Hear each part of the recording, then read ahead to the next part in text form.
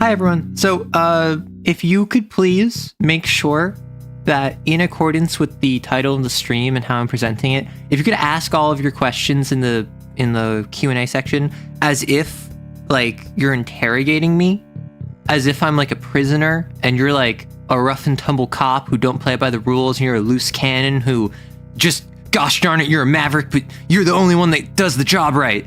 And, like, I'm a really tough criminal that won't crack. Just, like, ask me whatever questions you have, like, slamming the table and, like, throwing your coffee cup across the room. Like, just add to the kayfabe, if you would. Because, like, obviously, that's what I'm deserving of, given that I'm a cyberbully. Also, hi. Ah! Sorry, I was dead. Hi. I don't know why I'm giggling. I'm giggly for a second. Hi. Where's the money? See, you get it. You understand. You understand what I'm going for. Listen. 28 stab wounds. Didn't want to give him a chance, huh? I love Detroit Become Human. It's a terrible game. It is a terrible game. The messaging sucks. It's not good, but I love it. I hyperfixated on it. Connor is like my child. He's so sweet. He's so cute. He likes dogs. I like dogs. We're just like, he just like me for real. For real, for real. Okay, let me grab my poll. Also, say hi. If you're here, couple like traditions that we have on the channel is, first of all, there's a weekly Q&A where I open up Q&A section. You can ask me anything as long as it's TOS friendly. You can ask me whatever you want. And I will do my best to answer it by the end of the stream. If you have a question that isn't relevant to the current conversation topic, I thought I was going to sneeze for a second. If you have a question that isn't relevant to the conversation topic, feel free to throw it there, because then I can get to it later instead of interrupting the current conversation flow. Also, I bring like, if you're here, I want to respect that because I appreciate you and I appreciate the time you're giving to me and your attention. So if you say hi, I'll say hi back to you. So in chat, if you want me to say hello to you, just say hi. Hey, Avoid. Hi, Dynamite. Hey, Trey.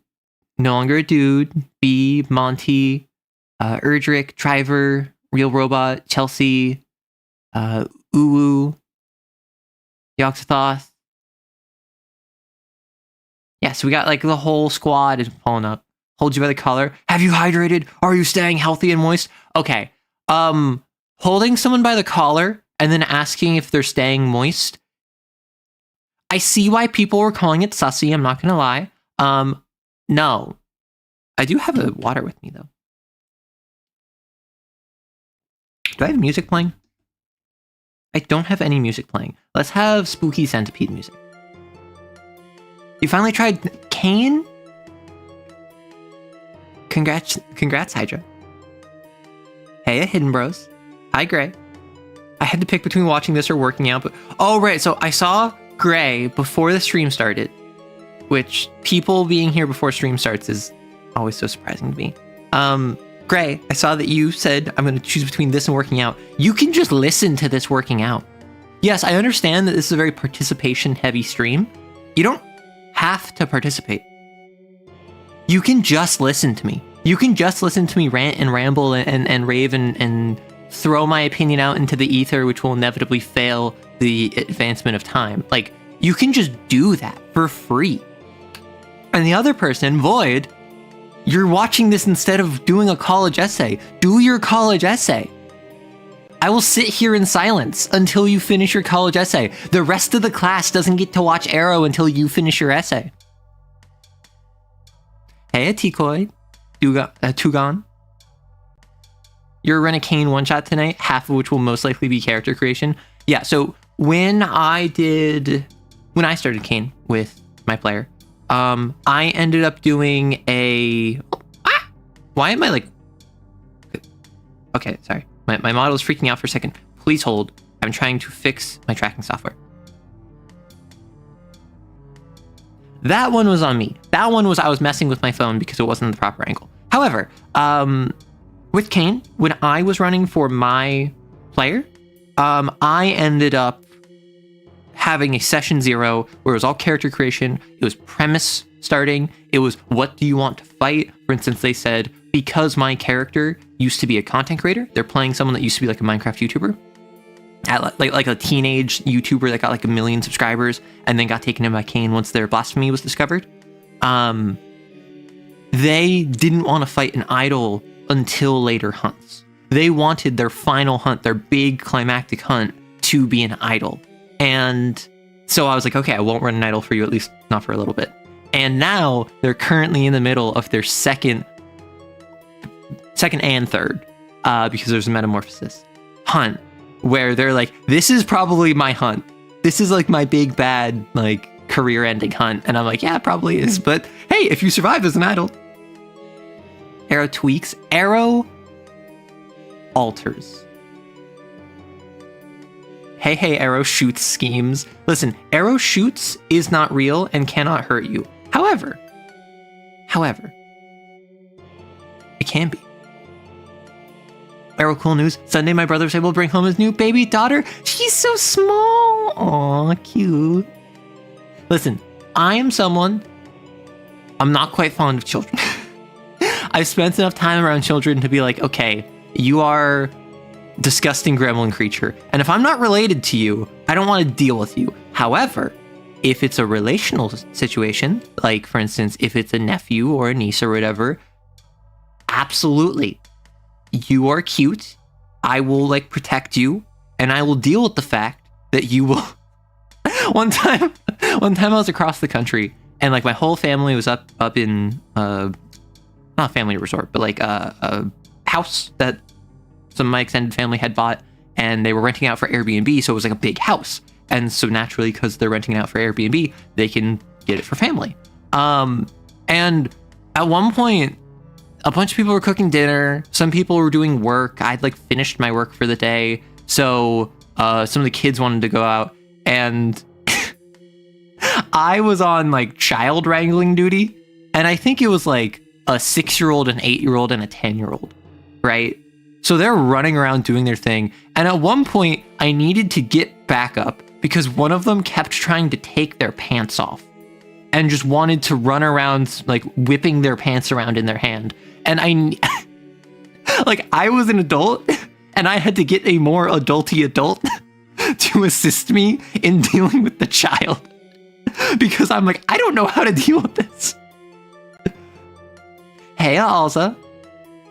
That gun both sent me and paralyzed me just now. Listen, clearly, you have never seen me when I've whipped out the absolute, what's his name, Zoro from One Piece? The guy with the 3 swords? Hey, Stevie. Group punishment is against Geneva Convention. Okay, Geneva Convention only applies to combatants. Which, if you are not a combatant, you cannot Geneva Convention someone. If you are not a combatant, it's just a crime against humanity. If I, as a teacher, does collective punishment against my class, that's a crime against humanity, not the Geneva Convention. Let's get one thing clear. I was like, I need an adult. I need an adult here, adult. I mean, what I needed is I needed a mom, right? I needed someone, not necessarily like the kid's mom, but like one of the members of my family who had experience raising children, who knew how to deal with like a hyperactive child running around trying to take their pants off. Like, I don't know how to deal with that. So I had to get like one of the various moms from my family. What's a crime against humanity when I barely classify as human? No, you misunderstand. So if you are not human or barely human, then you can commit war crimes or crimes against humanity. It is the recipients that need to be human. Because as we all know, as Persona 4 made clear, only humans have rights. Sneak back into the greeting line. Hey, Avoid. Cardio finished 3.75 kilometer run in 30 minutes. Oh my gosh. Back when I had a treadmill that I was running on the East Coast, I would do like, I would just like walk a 15-minute mile, or I would jog like a 12-minute mile. And holy heck, just like jogging 2 miles in half an hour or in like 25 minutes was so tiring. And I'm someone that goes on walks every day. I jog pretty regularly. I am making sure I get steps in, cardio in. I'm making sure I'm not being sedentary, because that's something that years ago, back when I started working online, I was like, I need to make sure that I don't just spend my entire life in my room, which I spend a lot of time in my room because I work on my computer. I have leisure on my computer. I do content stuff on my computer. So I needed an excuse to get out of the house, which is why I regularly am going on walks. But even still, like, running muscles and walking muscles are totally different. Exos can do infinite crimes. Can dolphins commit crimes? Okay, so dolphins are intelligent enough to have known sin and commit it anyway. Dolphins are just like people. And that's really cute and awesome until you realize, oh no, dolphins are just like people. They will use pufferfish in order to get high. They will bully sharks and like juvenile great whites for fun. They will go out of their way to get gratification off of smaller fish that physically cannot do anything to stop the dolphin. They are awful. Like, the reputation that sharks have and the reputation that dolphins have should be swapped. Yes, a shark can like rip off your head with its mouth, depending on what type of shark it is, like a great white. Like sharks overwhelmingly are not hostile to humans. They're tepidly curious. And if you're bleeding or if you're splashing around a whole bunch and making a scene as if you're a small fish, they might come over to try and like take a bite. But overwhelmingly, sharks are not gonna like be a problem. And dolphins are gonna come over, and a lot of them are nice to people because people are nice to dolphins. Literally, they are a deceptively cute thing that's actually messed up. Exactly. Wait, they'll self-terminate due to depression? Dang, dolphins are just like me for real. Never ever have your workspace in your bedroom. Always have an office. You need to differentiate. So, okay. So the thing I do, I've tried a couple different things. Really, what works best for me is, what Alza is saying is that you need to separate your work from your play, which I agree with. I'm not in a living situation where I can have an office. I already, and this was the case in my previous living situation too, I just don't have the means to have an office. That would be significantly more money for not much gain. When I had a laptop, I'm sitting on the right side of my desk for leisure and left side for work. That ended up just not working out because I have a second monitor. So if I wanted to be plugged into the second monitor, I couldn't move that far and it didn't really help. But with my PC now, I generally have it be a time thing. For me, timing wise is generally when I separate that. I have my work time and I have my leisure time. And those do bleed into each other, and I need to be better at separating that. But work-life balance is... and I know this is going to sound very corporate of me, but work-life balance has kind of been phased out in favor of work-life synergy. Because work-life balance implies a strong division between the two that you're trying to get into equilibrium. Whereas there are going to be some weeks where 70% of your time is working. There are going to be other weeks where 10% of your time is working. And that's not just for like if you're freelance or something, that's also if you're corporate. That's also if you're in a 9 to 5. Because sometimes you have significantly more work than others. That's why work-life synergy is so important, because you need to have a lifestyle that can support your workflow and a workflow that is not detrimental to your lifestyle.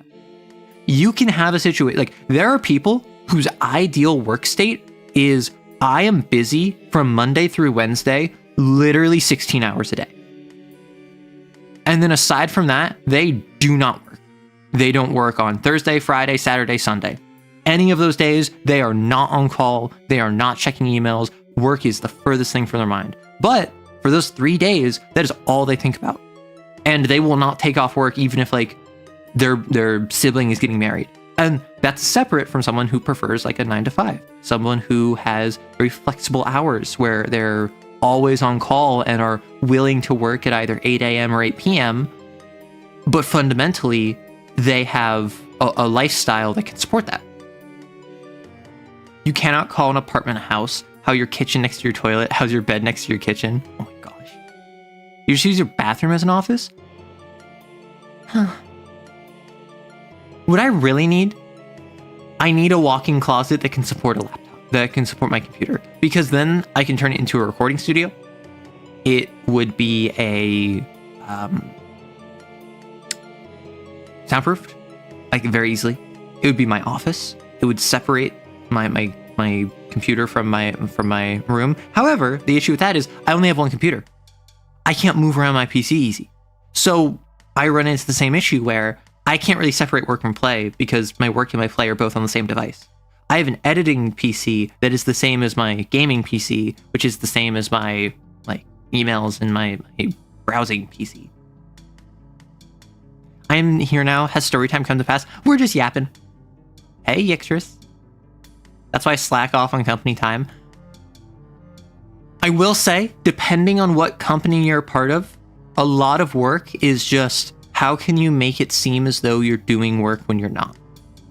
And I'm not going to say that's a good thing or a bad thing. I'm just going to say, dependent on the industry, yeah, that's really what it is. And that's not like a white collar, blue collar thing. They're like, I've worked both white collar and blue collar to differing extents, obviously, but I've worked in environments where I was with like guys on the floor, like in a warehouse, and as soon as a task they were directed to do was completed, they would leave to go find a corner to not be seen so they could just chill and like talk to each other.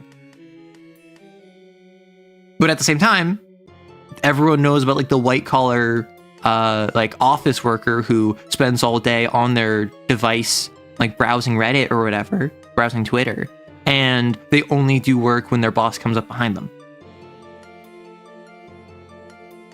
Hey, a trap card. Just wear different color glasses. Oh my gosh. Yeah, of course, if you don't have the ability to do so, it's whatever. You have to do what you have to do, but it's so much easier. Yeah, for me, it's all about time.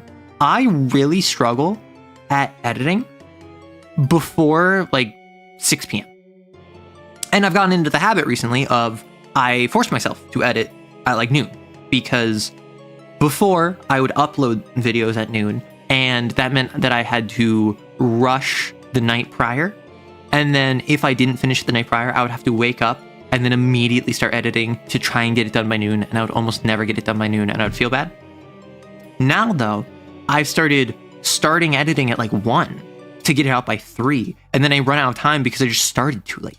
So I need to get better about just jumping into editing at like noon, give myself like 2 hours, finish editing, get it out by 3.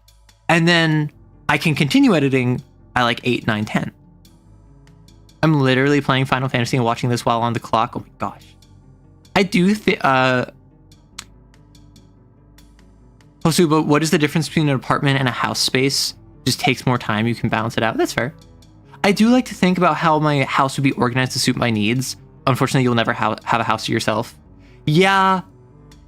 We're at the point where I think the average age, at least in the US, to buy your own home is like 56, which wild to me. Which and for context, for anyone who isn't American, because I know we have a lot of not just overseas but just international viewers, in other nations and cultures where they're like familial homes, that is a thing in the US, but that's not really a common thing. That's more of like an estate that will get transferred between generations, not a house that will be transferred kept within a family. So what'll happen is, if in other nations you might have a single home that has been in the family for 80 years, right? And 3 generations live in it at any given time. In the US, you'll usually have one generation and their kids, like 2 generations, maybe some grandparents living with them, depending on what culture they're from. Because obviously, US is a melting pot, no matter what anyone says. And a lot of times folks are renting. A lot of times folks haven't paid off the mortgage, so they don't own the home yet. And a lot of times they move every 10 to 20 years. Yeah, you made it. Hey, Sun and Rags. I listen to your VODs while I clean at work. Well, I'm glad for that. I'm always someone who, first off, hi to anyone watching the VOD. Say hi. I'm someone who, I don't know. I never really see myself as someone that like you would want, that you would actually want to watch the VODs of, because at least to me, my assumption is that most people watch the stream because they want to yap. Most people watch the stream because I'm a very chatty streamer, and I'm someone that I like to think I do a very good job of incorporating the conversation of chat into what we're talking about. The Q&A section, for instance, which, again, if you're new, we have a Q&A up, which is just, you can ask me anything about TTRPGs, about myself, about VTubing, about my thoughts on whatever's going on, and later in the stream, I'll get to it whenever we have time. So that's if you want to bring something up, but it's not really relevant, throw it in there, I'll be able to answer it. Hello Future Me will probably watch the VOD. Listen, Hello Future Me, great channel, great advice. Oversea, I'm undersea. Arrow, I'm a rarity because I'm living in a family home my great-grandmother owned. It's been around 100+ years. Oh my gosh. Many of my friends, self-included, live with their folks here in the US. My folks were planning on having my own home, but with the market and things, they're happy to keep me. Yeah, and like, for the longest time, my mother was willing and able to support me, and then eventually I had like reasons to move. So I did. And then now, after a significant amount of time, I'm now across the country from her. And she's still like, oh, well, you can always come back if you want. And I'm like, thank you, I appreciate it. But apparently it's a uniquely American thing. Or it might be a North American thing. I think it's an American thing, though, of moving out by like 20, 21, 22. From what I'm aware, in Europe, and then a lot of like particularly East Asia, I don't know about the Middle East or Africa or South America, but I do know a lot of cultures, there's a strong, you stay with the family culture of you stay in the same family home, you stay with your relatives, you stay in the same home, and whether or not this is you move out in your late 20s or you never move out, and the idea is that you stay with your family and you take care of them as they get older, that's up to the culture, right? Your voice is nice, feels like I'm just listening on other people's conversation. Well, I mean, if you're not participating, you basically are. Like, everyone who's a lurker, I appreciate you. And you're basically just like people watching. You're watching me have a conversation with like a handful of people. My mom's desperate for me to move back in with her. Aw. I listen to you because you keep me focused on campaign stuff. Okay, that is humbling because I have my channels that when I want to get in a productive mood, I watch them. I have channels where I'm like, I need to like write D&D notes. Let me open this up. I want to start writing again.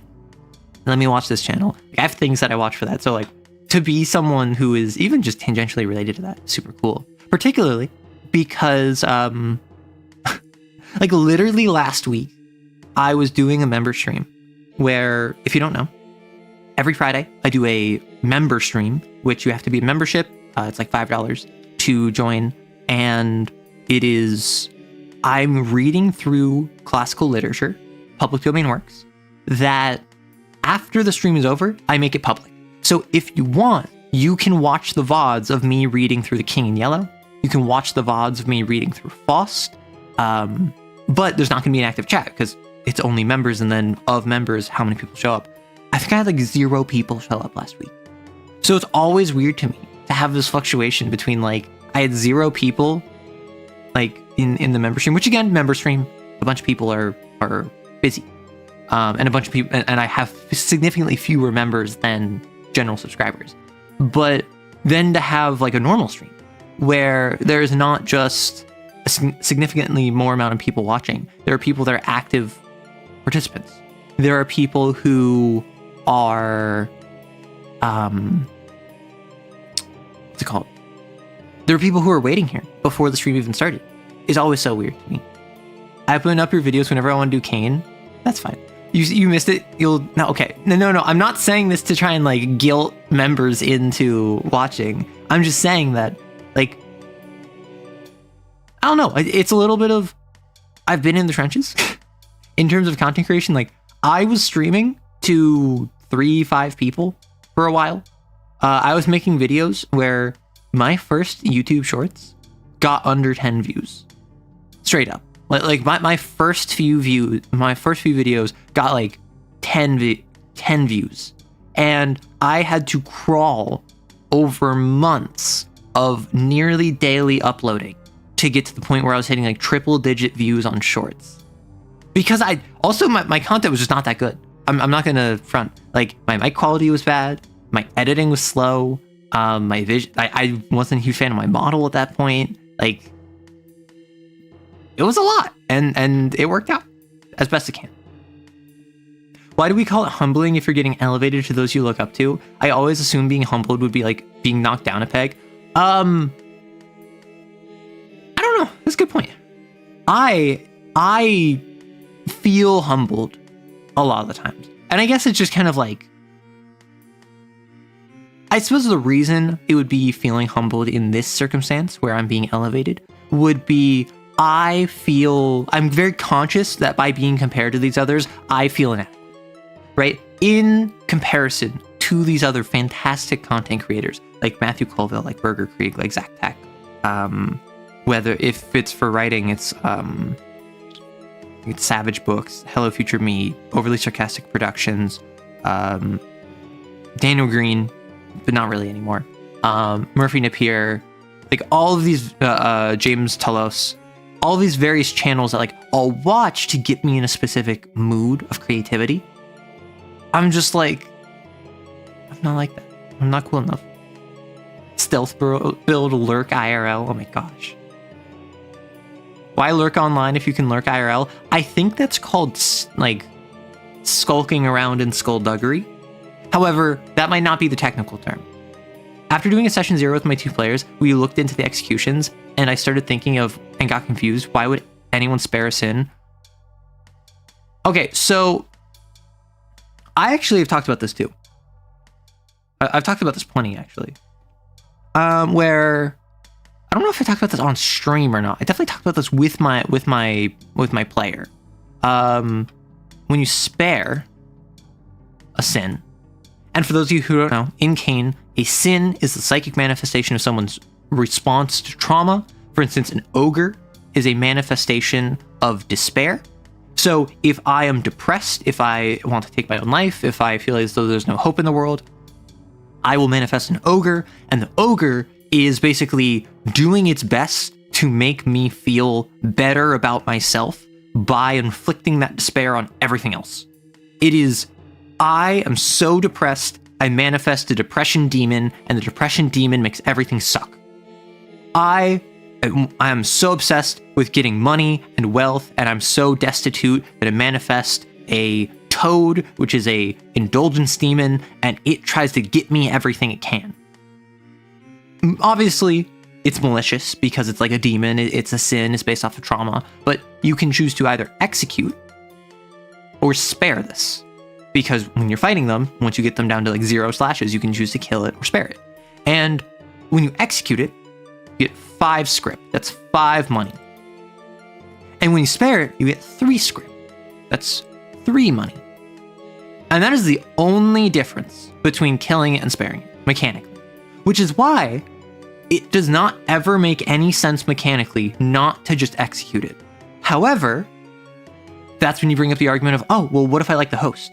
What if I think their motivations are understandable? What if I feel for them and understand them?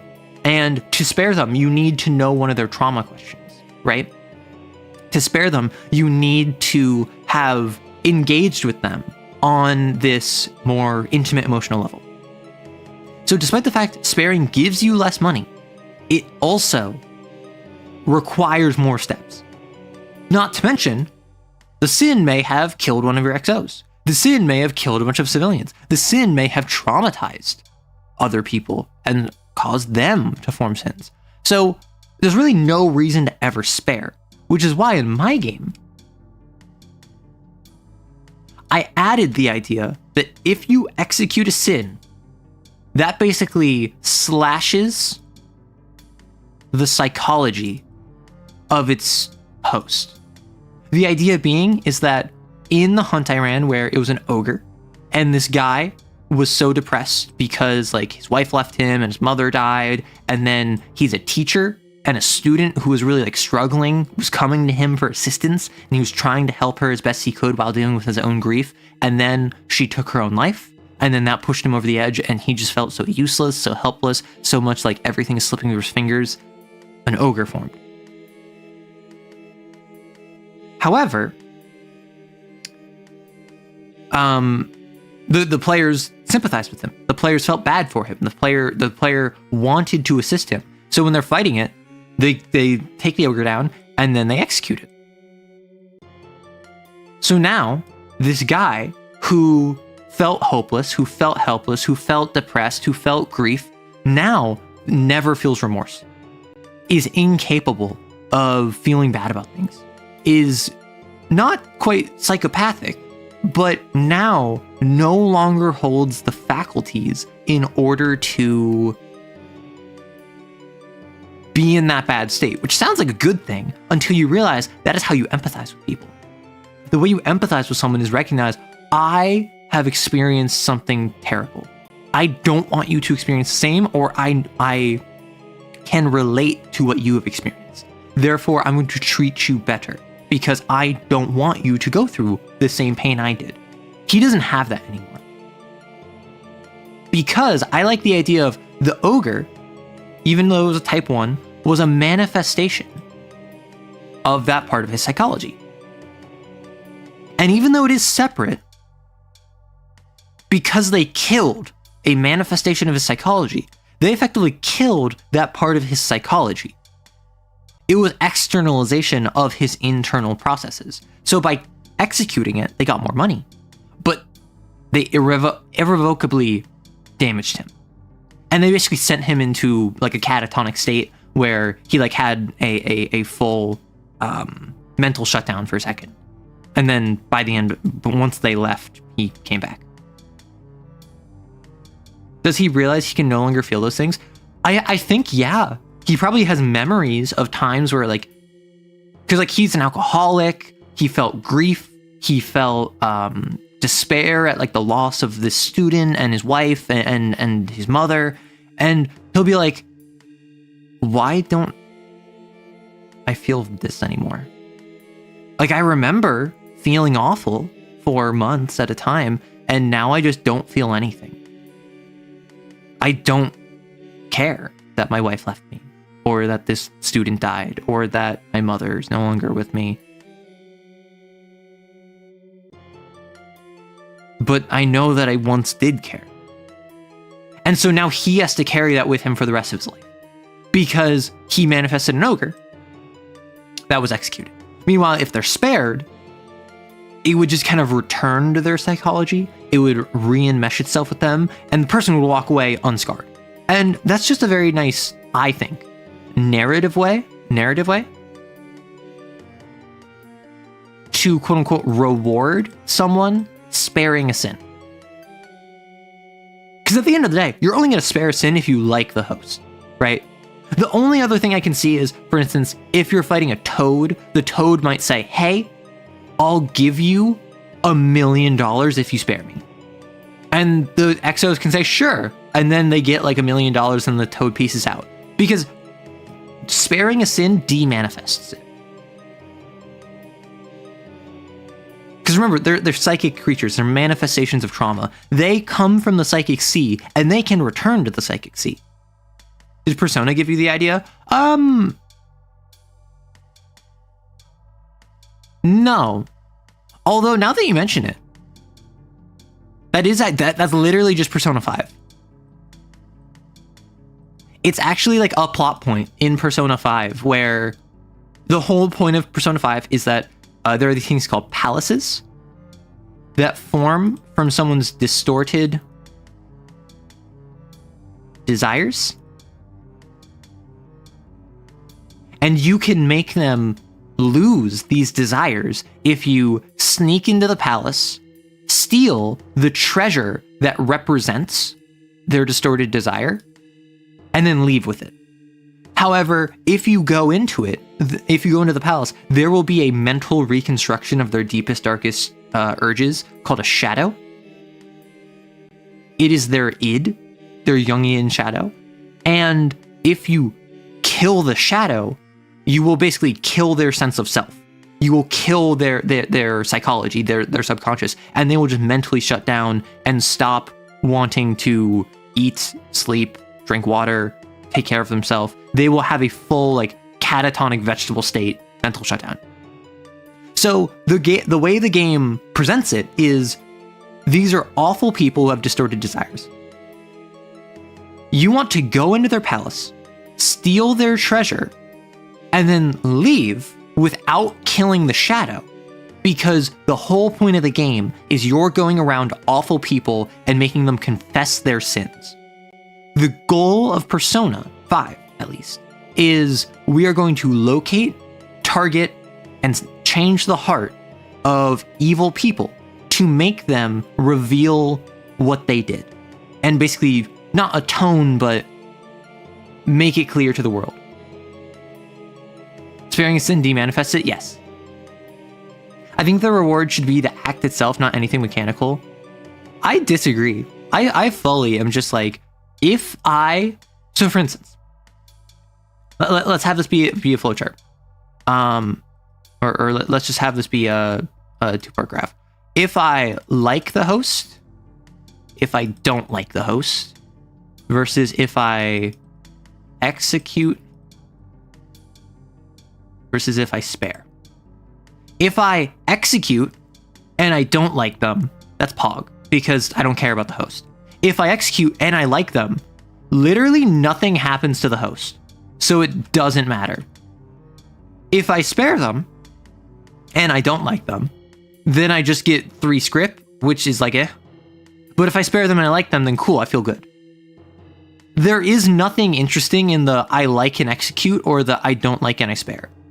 There's no incentive to do either of those. The only incentives you have are if you don't like them, you should execute. If you do like them, you should spare. But even then, if you like them and you spare them, nothing special happens. If you don't like them and you execute, nothing special happens. Literally, the only difference is the difference of 2 script.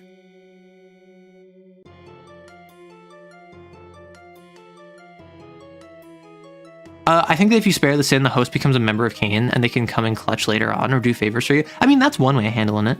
CAIN's a miserable setting, so doing the right thing, it results in less rewards. No, and that's what I'm saying. I'm not making this like a mechanical reward. You still get 2 fewer script. All I'm saying is I'm giving there a narrative reason to make you feel good. And I don't, just make it clear, if I execute a sin by CAIN raw, with like just standard CAIN rules, without any homebrew, without any house rules, literally nothing happens to the host. If the host, I kill their sin, there's literally nothing different that happens to the host than if I spare it.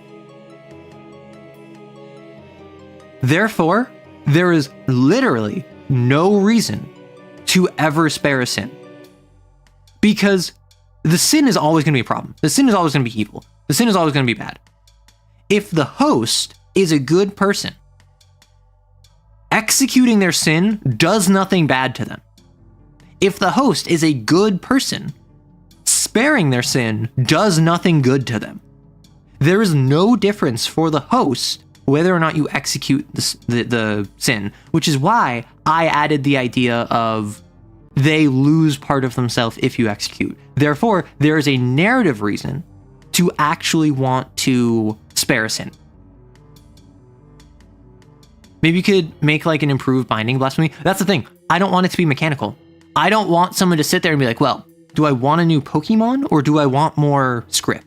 I want it to be, do I want more script or do I want to help this person live a better life? Because the host probably isn't going to feature again. The host probably won't come up again. So whether or not you spare them is entirely a moral decision. That's when you get into the question of, oh, you don't get rewards for doing good things. Doing a good thing makes you feel better, sure, but there is no narrative, like there's no mechanical benefit to it. Low-key using Exos as future plot points is kind of gas. In the game I'm running, one of the Exos in the dorm, because it's a one-on-one game, so I built a dorm of NPCs for them. One of the Exos in the dorm is a former idol host. And they in line with this, their sin was executed, so they don't really have desires. They don't really want to be seen.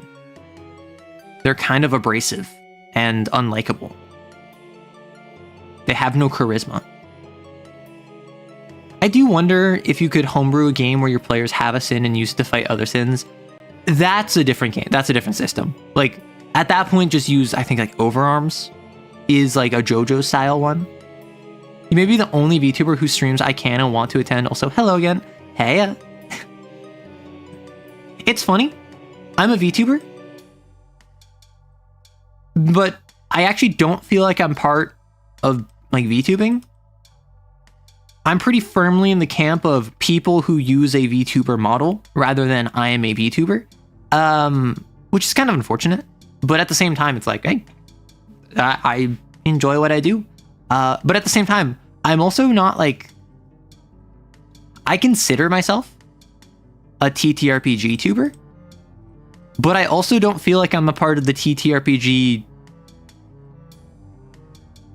like community. And I don't know if that's just because I'm doing my own thing. I don't know if that's because I'm too small. I don't know if that's because I'm a VTuber and people assume I'm just not interested. I don't really feel like I'm a part of any community. And that means that I deal with challenges that is unique to being a VTubing TTRPG tuber rather than just a VTuber or just a TTRPG tuber, despite the fact I also deal with issues relevant to each of them. And in case you were wondering, yes, this is just intersectionality. Yes, I did just use an example of VTubing and TTRPG tubers to explain to you a concept from Feminism 101. You're welcome. Dungeon Tube? Well, see, I think I used to be more of a D&D tuber back when I was doing like Here's an Idea, because I was mostly D&D videos. I'm pretty solidly a variety TTRPG channel now. I talk Lancer, I talk D&D, I talk CAIN, I have talked Vampire the Masquerade, Wild Sea, Blades in the Dark, Werewolf the Apocalypse. I've talked other systems, but my main few is basically the Tom Bloom suite. And I kind of want to talk more World of Darkness. Like, ideally, I would talk... And now I'm talking 40k, of all things. So, which I haven't played any of the 40k TTRPGs, which would be so fun to play. But ideally, I would want to like talk World of Darkness, D&D, Tom Bloom. I guess that would be Chasm. And then maybe like 40k. But like, each of these, I kind of put in a lot of effort to. Like, I'm sure that you've noticed the difference in just production quality and visual presentation in like my 40k lore video versus a clip from a stream, right? I put in different stratas of effort and they take different amounts of time. I love World of Darkness in concept, but all my interactions with the community have been bad. I keep hearing that. I keep hearing, oh, I wanted to get into Vampire the Masquerade, but my one experience with it was like I had a group that was all awful and they were really mean to me. And I'm like, why? I've really only had like, granted, I haven't had many experiences with the community, but the few I've had have been lovely. I've had conversations with people that were playing Vampire the Masquerade in the 90s. And we've talked about like, here's the difference between like old World of Darkness versus like V5. And we've talked about how like, oh, back in the day, they were doing like a Sabbat, like live action role play where they were all shovel heads and how like getting into the pack politics of that versus like in my modern game where I'm playing in the Sabbat as a Zamitsi, but I'm like a low level that is trying to work with the Camarilla as like an ambassador or like a diplomat more than just a agent of Gehenna. So it's been nice cultural differences to be able to like talk cross-generation TTRPG player. To my knowledge, Dungeon Tube isn't limited to just D&D. I assumed Dungeon Tube was like D&D, Pathfinder, fantasy TTRPGs, but obviously that is dominated by D&D. And I think there's a lot of anti-D&D sentiment in the TTRPG space, and there's a fair bit of it in my community. I am not anti-D&D. I just have other systems I prefer. I've played like 15 years of D&D. I'm kind of over it. I'm not going to lie. The thing that I love about playing D&D is playing a TTRPG. I don't love D&D, or I do love D&D because it's one of the first TTRPG. I think it's the first TTRPG I played, but I don't love it as a system for its mechanics. I love it as a TTRPG because TTRPGs are a special interest of mine. Pathfinder isn't D&D, I know. Like, I didn't say it was. Oh, Ignis said, Pathfinder is just D&D. I would say Pathfinder 1. I've never played Pathfinder, heads up. This is all just kind of like secondhand. Pathfinder 1 is just D&D because it was 3.5 but different. And then it built and built and built until it was effectively like 3.75, right? It was more than just 3.5 after a couple expansions. And then, from my understanding, Pathfinder 2 is like wholesale original. Because like Pathfinder 1 was literally built off of 3.5 in response to 4E. Pathfinder began as 3.5 with a middle finger to 4E. And then they built on it and they made more stuff and more and more and more. And they eventually, I don't know when this was because I didn't follow Pathfinder. Pathfinder stopped being just 3.5 at some point. I don't know when that was, but there was a point where it had enough original content and new ideas and prestige classes and feats and all of that, where it stopped just being 3.5. Maybe you could call it 3.75. Maybe you could call it 3.5 plus. Like, it was more than 3.5 notably, but still based in 3.5. Pathfinder 2, as far as I'm aware, is a fully original system. Like, obviously, based off of Pathfinder, which in itself is based off of 3.5, but that's like saying D&D 5e is D&D, like, 2nd edition. No, it's based off of a system that was based off of D&D 2nd edition. 4e's extreme hate is undeserved. I think 4e's extreme hate is undeserved. I think its hate is deserved. Because if you have a system that is designed for a VTT that does not have a VTT, and then you launch the system,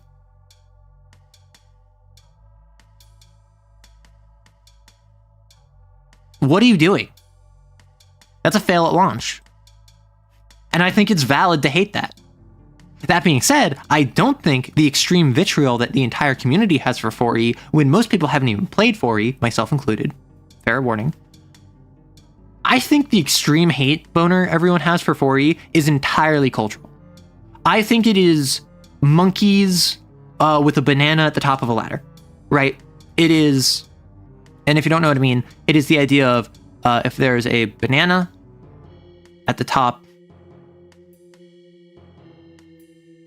of a ladder, and there's like a group of monkeys. If one of them tries climbing up to go get it, and you spray all of the other monkeys with freezing hot, cold water, the other monkeys are going to beat up that monkey.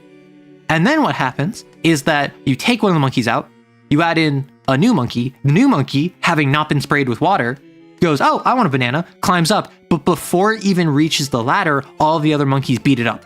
Because the other monkeys know we will be sprayed with cold water if you grab the banana. You repeat that process until there's no original monkeys left, there's only monkeys that have ever gotten beaten up, and then you add a new monkey, the new monkey will try and grab it. Now all of the new monkeys that never got sprayed with water will still beat up the monkey because that's just the culture.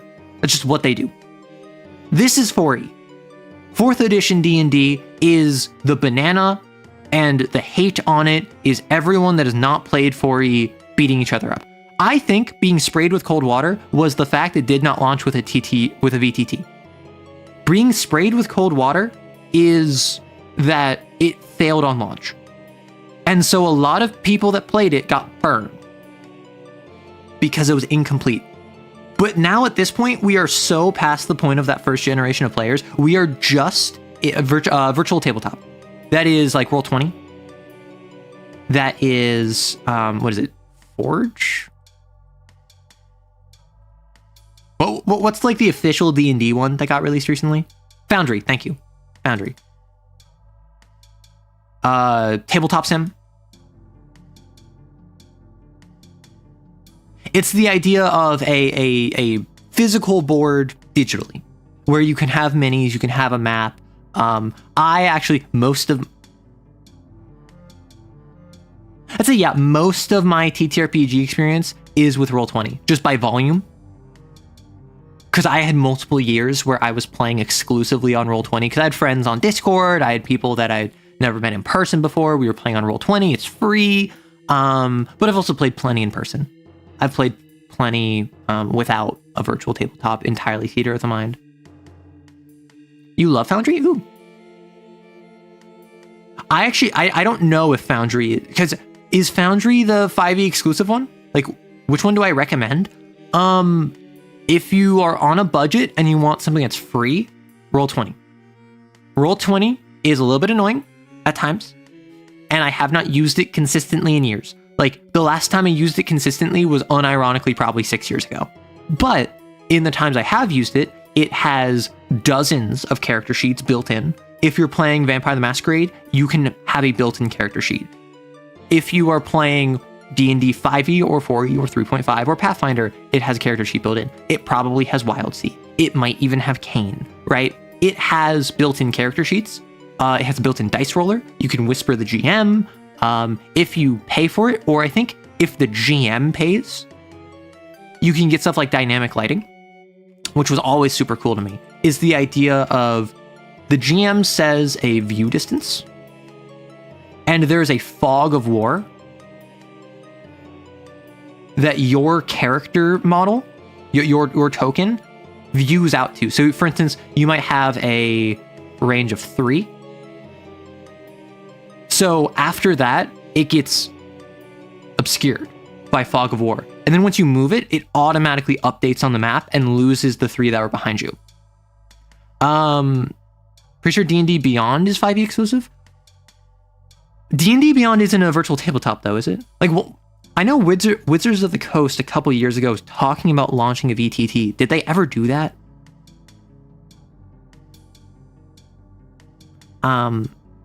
But the cool thing about this is that also the GM can do stuff like, if there's a pillar here, they can draw over the pillar to make it a wall where it won't stop the token from moving through it, but it will stop line of sight. So now suddenly you have a blind spot. Like literally, the player in view will not be able to see that there's a monster here because line of sight is blocked. It's actually pretty cool. I did Roll20 for free for the longest time. I had a friend who bought me some Roll20, like a couple months of premium, and I think I still have it on that account because I just was like, I don't want to activate this yet. Click. So I'd recommend Roll20, but also I haven't used it consistently in years, right? Foundry. If Foundry is not the Wizards of the Coast one, Foundry is just like another version. That's pretty good. It's pretty pog. Tabletop Sim is like a $20 purchase, just about. It is less a virtual, I mean, it's literally a virtual tabletop, but also it is... Tabletop Sim is probably one of the more flexible ones because it's not just for TTRPGs, it is also for board games. So a $20 purchase will allow you to access other board games. You can play TTRPGs there. Anyone on Steam that also has the game can join on, so it's pretty accessible with that. You can add in custom models, images, tables. Also, the most important feature, you can flip the table, which obviously is going to be annoying if like people spam it, but being able to flip the table in Rage if like you roll a nat 1 is pretty funny. Sigil, thank you. Sigil got canceled because it failed. Understood. Yeah, so Foundry is not the Wizards of the Coast one. Foundry is one of the good ones I've heard about. Like, I have heard about Foundry. I have not tried it because I don't need a virtual tabletop at this time, and I'm not going to spend $50 on it. That's just my personal thing. TTS also has MTG. How is it? I literally, like, just the other day re-downloaded Arena. Or rather, I updated it and I played a couple matches of Arena, and I'm just like, yes. Shrine spam now with the power of Avatar: The Last Airbender. We love to see it. I do prefer Foundry's one-time purchase system. Yeah, so Tabletop Sim is a one-time purchase. Roll20 is free, but has a subscription model. Foundry sounds to be a one-time purchase. It's pretty easy to import cards. Awesome. Sigil was supposed to be interacted with D&D Beyond and had an AI DM. Oh, wait. So my roommate asked me the other day, like, hey, have you seen the ads about, like, the D&D app that lets you play with, like, an AI dungeon master? And I'm like, no. And they're like, I hate it. And then I'm like, yeah, I'd hate that too. Which, that was Sigil? Oh my gosh. That's just a video game? That's just a video game. It's just a video game. Or like, not even a video game. That's just a creative writing prompt. Like, I'm pretty open about the fact that I don't really get solo TTRPGs. Like I just never really connected with them, because if I want to write by myself, I will write a book. I have written books before. I haven't published anything because I'm focused on the channel. My plan is that once I finish up Faust on Friday, which I think that I have a limited amount of time this Friday, so I probably won't finish it this week. And then next week I'm going to be busy, so I won't be able to stream on Friday. But the week after, I should be able to finish Faust. My plan is I want to make Fridays a productivity day. I'm going to have it be still members only, but I'm going to have it be like a work buddy stream where I will just be doing my own thing. I'll be writing, or I will be working on TTRPG stuff. And then you can join if you're a member to just kind of like have productive vibes.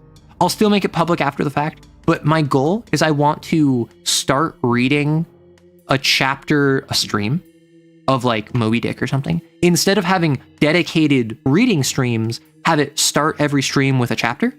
That might be fun. Question, are you still going to stream next Wednesday? I should be good to stream next Wednesday. I have family coming over. That's why I'm going to be busy, like starting over the weekend into next week. But just the way it checked out, I think I'm going to have Wednesday free. So my current plan is this Friday, I'm going to cut it early. And I'm starting early. So like it's going to be like 11 to noon instead of noon to 2. Saturday, I'm not streaming at all. I don't think I'm going to be free Sunday, so I didn't move it to Sunday. Wednesday of next week, I should be good to stream. Friday, I'm not streaming. And then Saturday, I should be good. So I'm going to miss like 2 streams, which will suck, but it's not going to be the worst. My main thing is I'm going to kind of need to juggle for content. Expect a lot of stream clips. In the next like week and a half, expect a lot of stream clips because that's just significantly easier on me. I'll probably do some voiceovers because voiceovers are also pretty easy, but after tomorrow's Lancer video, don't expect like a Lancer making a Mega Dungeon 40k video for like a week and a half. Just, that sucks. I know. I'm sorry. What's up, Johnny? With how horrific the CAIN setting is, I always stand that horror is better when in contrast to something wondrous. What would you contrast CAIN with? Even with SCP, it's not 100% Eldritch Horror. Yeah.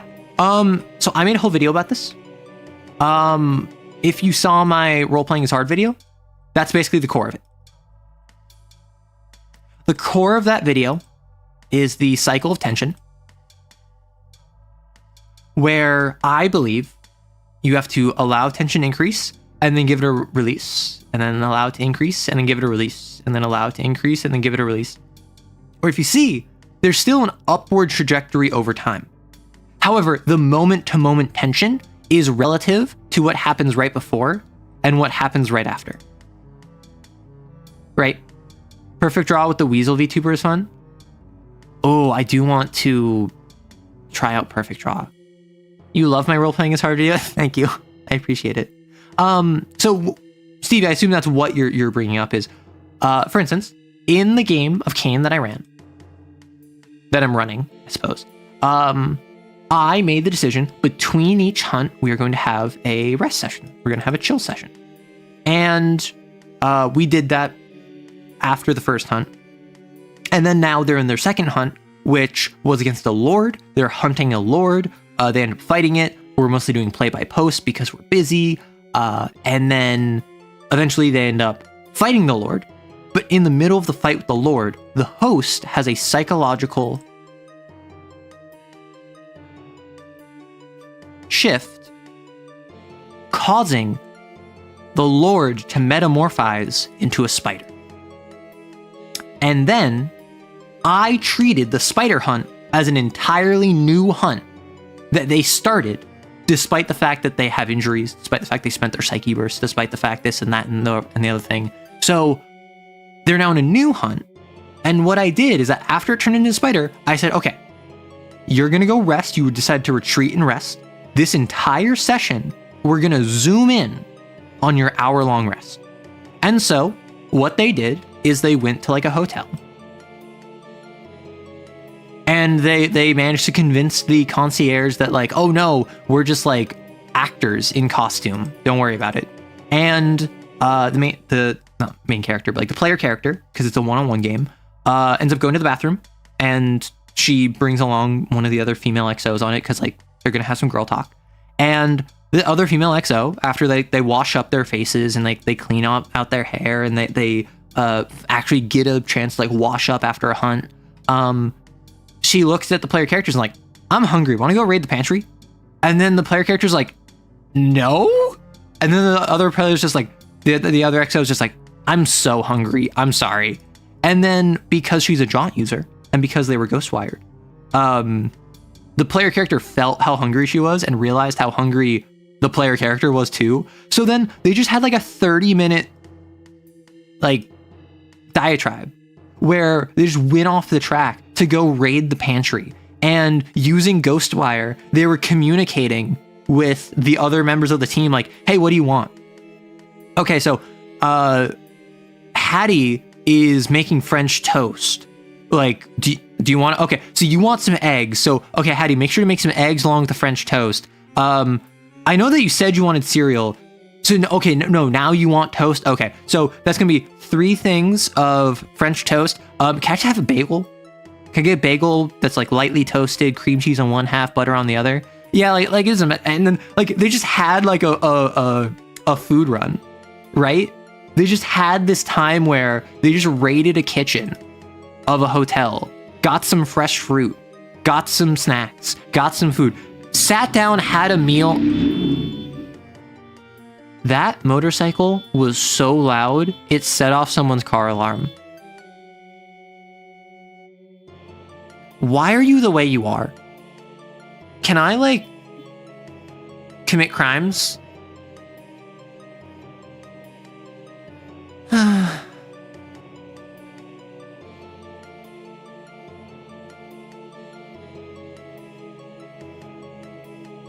you still hear this? Oh no, so you don't hear, okay. You can't hear the beeping, at the very least when I'm not talking. Wait, y'all heard it? Okay. Oh my god. Can you get your car, please? They're just letting it go.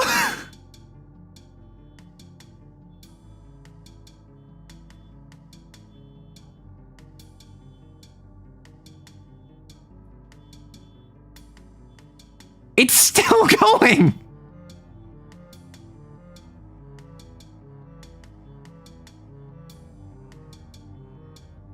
No. This is a car alarm. This is a motorcycle that like their engine was so loud and their muffler was so non-existent that driving past set off a car alarm. Oh my gosh. Cat 7 centipede time. Take him out. Beep beep, I'm a Jeep. Beep beep, I'm a Jeep. The next sin. The car that won't stop peeping. Listen, the king's chariot cannot be stopped from peeping. I guess this is just like car alarm ASMR if you want it. Immediately escalate to homemade spike strip. This is what happens when they don't get their half of... Okay. Wait.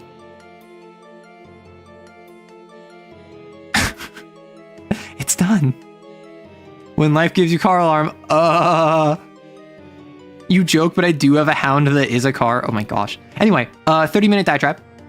Then they go to a nearby park, and then all the meal. And there was a very cute moment that they had where one of them, the most senior out of all of them, so they're in dorm Epsilon, site Epsilon, and they're at a ranked system where the lowest rank is the highest. The lowest number is the highest rank. So Epsilon 1 is the highest ranked, the most senior out of all of the exos there, and that is Gage. And they have a sin mark. They have a sin mark where their eyes are just bright neon green and they glow, which gives them perfect night vision. Right? So Gage repeatedly, or really one major time, like right before the hunt, it was revealed that Gage didn't eat anything before, like pre-mission dinner. And so their handler like gave them an orange. And then in the car, Gage handed the orange off to another person. I was just like, I don't eat on hunts. And they expressed discomfort and unwillingness to eat during the hunt. And so they're all having food together and Gage doesn't eat anything. And and Hattie, the player character, hands Gage a banana and says, hey Gage, can you go on a walk to patrol the park for us? And Gage says, sure. And when they come back, their banana is half eaten. And the player character, like the player felt so good because they were like, Gage is so clearly like they got autism vibes from Gage, right? They felt Gage was like an animal that like feels uncomfortable eating in front of other people. So, or not an animal, but like you know the idea of like a skittish little creature that like doesn't want to eat in front of anything else. So sent them on a walk to go eat effectively, and they did a little bit. And then while they were all at the table, Gage reaches over and grabs like a blackberry and eats a single blackberry while sat down after having eaten the banana when no one was looking. And so the player character just had that big smile on their face because they're like, yay, this person who doesn't eat food is actually eating around us. They had a lovely talk with one of the members who went into Sin Overflow earlier in the mission, and CAIN, who's a hardline, who is super like straight-laced and super works with CAIN because he recognizes the way to survive is to work with CAIN. And then they talked about how his fawning is like a trauma response, and his like willingness to bend over backwards for authority in order to make life easier for himself is a response to struggles that he has had before. And he's just like, yeah, well, I mean, it works for me, so. And they had like a nice little bonding moment where the player got a little bit of the psychology of this character, who up until that point had very much been a, like, it's my way. I know what I'm doing. Listen to me, follow me. Am I canine? No, you just have a fawn response. The hound is named Quadriga and is spawned from a NASCAR driver who was killed by his manager's mob connections for not throwing a big race. Oh my gosh. It's a Type 2 variant bound not to the corpse of the driver's car. Its palace is a big arena where you challenge it to a death race. Or this is just me, but it'd be cute if they did. Seniority eats last. It's something I found Marines do. Yeah, so in the Marines, this is the only branch that does this. There's, in the mess hall, the lowest rank eats first, the highest rank eats last, and it's referred to as leaders eat last. Simon Sinek is like a leadership coach, motivational speaker kind of deal. He talks about this a ton. And like my buddy who's a Marine just told me about this. It's the idea of the guys who are in the front, the lowest ranking, the grunts, are afforded the privilege of eating first, because the expectation is to reinforce the idea that leaders are here to serve everyone else. Are we all canine deep in our hearts? Or CAIN 1? Oh my gosh. The Palace Blair's highway to the danger zone. Dun, dun, dun. Reminds me of the Kate short comic I'm trying to write just to establish these two XOs. The first scene is them talking about how they hook up with other people without CAIN knowing. This is the same game, by the way, Dorm Epsilon, where one of the XOs bought the private room with script, and everyone in the dorm knows that one of the other XOs will sneak off to her room every night and then come back in the morning and just everyone keeps their mouth shut because they all recognize it is not our place to get you in trouble with CAIN. The fact that you two are sneaking off to a private room together all night, every night, is not our business to get in the way of. And speaking of Marines, I actually made a very strong, like, military culture. From a cynical standpoint, that could also be them get to them back to work faster. That's also fair. No one hates the military more than vets, I will say. I guess I'll do a volleyball game so I can Blair playing with the boys. And the boys are back in town. Boys are back in town. That's a different song, but that's what I thought of. Its base form is the race car, but the inside is on fire. Oh my gosh. But yeah, so with Dorm Epsilon, I made a very strong military vibe where, I mean, there's kind of like a hazing culture. Like, it's not a very strong, aggressive hazing culture, but it is a hazing culture where it's, when you join Dorm Epsilon, you are ignored. No one will talk to you, and no one will respect you until you go on your first hunt. And if you come back and you survive and you become Cat 2, then you're finally treated with respect and welcomed into the dorm.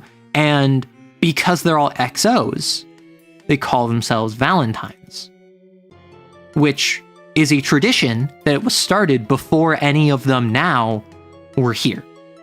XOs that are no longer alive or no longer on site started the tradition of calling themselves Valentines. And there's a very strong culture of, you're a Valentine. Valentines support Valentines. It is the Valentines against CAIN, and particularly management and our handlers. So it's the idea of all Valentines are expected to cover for each other and help each other, most notably in the face of CAIN and hiding stuff from handlers and CAIN and the cameras. Which is, and there's also something called Site Gamma, where you can only go to if you are Cat 4+. And also, you can't have a sin mark, and you can only be requested to transfer there. You can't, like, apply, you can't decide to do it, you have to be requested to be transferred. And then you have to accept that. Like CAIN management will approach you. CAIN administration will approach you and say, like, hey, we think you have what it takes to go Gamma. We want you to go, like, be transferred to Site Gamma. You are afforded more luxuries. You are actually, like, given private rooms for free. Actual human food. More than, like, 2 hours of spare time a day. Where you don't spend all of your day training and working and regimented. You get more free time. But you also have, you're a Cat 4, Cat 5 XO. You have to go fight the most dangerous missions. And there's been this really interesting divide in my player characters' motivations, in the character, because they got approached by an XO who did their pieces of silver, who retired, who went into CAIN management and is on Site Epsilon. And they said, hey, I think you have what it takes to go Gamma. I want you to go Gamma. And so you're Cat 2 right now. Make sure you survive and don't go into Sin Overflow by the time you hit Cat 4. And I think you'll be able to go Gamma. But at the same time, they also have this connection to the Valentines, where it's this culture of, we support each other. It's us before CAIN. It is you put your fellow Valentines before everything else. And they really want to go Gamma, but they also really want to be a good Valentine. And now they're in a situation where my player character, and this is the title of the stream, my player character is on 3 injuries. They are in the palace of the spider. The spider is currently on, I think it's 6 out of 13 slashes. So it has 7 remaining. And all of their team, all of a secondary team, and incoming a tertiary team are all on site because the spider has proven to be a much larger threat than initially anticipated. It was initially a lord that turned into a spider with a cat increase, right? So, like, everyone is here. It's an Avengers level threat. And now my player character has to make the decision. Do I be a good Valentine and I support the team and I go forward and I help out my other Valentines, despite the fact that if I take literally any damage, I will go into Sin Overflow and I will get a Sin Mark and I will never be able to go Gamma? Or do I hang back, prioritize my own ability to go Gamma, and I probably let multiple people die before this thing goes down? If at all. There's a lot to be cynical with regarding the military, and a lot of those indoctrination texts are right out of cult playbooks. I actually just watched a video last night about Jarhead from Folding Ideas, and how, like, the idea of, like, cult initiation and its parallels with military culture. I'm not going to get into it. If you want to watch that video, you can go ahead and watch the Folding Ideas video. But that is something that is, like, a point to bring up. In the palace, the fleshy mask extends into 4 skinless horses. That's wild. Are you going to get your player to go to say Gamma if they... Yeah. But, like, I don't know if my player has picked up on this. If my player character manages to reach Cat 4 without a Sin Mark, yeah, I wasn't lying. Like, the person, the Sigma 1, the one that had the pieces of silver, Sigma 1 was being genuine. They were like, hey, I think you have what it takes to go Gamma. You showed initiative on the first hunt you were on. You're now Cat 2. Don't get a Sin Mark. You have, like, 3 missions. If you make it Cat 4, I can't wait to, like, be the one to recommend you to Gamma. And so if they manage to not get a Sin Mark, yeah, but come on. There are 3 injuries. Exorcist with the Doom agenda. Yep. My Gamma company is the bottom of the barrel last-ditch effort to go save the world from a rapidly escalating and evolving centipede. Oh my gosh. Even if you get a Sin Mark, you can always Immaculate Defiance of Heaven. The virtues haven't really featured in the game yet, although, funny enough, on this hunt, last 2 sessions ago, there was a camera cutaway. I like to do this in my games. I will have the camera cut to a different scene that the player character doesn't know about, but the player is being shown. And one of them was their handler, basically, like, in a panic, being like, hey, handler beta, I need you to get together team beta, send them over. Like, yes, you can have the one that was so injured, they can still come back to base, but we need every XO available on this mission. Also, I want you to scramble the Untouchables, and I want you to get the other XOs on site Epsilon in here. And then I described how they reached for a phone that they had to unlock and call, and they called Seraph and asked which virtues were available for North American deployment. And then that was the camera cut. Now, fast forward, at the end of the last session, I described that in a facility flying high above the tallest mountain, above low orbit, somewhere a little bit east of the Midwest, of the American Midwest, heading towards Pennsylvania, which is where the hunt is taking place, a cannon is shifted into place, and a recently defrosted capsule is launched from orbit down to the ground, and a virtue has been deployed. So now the player knows a virtue has been deployed on site. They have not bonded with anyone. I haven't done anything with that, but they're about to meet their first virtue, which I think will be quite revealing for how they will handle Sin Overflow. Because a virtue is effectively a step above Gamma. If Gamma is your black coat, if Gamma is a XO that is like the cream of the crop, but it's still just a normal XO, the player might be like, I really want to not just go gamma, I want to be a virtue. I want to be the next virtue, which that's very not Valentine of you. Helldiver team plays. Dun-dun-dun. Sigma lol, the internet has poisoned my brain. Listen, I remember playing Zero Escape, and I played Virtue's Last Reward. And for whatever reason, they made the name of the character Sigma. And he's so dumb. He is so dumb. He is the most stupid protagonist, but at the same time, he's actually really smart. So like, it's so silly. It's so silly. Like, I spent the entire game chuckling to myself over his name. Immaculate Defiance of Heaven doesn't actually remove sin marks, but you can use the ones which you can't use the ones which use sin. Anyway, the reason I bring that up is because my player, first of all, has not been bonding with Faith. They haven't bonded with anyone. But also, virtues haven't really been featured in my game too much. This is the first inkling of a virtue, and it's because this was a Cat 3 that metamorphized into a Cat 4.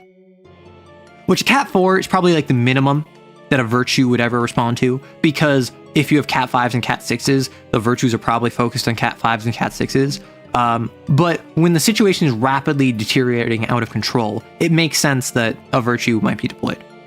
How cool would it be, though, if they became a virtue and in honor of the Valentines, they chose to be the virtue of love or something? That's what I'm saying. It would be so cool. So if they do become a virtue, could they improve things for the Valentines? Yes. However, in the same way that in the real world, if you're from a disadvantaged community and you turn your back on your community to rise up the ranks so that you can support things for your community, you might be able to make things better for your community. You might not. But no matter what, they're still probably going to resent you for leaving them. They're still probably going to feel like you betrayed them, even if things get better for them. You will probably still irrevocably damage your relationship with them. Because in order to get to the point where you can affect change, you need to do things that will hurt them first. Such as, for instance, with 3 injuries, letting everyone else fight the spider. They've already had 2 members go into Sin Overflow. And one of them imagoed.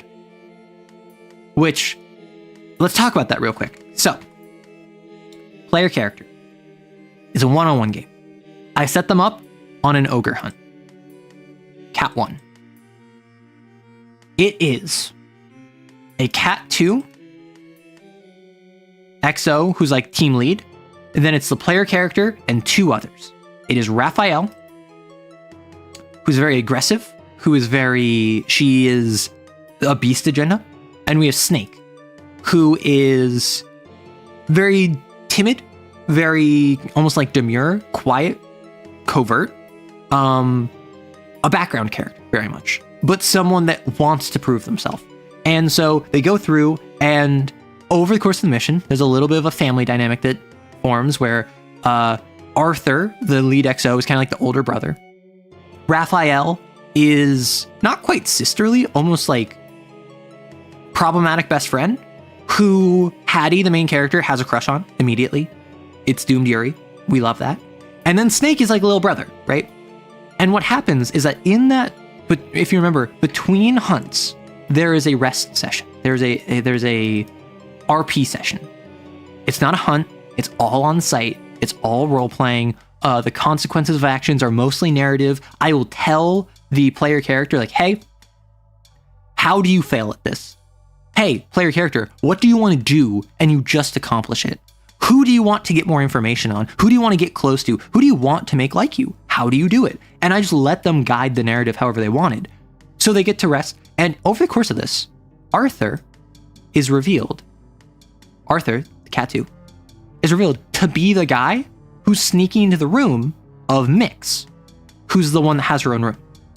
And so Mix and Arthur are an item. They're together. They're constantly like off in her room together, despite the fact he's not supposed to be there. And no one says anything because everyone loves Arthur and Mix. Like they're very like mom and dad coded.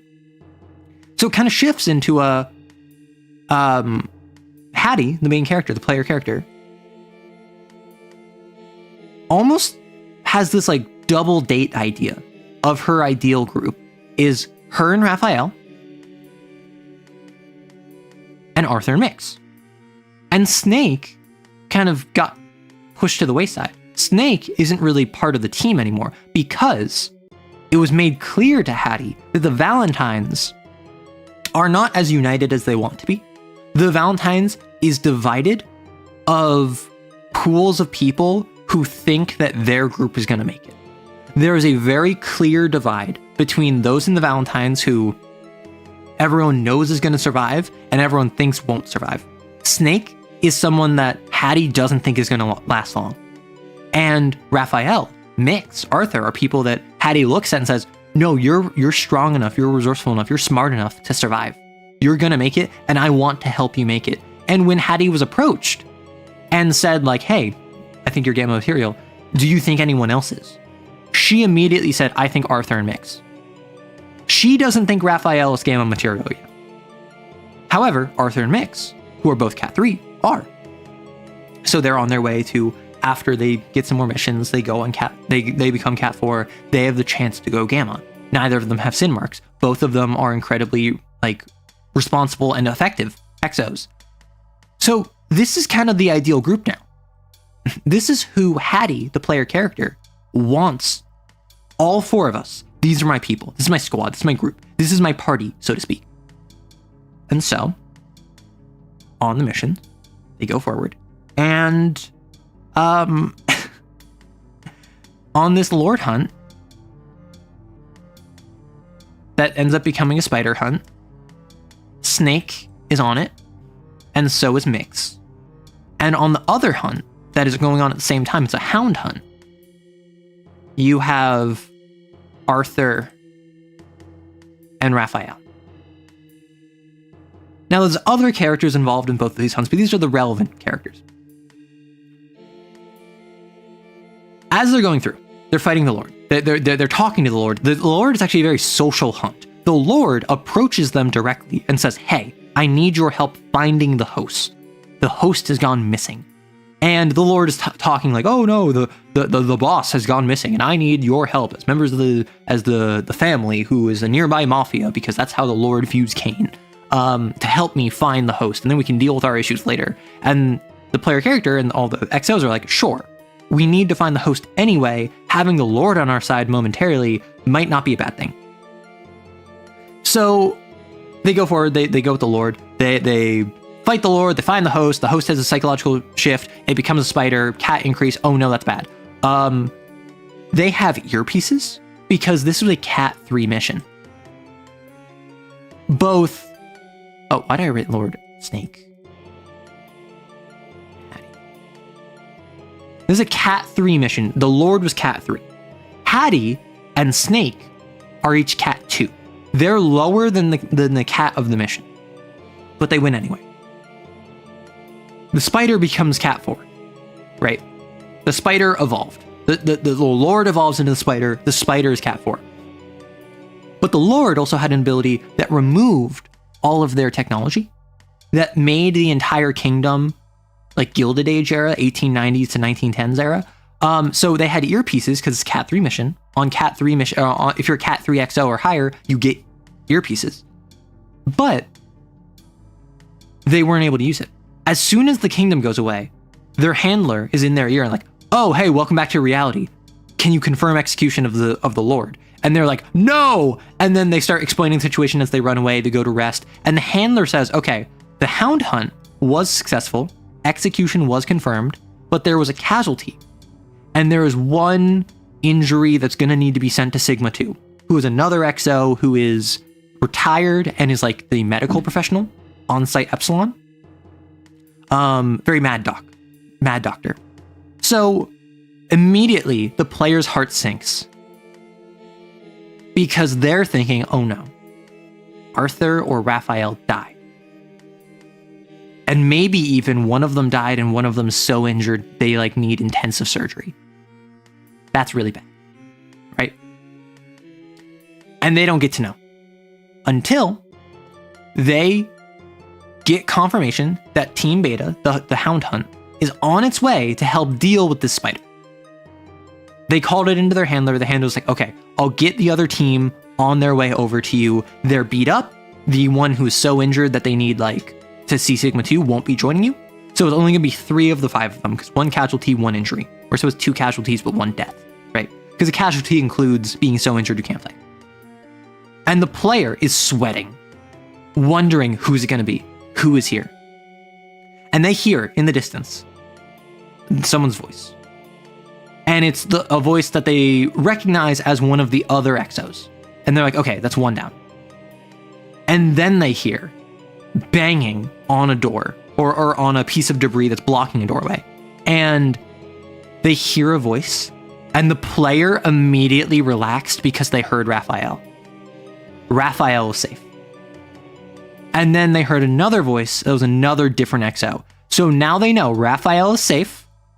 Arthur is either dead or injured to the point of like being unable to participate in this hunt. So that's bad thing 1. Second bad thing. If you remember Snake at this point has 3 injuries and then takes enough, dies, and then defies death by going into Sin Overflow. That's bad. But then Snake takes more damage and gets attacked again and gets reduced to max stress again. And in the rules, I don't know if there's any rule against going into Sin Overflow multiple times in the same scene. So I said, sure, Snake can go into Sin Overflow again. Roll to defy death, they get another sin mark. Do you want to know what I rolled? On their second sin mark. They have 1, then they roll, and then they're going to get a second one. I rolled a 6. The way Sin Overflow works is that when you go into Sin Overflow, you, for like 2 seconds, turn into a sin, and you barely manage to take yourself back. The idea of Sin Overflow is you are barely holding back the psychic manifestation of a sin, and you have to roll 1d6 plus however many sin marks you have. If you roll a 6 or lower, you're Pog. If you roll a 7 or higher, you die. You turn into a sin, like fully, unironically. You are now a sin. You're an imago. You'll turn into a full sin later, a perfect sin. And so I rolled and I got a 6. Unironically, straight up, no fudging the dice or anything. I rolled a die. I got a 6. 6 plus 1 is 7. 7 or higher, you turn into an imago. So my player character, they were relieved that Raphael, the doomed Yuri, is still on. Their older brother is either dead or dying. And their younger brother, who they pushed aside and ignored, now manifests as an idol because Snake just wanted to be noticed. Snake just wanted someone to care about them. I reinforced time and time again how Snake is someone who was constantly trying to help others and trying to be part of the team, try to show up and pull their weight, and they would either fail or they would struggle or something bad would happen to them. And they were someone who hated drawing attention to themselves, but desperately wanted to be noticed. And so they manifest as an idol imago. And the XO who got pushed to the side, who got written off as someone that wasn't going to make it, as someone who was at best a liability because they were only Cat 2 on a Cat 3 mission, and they were constantly trying to put themselves in danger to help others, and trying to be the sort of person that would be able to solve problems because they're a firebug. They unfortunately were not one that was going to make it. And so they turn into an imago. Do you want to know the craziest thing about this? The craziest thing about this? They start fighting the imago. However, the entire team is beat up. At this point, Team Beta arrives. Raphael shows up. The other 2 exos that are with Raphael are there. Now it's like it's a 5v1. So Team Alpha, 5 exos. 2 of them went into the palace because they were confirming that the palace was the palace. So there's only 3 of them. Spider shows up. They're fighting the spider. Traces show up. They're fighting the spider and Traces. Spider takes enough slashes that it goes into the palace, where there are 2 of them. They're fighting Traces. Traces deal damage to one of them. Now it is 2 exos plus Imago plus Traces. And then 3 more exos show up, plus the 2 in the palace that are actively fighting the spider. It's a lot. It was very complicated, messy combat, which I thought was perfect. I'm not going to lie. I thought that really added to the tension of the scene. So it's a 5v1, and they realize Team Gamma is showing up. There's another group of exos, fresh from Team Epsilon, the 3rd team to arrive by helicopter this time. They have arrived on the building, and they're on their way in. And the player character makes the decision. The Imago is not our threat right now. We have a Cat 4 spider to deal with. This is a Cat 2 Imago. We have to let the Cat 2 Imago go. So they focus on killing the Traces, getting to the palace. And before the Imago leaves, it reaches forward, grabs Mix, the Jaunt user, the older sister, by the throat. And because she's ghost-wired to Hattie, the player character hears through Mix's ghost wire the idol speak. As the idol fuses its hand into her throat and connects with the psychic wires of her ghost wire and says in Hattie's mind, "I was always fond of you. Don't follow me." And then it leaves. And now there's a Cat 2 Imago that just left the investigation area. Is Snake going to be a perfect idol? Oh lord, the last hunt will be Snake, won't it? And if you remember, I mentioned earlier, my player character mentioned because their character, they felt it had a lot of ties to an idol, being a former content creator, they wanted to wait to fight an idol. They wanted an idol to be like their last big mission. So,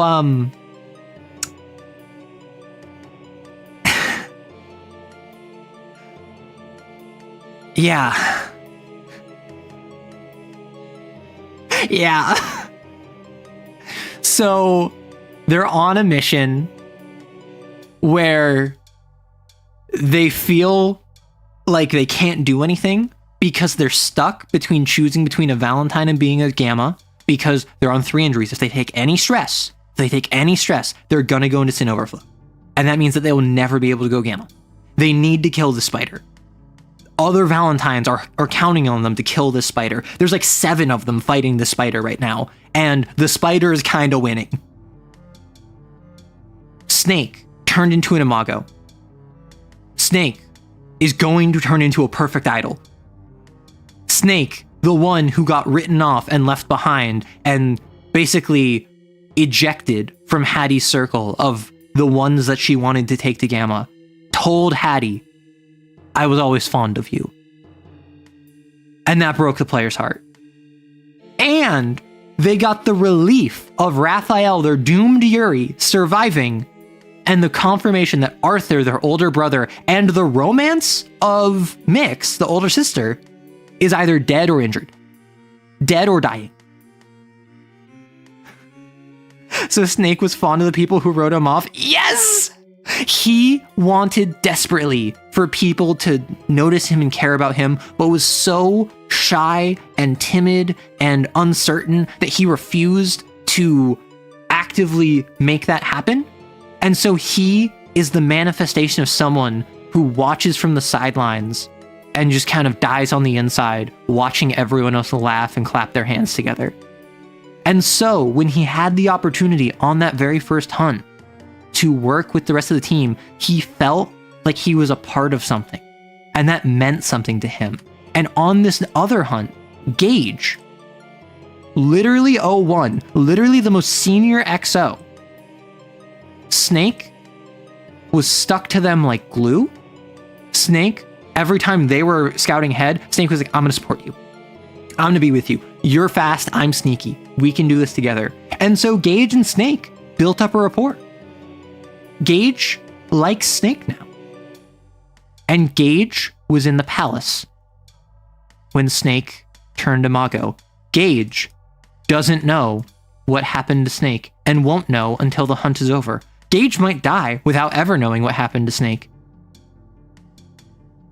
I love being mean to my players. I used to always watch your Let's Play. No, literally, Snake knew about Hattie's Let's Plays. Snake is one of the few XOs that actually knew about Hattie as a content creator, and that's one of the things that endeared Hattie to him. Like, Snake literally said that to her at one point. Now it's personal. God, this is good. For Hattie, at least, this is so spicy. No, literally, like, so, not only, so that's the thing, that's why it's so good. There's the drama of Valentine or Gamma. There's the tragedy of Snake. There's the catharsis of Raphael surviving. And there's the fear of what happened to Arthur.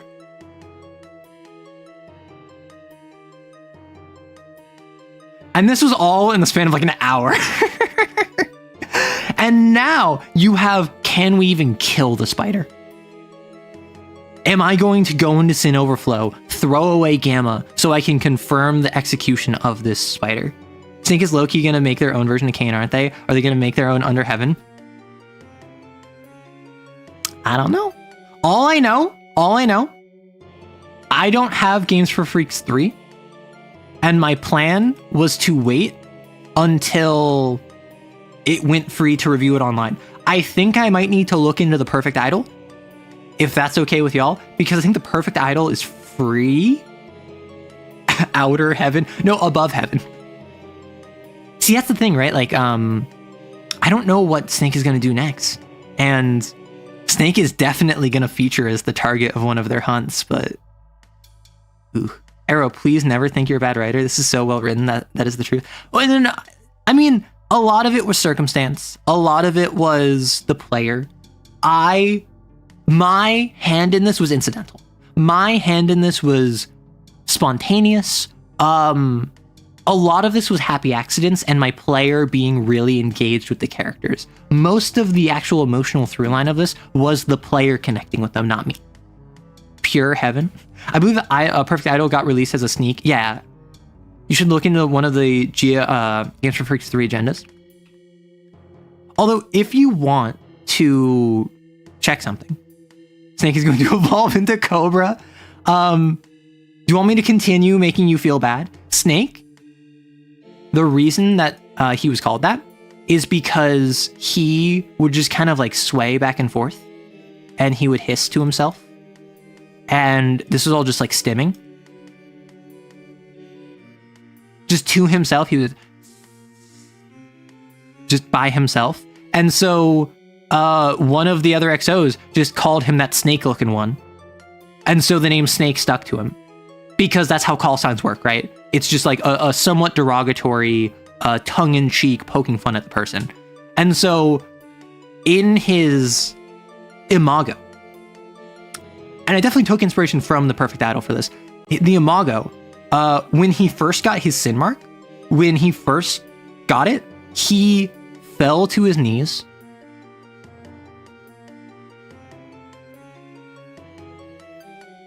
His head rocked back, and from his mouth, crawling out from it, was multiple 3-fingered hands that each with perfect porcelain skin were trying to crawl itself out from his mouth, that then he had to physically like swallow back down in order to maintain. And then the way I described it is because he started to form an idol. His sin mark manifested as So he got smacked in the face. So he got clocked in the jaw that literally broke his jaw as an injury. He then turned around after this, like these arms came out of his mouth. And the way I described it, he looked like handsome Squidward.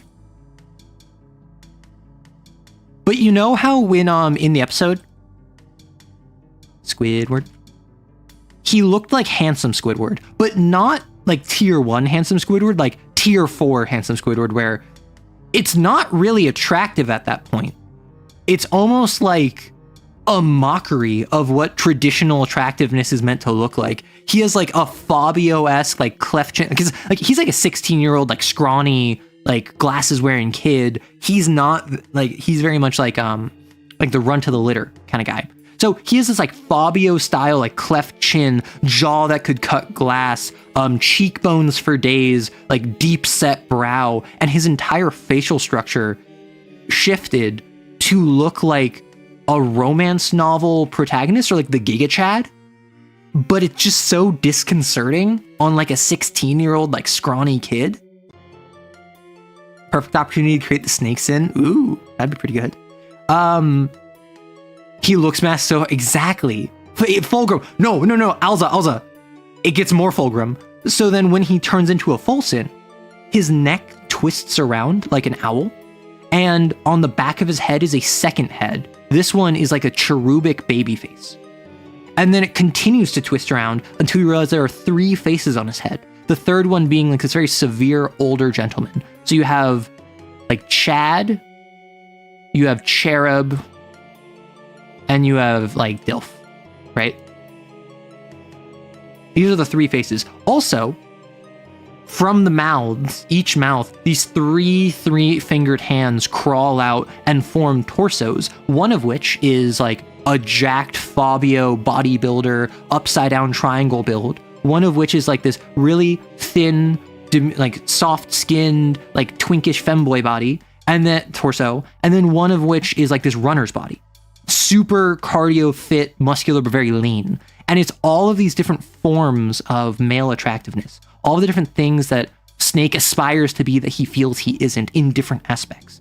And then they're all connected, shoulder to shoulder, with their third arm coming from their neck to a snake torso. Because of course I had to get the snake imagery in there. So it's like torso, head,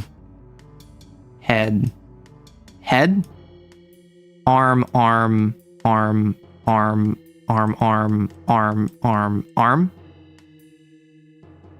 attractive, cute, handsome. Exactly. Yeah, so supernaturally handsome to the point he looks uncanny and inhuman. Exactly. Like one of the hyper edited Chad memes that's like so disconcertingly like all of the like the stereotypical attractiveness things that they look ugly. This is the kind of eldritch horror I'm here for. This is horrifying. It's an idol. Idols are supposed to be otherworldly, ethereally beauty.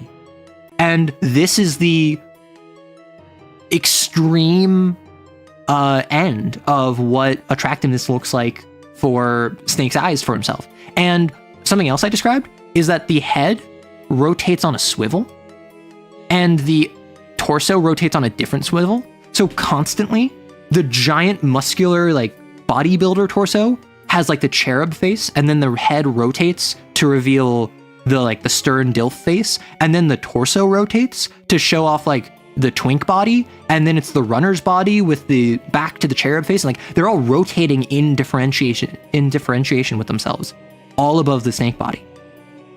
And so biblically accurate Dilf, yeah. And my player brought up a very good point. Like it gave off kind of like trans man vibes. The idea of the various ideals of male beauty and male attractiveness, all of which Snake feels is untenable for him.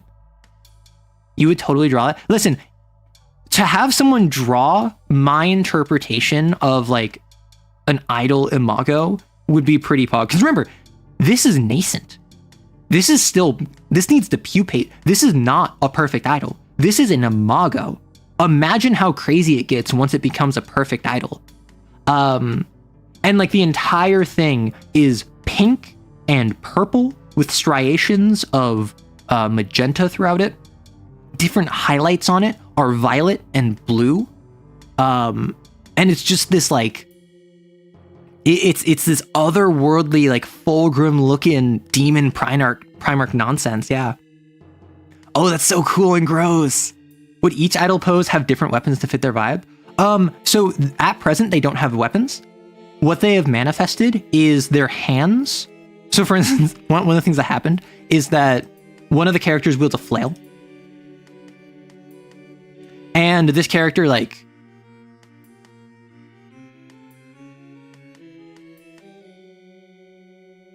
yeah, right? Right, so they wield a flail and they bring it down on the idol, and the idol just like in its many-faced visage turned to it, reached forward a three-fingered hand to catch the head, catch the handle, and just snapped the chain. Because with the complication, I decided the complication that it does is that it breaks this person's weapon. And I mentioned before with the jaunt user, it reaches forward into her neck, and you see, and I described that it grabs her by the throat. However, it goes 2 inches farther than it should, and you realize that it's melding its flesh into her throat and choking her from the inside of her windpipe. And then it used the ghost wire to communicate, and like, I was always fond of you, don't follow me kind of deal. I love monstrous descriptions, in case you couldn't tell. I think this is one of my best aspects. Gnarly, yeah. Enjoy Conway. That's a Slanesh demon right there. Yes, least unhinged Slanesh demon. Yeah, I would say that the fact that it was entirely masculine, and while it was, how do I phrase this? Like, how it was attractive but not gratified, if that makes sense. Like, yes, it was like exposed male torsos that none of which had any covering, and they were all attractive in different ways, but it wasn't like meant to like be stimulating or titillating or anything. It's just kind of like more like a bodybuilder than anything, if that makes sense. That reminds me of that one kill near the end. Yes, I was thinking of that where reaches forward and like the hand fuses into the face and stops him from screaming. Yeah. Gosh, how are your players feeling after that? Especially the player that wrote him off like that, and then that happened. Okay, so reminder, this is a one-on-one game. So this is all for one player. So the only person present wrote off Snake and then saw this, and they felt so bad. I can see this turning into something almost, yeah, I mean, I can see that. I don't know if that's the route I want to go, because just personally, in my taste, I try to, it's definitely the American in me. It's definitely that I'm from the US. Like, violence, guns, like blood, cursing, I'm down for it, representing. Anything like sussy, anything like erotic, that's kind of stuff where I feel very uncomfortable engaging with that in a game. I think like that can be used effectively, but at least at present, I'm not trying to explore that with this character. One-on-one, that's diabolical. Yes, that makes it so much worse because they were the only one that could have done something, and they didn't. If you want more descriptions of stuff, the spider is representative of powerlessness. And so the host, who initially had a lord that was representing his family, he is the heir to some like steel company in eastern Pennsylvania, and he got outed from the board. He's like the 5th generation of owners of this company, and he's like in his late 20s, and he got ousted by the board because the board basically wanted to free themselves from the owners. And so they did, with this new guy who has only been in business for like 10 years, which is not the experience required to manage a century-old company. And so he feels powerless because he got outed. He also feels powerless because he was forced into it. He didn't want to get into the business, but his family was forcing him. And now he feels judged for that. He got kicked out. He constantly is being jockeyed about in his position. And so the spider is this torso with 8 limbs all around the front of it, like this, right? So it's not like a normal spider where it's lateral. It's like a spider where it's like a face hugger, or it's Ko the face stealer, and on its front. And then there's also a massive abdomen behind it, which, because it's steel company, the abdomen and all the flesh is steel. It is all solid steel. And it has 4 faces on it. And I described the faces are all men of varying ages and severities and different opinions and facial structures. And each of them, I didn't need to say this explicitly. My player picked up on it very quickly. There's 4 generations of Chatsworths before the modern Chatsworth. It's the Chatsworth family. This is the 4 members of the family staring at him, judging him, telling him how to live his life, overbearing him, and not letting him make decisions. And love the multi-faces motif. It's relevant. This is, to be fair, I've run 4 sins now, if you count the ogre, the lord, the spider, and now the imago. These are the only 2 with multiple faces. Multiple faces is one of the easiest ways to freak out someone, because faces are something that, if they're even slightly wrong, is uncanny valley, and having more than one is slightly wrong. The legs are dorso? Yes, they're all dorso. So for instance, from a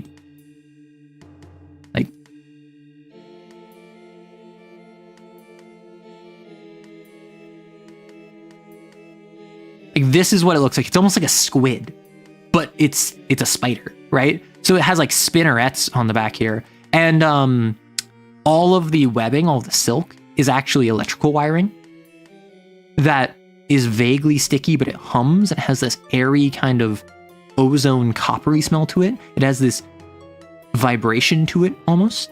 And what I described is, this is something that was not related to the domains. I just thought it was really cool. Is when fighting it, is 3-on-1. One face was staring at Hattie, one face was staring at Mix, one face was staring at a snake, and one was scanning the room to see for other threats. When Hattie dealt a slash of damage to it, the one that was scanning the room turned its eyes on her, and suddenly she felt uncomfortable. She felt spiders crawling on the back of her neck. She felt web stuck to the back of her hands and her arms. She felt like something was looming above her. I described it as a piano held above her by a single horse's hair. And I described that by 2 of these masks looking at her, by 2 of these faces looking at her, she was psychically disturbed. And she never got to the point where 3 were looking at her, but Mix, the other Jaunt user, had 2 of them end up looking at her, and she got the same feeling. So there was something where, purely narratively, I liked the idea that just drawing the attention of more than one of these masks was psychically disturbing. Technically, it's the smell of skin oils and other stuff on copper oxidizing. Also, what did the Lord look like? Okay, so the Lord was, remember, this is like Gilded Age. He referred to himself as the Underman, which is a position in the company that the host actually had at one point. Basically, the guy underneath what the host's current position is. And he looked like a big, like, robber baron, except he was big-bellied. He had a face of stone that had a big, bushy mustache on it, a glowing teal monocle, and no other features on his face. He had a top hat on. He had a vest that barely managed to contain his stomach, And he constantly held aloft a cigar that he never smoked from, but it was constantly smoking. The Underminer! I also thought of the Underminer. It's okay. And he was loud, he was gregarious, he would constantly make jokes that maybe wouldn't be acceptable in 2025, let's just say, but it's a real knee slapper. Oh. And like, he's kind of sexist, he's kind of problematic, but he's very much the like platonic ideal of what modern day people think like a 1900s businessman was like, an 1800s businessman was like. And the smoke was teal from his cigar, his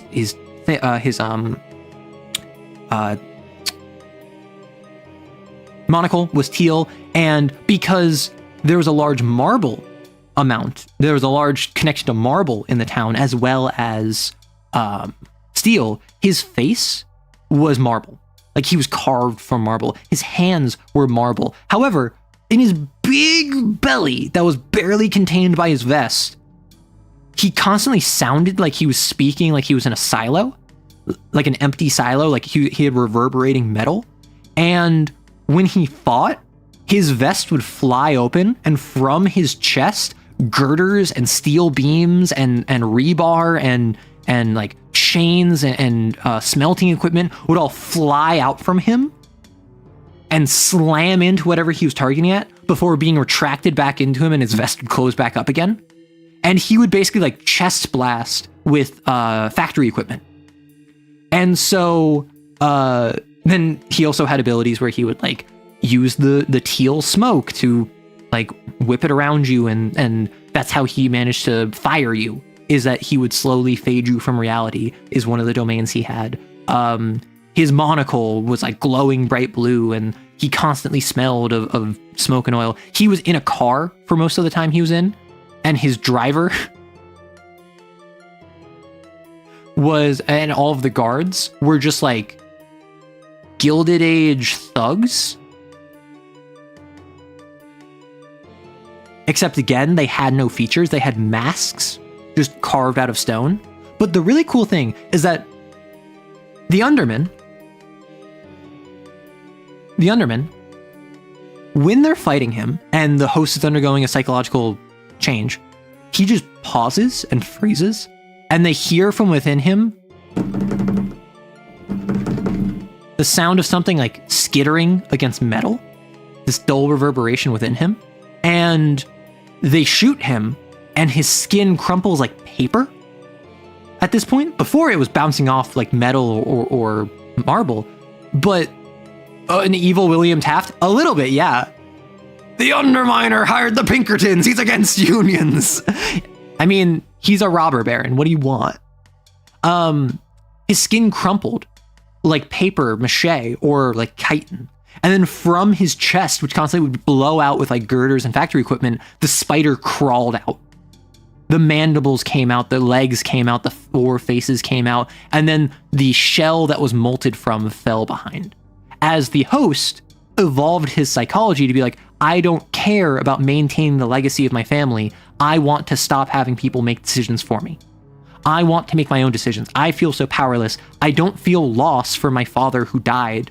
I don't feel loss for the company I lost. I feel like I was forced into all this and I've never made a choice in my life. And so when that happened, all of the guards who are like,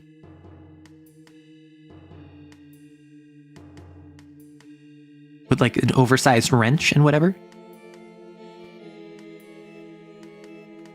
So they're walking around. They all drop their weapons. They fall backwards and their heads balloon up.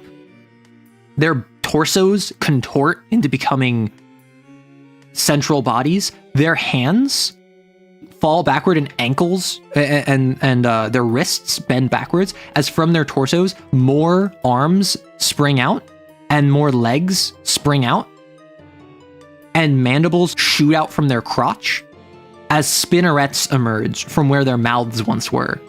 As the faceless masks of the guards, they converted into weavers, into spiders. And then throughout the rest of the hunt, there's a divide between, not a divide, but like when fighting traces, there was always some weavers that were like just normal big spiders, and some that were these like converted guards that converted from humanoid into spiders to match the psychology of their host. Mr. Monopoly Man, I ran an ogre that was a rat with one of its eyes where a person face trapped in. Oh my gosh. I'd love to run a lord that's a rat king, but it's a giant sentient swarm of rats in a cloak. Oh my gosh. Yeah, so and again, like this is stone, this is metal, this is like all of this because it's tied to the history of the town and the metal factory. Did the masks become patterns on the new? The masks, yeah.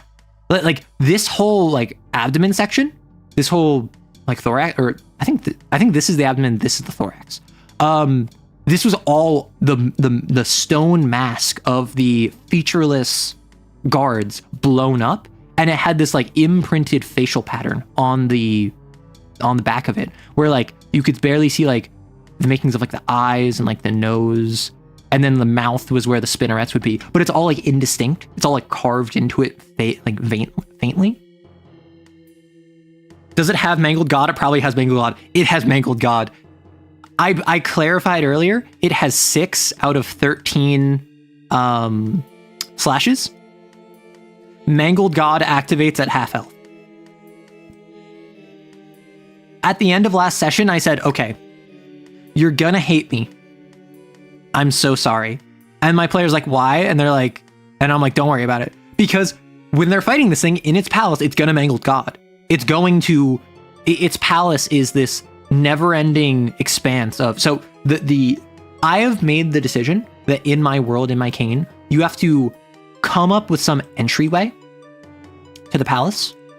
For instance, in the very first hunt, the host was an alcoholic, the host was struggling with grief, the host was a teacher at a school. So what the bunt was, the way to get into the palace, is that you had to go to one of his drinking spots and you had to drink alcohol. And then by drinking alcohol, you would just kind of be blinked into the palace. And that's where you are now. And then in order to come back, you would have to drink alcohol on the inside to go back out. It was described that in one of the hunts the NPCs went on without the player character, it was a lord that was related to like religious trauma and like a guy who cheated on his wife. And so because they're Catholic, they weren't allowed to divorce, but they were allowed to be shamed. So he basically ruined both his life and his wife's life by cheating on his wife. So he manifested a type 2 lord where he could protect her honor from anyone who would dare so like disrespect her thusly. And because it was so tied to religious trauma, the bunt, the way to enter the Lord's palace, was to pass through like an open archway while hailing Mary, right? And then that's how you left as well. And the way to enter the spider's palace is you had to make your way to the boardroom of the company that ousted Chatsworth. And it's all nested, it's filled with silver, or with silk. And the boardroom has this table that all of the chairs are filled with like this cocooned. So the entire thing is covered in silk, right? This is all silk right here. And each of these chairs is filled with what looks like a person wrapped up in silk, or cocoons, egg sacs stacked up to a person's size in silk, except for the head of the table. And this is something that I didn't know what the bunt was going to be to enter the palace. The player was like, it's probably going to be in the boardroom, isn't it? And then I was like, absolutely right. So then when you sit down in the executive chair, you get transported to the palace. And when you're in the palace, you're still at a table covered in silk with other chairs that have like these wrapped up, to enter the new idol's palace, you gotta sway back and forth and hiss to yourself, no! You're still sat at the head of the table before the table with other chairs that have like these cocoons in them. But from your perspective, the entire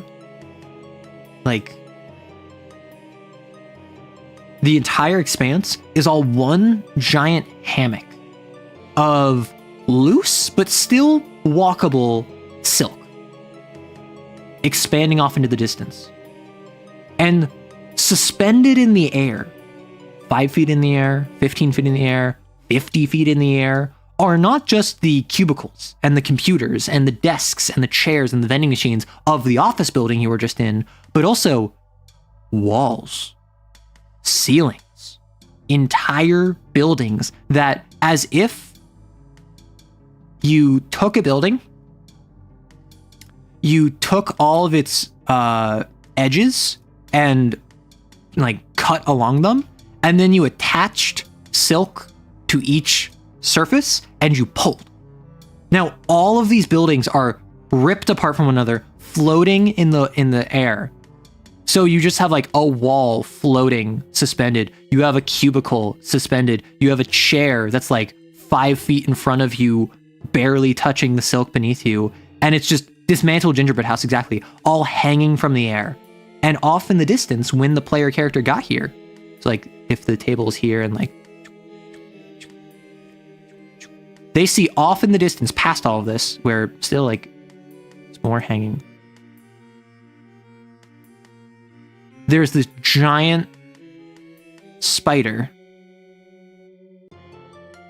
fighting all the different exos that are off like mid-combat fighting it, because the player character said, go, go, go, we gotta go support the other two. Now that we took out the traces, the Imago's gone, enter the palace, and we're gonna get Team Epsilon in here. Or Team Gamma in here. So the third team arrives, player character's like, get in the boardroom, that's how you get in the palace. They all enter the palace. Now it's like a 7v1 plus player character plus like 4 to 5 more XOs that are fresh, have not spent any resources on the outside. And then plus an incoming virtue. But again, my player character is at 3 injuries and like 5 sin. DP, you missed a lot of RPG yap. I've been talking about my CAIN game. Make your player stim, punish them, make them regret writing them off. Oh my gosh. You know, I set an alarm on my YouTube account to notify me when you were going to stream. Aw, I'm sorry. So enter the idol's new palace. You have to say one honest thing about the host. Doesn't have to be nice, just has to be true. That'd be pretty good. See, that's the thing. With the perfect, mostly CAIN, almost entirely CAIN. Yeah. So if sins change type, how does that affect the trauma questions? The trauma questions are entirely different. I'm treating this as 2 different hunts, and I'm literally going to pay the XO more script, and I'm going to advance them as if they have gone on 2 hunts. Right? So they've been getting XP every session, right? But the way you progress cat is based on hunt. And I'm treating this like the Lord was its own hunt, and the spider is its own hunt. And so I'm going to give them, they are cat 2 right now. That means they would advance to cat 3, and then they will be 1 hunt away from cat 4. Because this is basically 2 different hunts. Pressure reset. It increased in cat when it metamorphosized. It got all of its execution slashes back, and the trauma questions are different. But what I did is there was a time when they separated from the Underman, because the Underman was checking one location with one of the XOs, and everyone else was going to a different location. And again, they're trying to find the host. Gatherers, drifters took the host. And so they find the host where the Underman isn't. They ask the host a bunch of questions. And basically, the player character asks me like, hey, can I just ask, because it's play by text, right? So it's a lot of, you tell me what you want to have happen and I will respond to that. And they're just like, can I just ask to get the trauma questions? Like, probably not directly, but can I just like riz him up and like, can I work him? And I'm like, yeah, absolutely. So I gave my player the trauma questions for the Lord, and I also, before the metamorphosis even happened, I gave them all of the information they would need to know for the spider. Because I knew they would not have a better opportunity to ask the host. So I just made it that I gave them all of the information before they even knew the information was relevant. And because it's play by post, they can just refer back to the notes. They can just refer back to what I texted them. So the trauma questions are different, but it ended up working out because I knew it was going to metamorphize. So that means I knew I could set up the trauma questions, and it's reasonable that the player would have that information. They already have a solid idea of all 3 trauma questions because they know about the host. They asked a bunch of questions about the host. I gave them information that wasn't relevant to the Lord, but would be relevant to the spider, that they just thought was the guy not knowing how to communicate properly. The hostess with the mostess, yeah.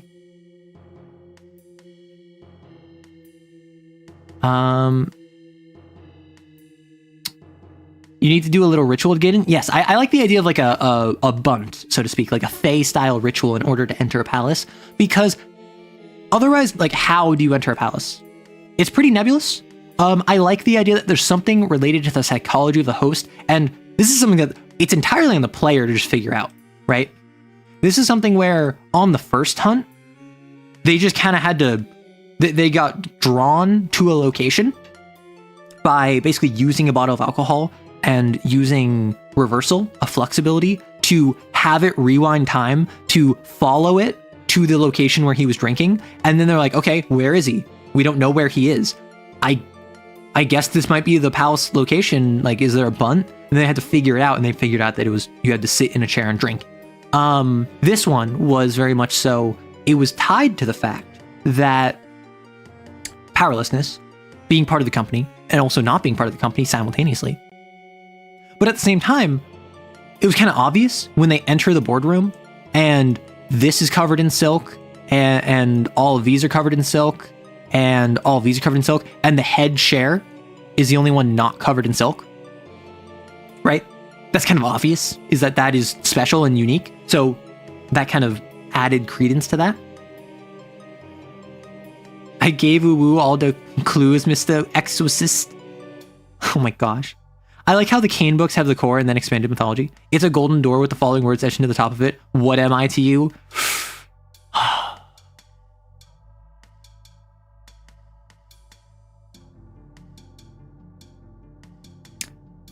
That would be good. Because I think Snake was someone who was really buying into the idea of being a Valentine. Being a Valentine was really important to him because that's a community that he found acceptance in. He formed relationships with other NPCs separate from the player character. There are other NPCs separate from the player character that Snake kind of got attached to in their stead. And he still really appreciated Hattie, the player character, but he also had other relationships. He was trying to enmesh himself in this culture. Meanwhile, Hattie kind of just like chose 3 people and was like, okay, these are mine. Gosh, yeah, so this is why I'm mean. This is why I bullied my player in CAIN. I love these streams. They scratch my DM brain in such a fun way. I mean, I like yapping. I like talking TTRPGs, and I like ranting about my games and whatever, but I also like the back and forth. I'm not gonna lie, like, I'm mostly talking about this because I want to share it, because I want to communicate what I'm doing. I also like imparting lessons and inspiring you and whatever, but I also like when I say like, oh, I did this thing, and everyone's like, you did not do that thing, and I'm like, I did that thing. I've only ever hunted a couple Sands, an ogre that came to us, and a hound whose palace entrance was the host's future grave. Oh my gosh. Well, so that's the thing, right? Is in the 2.5, 3, technically, hunts I've run. The first one was a Cat 1 ogre. And the Cat 1 ogre didn't do much. There were a couple shamblers outside. There were a couple stumblers outside its palace, like, and it had one of the domains where it could control the weather, which really kind of messed with like travel time. But fundamentally, the ogre was just in the palace chilling. There was no real issues with the hunt. The biggest thing with the hunt was CAIN, in their preliminary investigation, said, hey, this student recently took her own life. Post-mortem ogres are uncommon, but they are possible. We believe that the student who took her life is likely the host of the ogre. And then it turned out, no, it was the teacher that she was going to for support, and that he feels he failed her, and he manifested an ogre. So she still prompted the ogre, and it was still relevant, but the host was not what the player expected. And even then, the player was just like, yeah, that was more convenient for me, because I was able to connect with the host. I was able to talk to the host. I was able to get information from the host. And the hunt itself was pretty standard. Pretty easy. Easy, you might say. The second one, the Lord approached them directly out of the palace, but within the kingdom nonetheless, and basically like negotiated with them. And then eventually they ended up fighting, and the Lord didn't end up sending one of them into sin overflow. But fundamentally, the Lord hunt was weird. It was a negotiation. It was a social encounter. And then the metamorphosis into the spider ended up making it a, what's it called? Like a fight. And they immediately clocked where the palace was going to be. And when they went to the palace, they investigated the palace. They sent 2 people in to confirm it's the palace. And then they're like, okay, you 2 are in the palace. We are going to go downstairs, unlock the front door, make a pathway up here for the other team that is arriving. And then the spider showed up out of the palace. The spider came across them and fought them out of the palace, and then got banished to the palace, where within the palace, it started fighting the other 2 that were already in there. And so the spider was much more confrontational. The spider was much more, everything is going wrong. There was an imago. There was a different sin overflow. There's a lot of people that are at like 2, 3 injuries. And I explicitly, before all this, I set up the idea that Gage, 01, the most senior member, is the only survivor of a botched mission called Crashing Tiger. Operation Crashing Tiger. Right now they're on Operation Resplendent Echo, because it was a Lord hunt. This was a centipede. I think it was a Cat 4 centipede. And Crashing Tiger killed every single Valentine except for Gage. There was a period of time where Gage 01 was literally the only XO inside Epsilon. And when people joined, Gage was the only reason why the Valentine culture survived Crashing Tiger. So now, my player, and I love this is the sort of stuff that I love doing, my player has now started comparing Resplendent Echo to Crashing Tiger. My player has been like, man, like, I wasn't expecting it, but like, Resplendent Echo is like the new Crashing Tiger. It's the new worst hunt we've ever had on site. And like, yeah, everyone hasn't died yet, but it's been non-stop disaster after disaster after disaster. And that's the sort of thing where like, that's why I built up Valentine's. That's why I dropped hints about Crashing Tiger and how rough that was, and how the only survivor is the most senior member of Site Epsilon. Like, I love the idea of a living culture that the player joins into and then continues or ends. Increasingly concerned where we get to going too fast, going too far apart. So good job on the dramatic tension, unless I missed that. I already covered that. The quote unquote going too far was mostly hyperbolic. I didn't like actually make my player legitimately uncomfortable, or I would say I made my player uncomfortable, not uncomfy. I like to make the distinction. Uncomfortable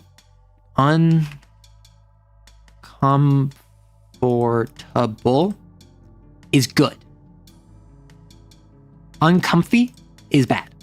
If you're uncomfortable with my description of a sin, that means I did a good job unsettling you.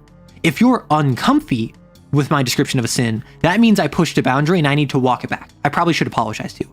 For instance, if I described the sin from earlier with the 3 faces and the 3 torsos and how like it's all skin of porcelain on a snake tail as this nascent imago reaches forward into someone's throat, fusing its 3 fingers into her throat, and then communicating with you via the victim's ghost wire. That makes you uncomfortable because that's unsettling. That's weird. That's not normal. If I make that uncomfy for you because you're like, oh, well, whatever reason I have, that doesn't vibe with me and I'm not enjoying myself, that is something where I would step back and I would say, okay, sorry, how can I make this so that you're not uncomfy? How can I retcon this to prioritize your comfort? I 100% expected the stream to be about your player being uncomfy. To be fair, I did show up midstream. Oh, hey, Cell! Imagine your player sees Perfect Idol Snake and it's just memories of the community he found, and the one your player turned their back on. Oh my gosh. Everything gone to nonsense, they might have to orbital strike. They're sending in a virtue before they orbital strike. They're sending in a virtue before they orbital strike. It was incredibly cathartic. I was so incredibly stressed, but stress in TTRPGs is actionable and in a way that resolves in our lizard brain, unlike out of character. Exactly. So like Cell, another content creator, is the one that was player. I went through and talked about all of the different things that I subjected you to. If you want to hop on call and give your thoughts, by all means, let me know. But yes, I had a great time upsetting you. But no, I checked with my player, and it was not a matter of uncomfy, it was a matter of uncomfortable. Same thing with the false Hydra. When I ran that for my roommate, it was uncomfortable, not uncomfy.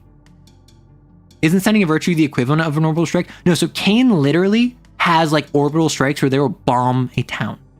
They have orbital strikes where from orbit, they will like fire like orbit to surface weaponry to kill a Sin as a last resort. But that's also like, you failed the mission, not circumstances change that require additional resources. That is, there's 4 of us, and of the 4 of us, like 2 of us are Imagos, 1 of us is dead, and 1 of us is at like 2 injuries. But like, this would not be a virtue situation. This would be an orbital bombardment. This would be a kill the Imagos, kill the Sin. The dead body doesn't matter. Rods from God. Okay, I love the idea of tungsten rods from space. Unfortunately, they're not practical. Good luck on your next session, because dear Lord, it sounds crazy from story time. I'm glad so many people think so. So you can just brute force killing a Sin. Yeah, it's like nuking a town, right? Like if a Sin manifests in New York City, and all of the exos that would go fight it die, like, you can nuke New York City. You shouldn't. Oh, she won't be the same? Yeah, Cell already had their character change their agenda as a result of this mission. Yeah, so how do you feel that the people are rooting for you? The people believe in Hattie, even though they really shouldn't. Because remember, Hattie turned her back on Snake. You're the reason Snake is an Imago. You're the reason Snake is going to be a perfect idol. Which, speaking of, I should probably open up.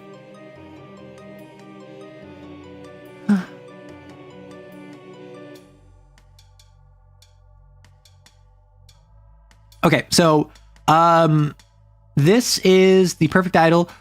Is this the entire perfect idol? Also, let me see if I can just...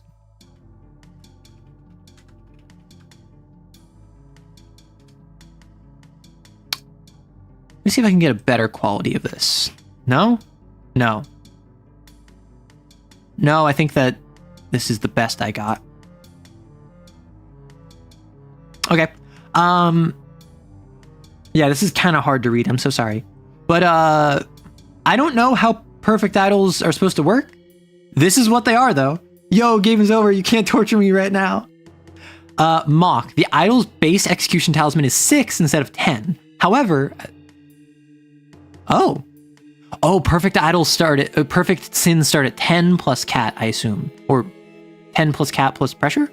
However, at the start of the hunt, the idol may ask the following trauma questions to any exorcist. During a conflict scene, the idol may use the answer to counter a exo's action, reducing / taken by 1d3, and inflicting the same on the triggering exorcist.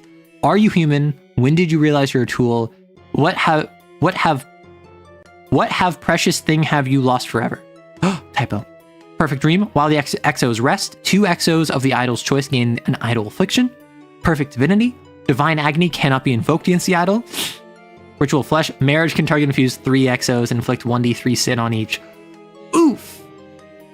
10 plus 2 times cat plus 2 times pressure. What? Oh my gosh. We're feeding them ideas. Your next game is sounding like it'll be good. I want you to succeed, but I want you to horribly suffer and regret your reward. I mean this in the sweetest way possible. Ooh, I know that part of CAIN is finding the questions needed to kill sin, but the sin asking questions back is really fun. It is really fun.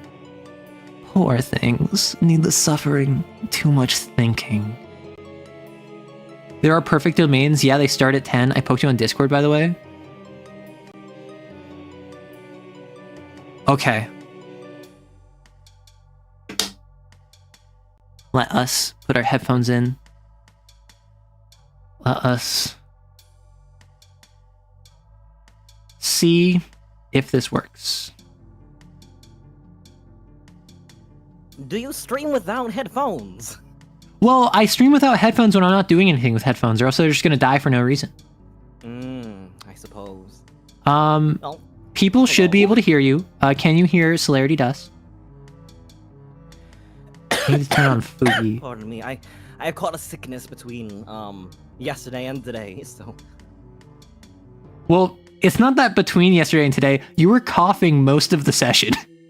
Was I? Yeah, the entire session it was. I do not recall. I was too busy suffering. Thank you so much for running yesterday. That was incredible. Mm-hmm. Like, I was telling them the other day that, like,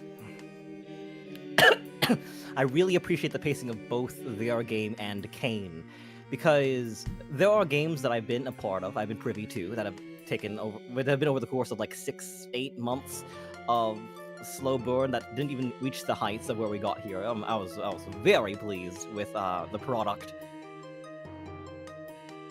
Yeah, and I, in response to that, was basically like, what's wrong with hearing me speak? I basically was of the opinion that I keep saying, don't wait 14 sessions to have that conversation that you want to have. Just have it immediately, because the game might end soon. And I plan all of my games to basically end within 8 to 12 sessions. If it goes longer, like this game has, counting play by post, awesome, but not always. I've been very lucky to be here. Am I quiet? Yeah. You're kind of quiet, but also I have you at 200% and also maxed out on OBS. You're just quiet. Is this any better? Is this too loud? I think you need to shout. Hello! That's better. Also, who are you? Hello there, my name is Celerity Dust, study buddy from another universe, streaming live, or rather, on Arrow's stream. I've been on hiatus for a little bit because things at the college aren't going great right now.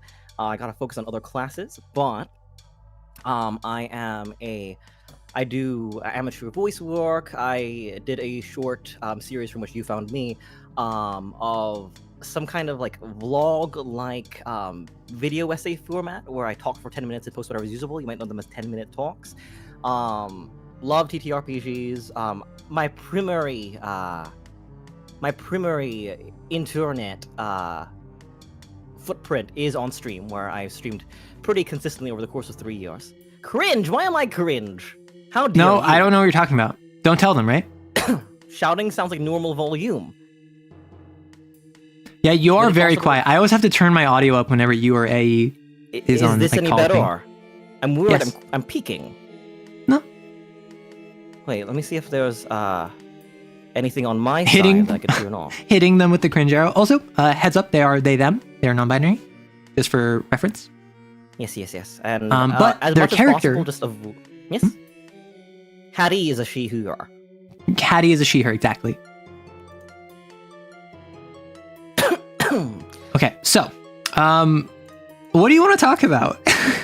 I gave the summary. I gave the context on Fading Recourse, the Ogre Hunt. I gave the context on between sessions, like the style of what happens, but not the substance of what happened. I didn't talk about the swap that nearly happened with Howling Roar or whatever. I am so nervous because I'm so nervous because I feel as though like campaign stories are like most engaging when the people like the person and they've not met me yet. I have a whole bunch of feelings. You've given Some me of them a have. great deal of feelings with regards to this game and with regards to this character. Win them over by telling them your feelings. I don't know how to speak without seeming self-indulgent. Well, I've had the pleasure over the past how many months at this point now? 3? When I did think we start started this in game? November. 3. So for the past for the past 3 months, Arrow has been so kind as to run CAIN for me when I was hit with the bug. What got me into CAIN actually was your video about role-playing being hard, or rather, organic spaces for a character to come out when like there is downtime or space between like fights or action or movement, and players just don't know what to do because like they're not prepared to like have like any kind of course of action or scene or anything in mind. And the idea of having sessions that are entirely based around goofing off and letting the character aside of their work shine. And between that and the fantasy of CAIN, that's how you drew me in. Immediately, we came to talking. I drafted a character by the name of Generosity Hereford. She is a if any of you are familiar with the Dream SMP, I am particularly not. I have a friend who is, but they've given me the skinny, so to speak. I made a character who is essentially Tubbo, or some like auxiliary to the main Dream SMP, and like a supporting cast member to what would be like the main Ruby Dungeon survival multiplayer server of like YouTube. As I mentioned, cringe. Incredibly cringe. She is also a hotshot.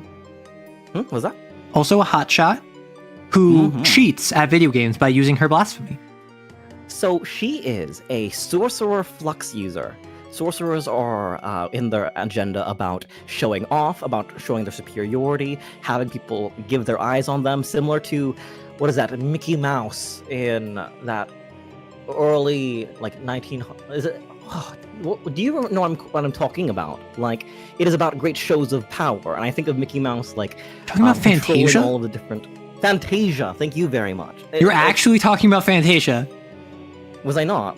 I don't know. Isn't that the short where Mickey tries to automate his entire life by getting but like having all of the magic powers because he's like the apprentice at a wizard tower. Yeah, absolutely. The Sorcerer's Apprentice segment of Fantasia. Exactly. Thank you very much, Deep Elite. Or Deep Elite? Pardon.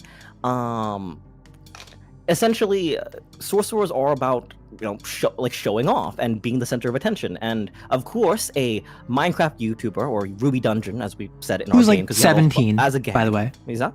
Who's like 17, like a teenager. Oh, yeah, they are a kid. And, did you tell them about, Stockcore Girls? No. Oh my gosh. So this character is a streamer who wants all eyes on them, right? And they get their big break into streaming and content creation and being looked at by learning that she can reverse time for a brief moment, and does it to great effect in the Dream SMP's storyline, or rather, the Nightmare SMP is what we called it?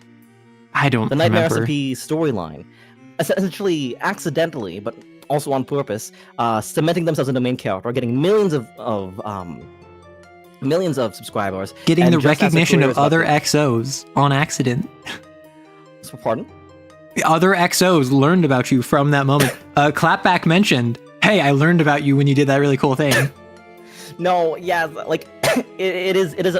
I do love the idea of playing a character who whose actions like reverberate around the game, and that's not just, oh yeah, I've put into power this person, I've helped this person do this election, but just like by very nature of existing and having like renown, people like quietly going, wait a second, I think I know you from something. That was really, really fun. And that's why you can get status and reputation in Vampire the Masquerade.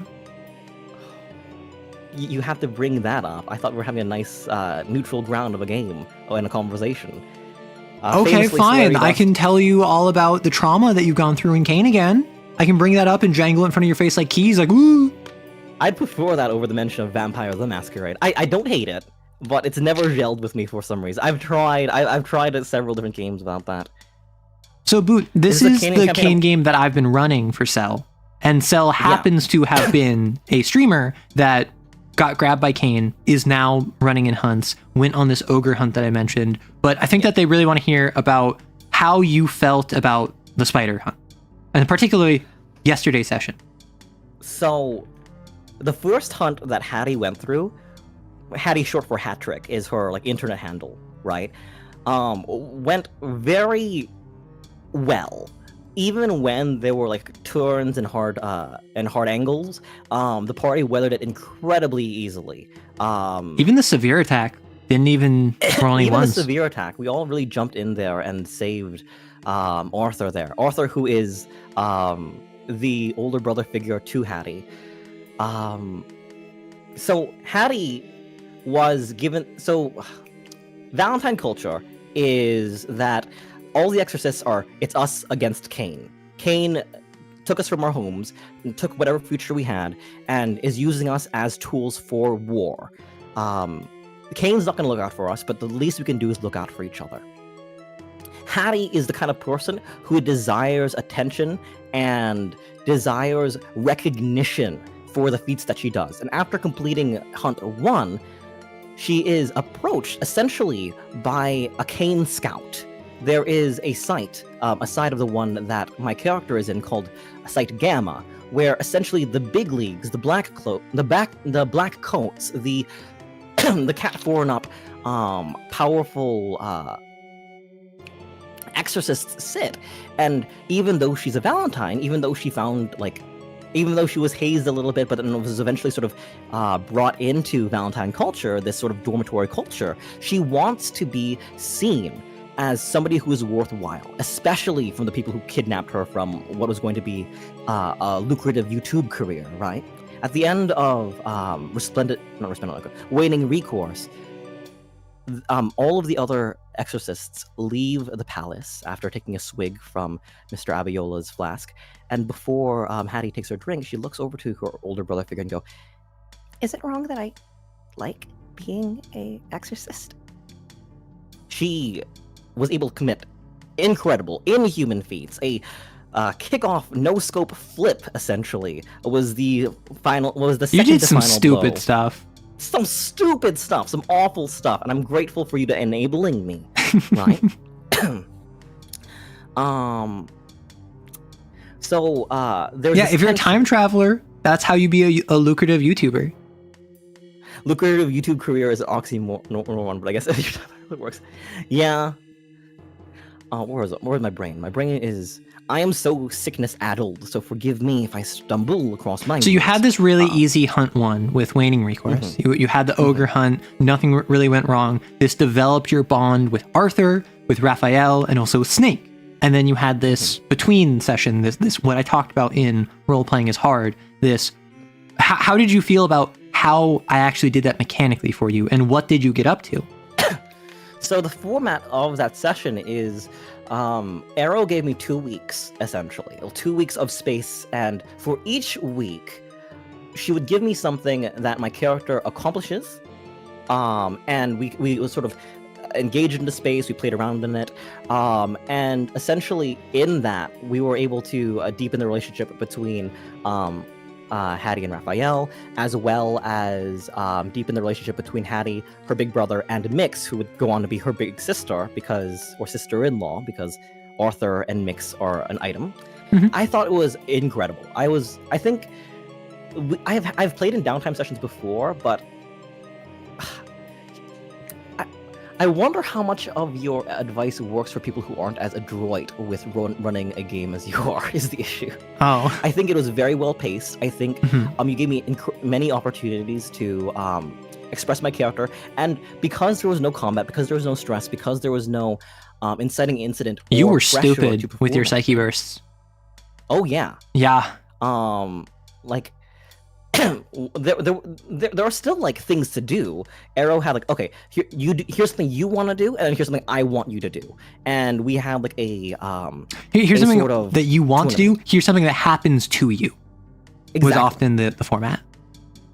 Yeah, and one of them was like, hey, how do you do on this combat efficacy assessment where we do No, it wasn't how do you do. It was why did you do poorly? Exactly. Oh, thank you very much. But, Yeah. You know, why am I talking? Why don't you just go Because on? I've been talking about this for like an hour. I'm just keeping you sharp. Oh goodness. I just want to say I enjoyed it. I think it was somehow liberating to choose how I fail. Right? I think Yes. it's annoying, or there's not that much tension when a player is constantly succeeding. I don't think failure in and of itself is interesting, but how it happens and how your character copes is. So given a prompt such as, how does this combat efficacy assessment go poorly for you? I think, okay, my character's a show-off. Everything she does is built around gathering clout, renown, and attention from all of her peers. So she tries to do that in the beginning, and in a game of attrition such as CAIN, she immediately loses out towards the end. And it is a grueling slog. She does not die. She does not take any incredible injury, but she doesn't get 4th place. She gets, what, like 6th or 7th or 8th? Middle. I think you were at like a halfway point out. of the site Epsilon. Mm-hmm. What's before it?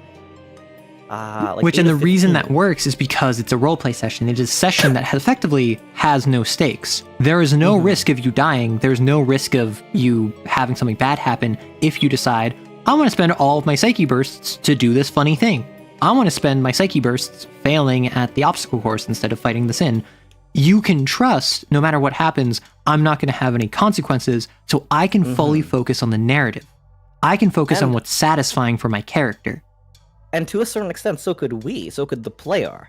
Because I feel that, like, when you run something for someone and they know there are going to be more fights, they save their resources.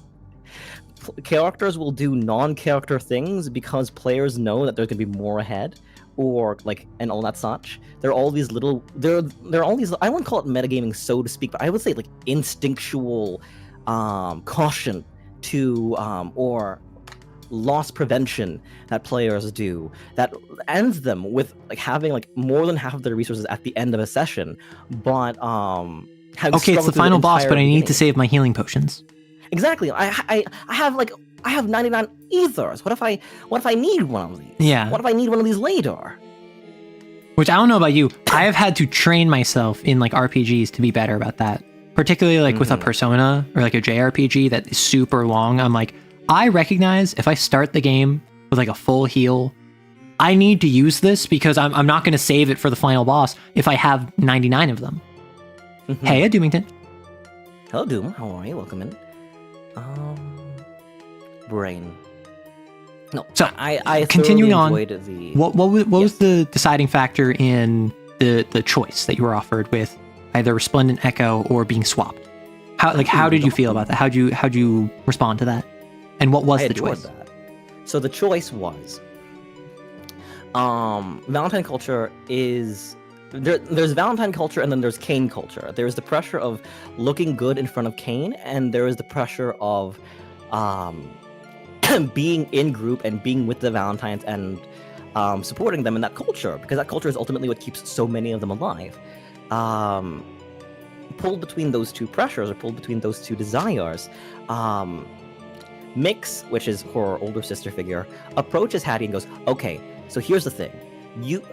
CAIN put you on a Cat 3 mission because they saw how good you are. But I think we need more. I think we need more Cat 3s on this mission, and you're only Cat 2. You've only finished your first mission so far.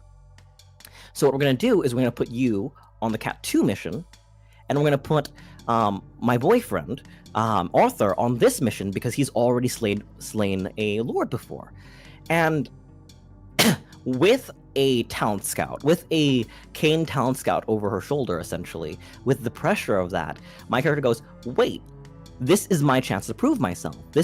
I'm a Valentine, yes, but you need me on this mission.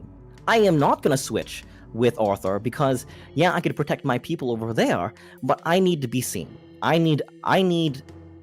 deserve the right to prove myself after being spoken to about leveling up, essentially, playing big leagues, joining the Yankees.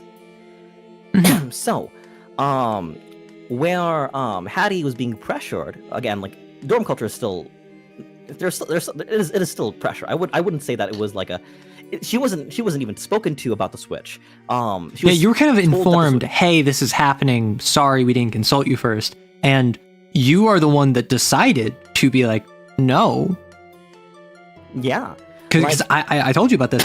My plan was not for you to say no. My plan was that you were going to go with it. Was that you were going to go on the hound hunt. Mm-hmm.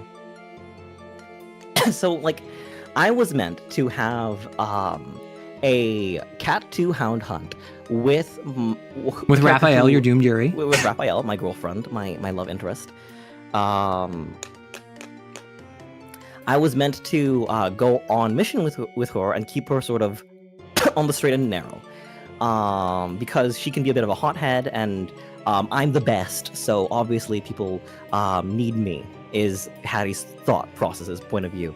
But more than anything, she wants to go on a mission with her big sister. She wants to prove herself to CAIN, so bucking what is expected of her as a Valentine, she says, no, you still need me here. I can do good here. Let me go on the Cat 3 mission, which is above my level, which is above my ability. But something that something I want to show that, like, I'm worth hanging around Gage, who is the oldest Valentine, and they are also the highest level. K9, who is the golden child of the dormitory. And Mix, big sister. Of course my character would want to prove themselves. So instead of going with the plot that Arrow had initially planned out, where I would spend time with who would eventually become my character's girlfriend. It's not a choice. Joke. Listen. Doomed Yuri, you have decided you're going to remove the doomed and replace it with toxic. Well, we'll get to that, because the happy-go-lucky, full of herself Hattie that was the subject of the first and 0.5 hunt that we played through is dead. She's destroyed. Hattie is dead, and I killed her. You put her in such an impossible situation. And that's what CAIN is for. That's what trauma is for. And listen, the difference between a talent scout and a cult recruiter is that with the talent scout, you're being paid. Wait, it's in a currency that only works within the organization. I think that might be a cult. Never mind. Yeah, you know what? I do love how messed up CAIN is. I do love that, like, one of the base questions you get in the game is, how do you want your outfit to be uncomfortable? How is it that your shoes sort of dig into your feet? How is it that you are reminded by virtue of your emotions, your actions, and your choices that you are not a person? Yeah, I find that's really fun. Like, unironically, the idea of like needing to buy comfy shoes is one of the things that made me want to check out the game initially. You're being paid in company bucks. You're paid in company bucks. You're being paid in company stock. We're giving you our company's crypto coin. Step right up. Would you like some CAIN? Wait, what was that? Did that work? Yeah, that did. It worked for me for a second. It didn't. All right. Anyway. Hey, Army. Okay, so let's fast forward a bit. So I already talked about the Lord Hunt a bit. What was your just couple sentences thoughts on the Lord Hunt? Did anything happen that was significantly different than you expected? It was mostly social, where you are kind of a social character. How did you feel about that? One of the ways in Arrow's game that I'm spoiled is so this is a one-on-one game. I'm very blessed to have basically all of the screen time and all of the attention, but also the depth of their characters. I have company to fight towns, for characters no. sometimes. Do you know what I mean? Every character has an agenda. Every character has a modus operandi for how they deal with stress, how they deal with mortal danger, and how they deal with resolution, essentially. And with K9 was so excited to basically take the burden of the hunt off of everyone else. Team leader, yes, but even still would like constantly sort of push out other characters, including the player character, from choices. And my character would either choose to fight him on that and be present, or go, all right, you know, Mix, we can do better here or there or here. And I loved all those little tensions. I loved it was social, yes, but I wouldn't say it was like it lacked combat, so to speak. There was certainly, I mean, there was the gatherers. Yeah, there were the gatherers, but I think like courses of action and sort of the tug of war, we already decided that like generally, if I can convince someone of something, it's going to happen. Yeah. Right. If I can give a strong enough, reasonable enough explanation for why something should occur, characters will bend to that because characters in this setting are reasonable. And that's just how I do my NPCs, but particularly in a one-on-one game, where at the end of the day, this is a game for you, about you, tailored to you. So if you really want, for instance, Raphael to be in a romance with you, it wouldn't make much sense for me to go out of my way to make it so that Raphael is not romanceable, right? So you're saying there's a shot? I mean, there's a snowball's chance in a hound's palace, but now you simply have to riz her up with your murderous ability. Oh, I'm so good. How do she you wants think to watch you rip out the spider's leg and then pierce its sternum with it. She's that kind of lesbian. All right. Apparently, I have to step it up. Maybe having an extra eye or an extra arm, or we said maybe the sin mark is exactly what gets her going. That's what I'm saying. Like maybe that's what I need to like sort of go over the edge. And they shared their first names together. In this game, in this setting that Arrow's cooked up, the Valentines all go by a call sign, the name that they have in CAIN. And after their like sort of heroic return from waning recourse, in the bunk late at night, they exchange their first names together. And the call signs are cool. We have Hound, we have Bond, we have Watson and Hearse. We have a lot of really cool names. Gage. They're all dismissive in some way. They're all derogatory in some way. Like actual in the call way signs. that like if any of you watched Fury, I'm not sure how many TTRPG folks would have watched Brad Pitt be a tank commander, but if you've ever watched Fury, everyone's called something terrible, but it's iconic because it's about how terrible they are. If that makes sense, it is an inside joke and part of a sort of internal, not hazing culture, but an internal military culture that affirms everyone as parts of the group. So Hattie goes by Hattrick because that was her YouTube name. And it's a realer name to her than her real name, which is Generosity, which is very Catholic already. Which, it's not quite you only get a call sign if you do something stupid. You're going to get a call sign regardless. It's just probably going to be related to something stupid or something that you did. And Raphael is called Raphael because I believe Hound was reading No, it was Arthur. It was Arthur. It was Arthur. Love Artie. Arthur was reading a Teenage Mutant Ninja Turtles comic, one of the few things that they're able to purchase with script, when intake occurred and when Raph joined in, cussing and screaming and kicking, and like, oh, settle down there, Raphael, and attitude, really aggressive. Incredibly aggro. Yeah. And Beast also agenda. turns out that they're, And so Arthur's just like, calm down, Raphael. and it stuck.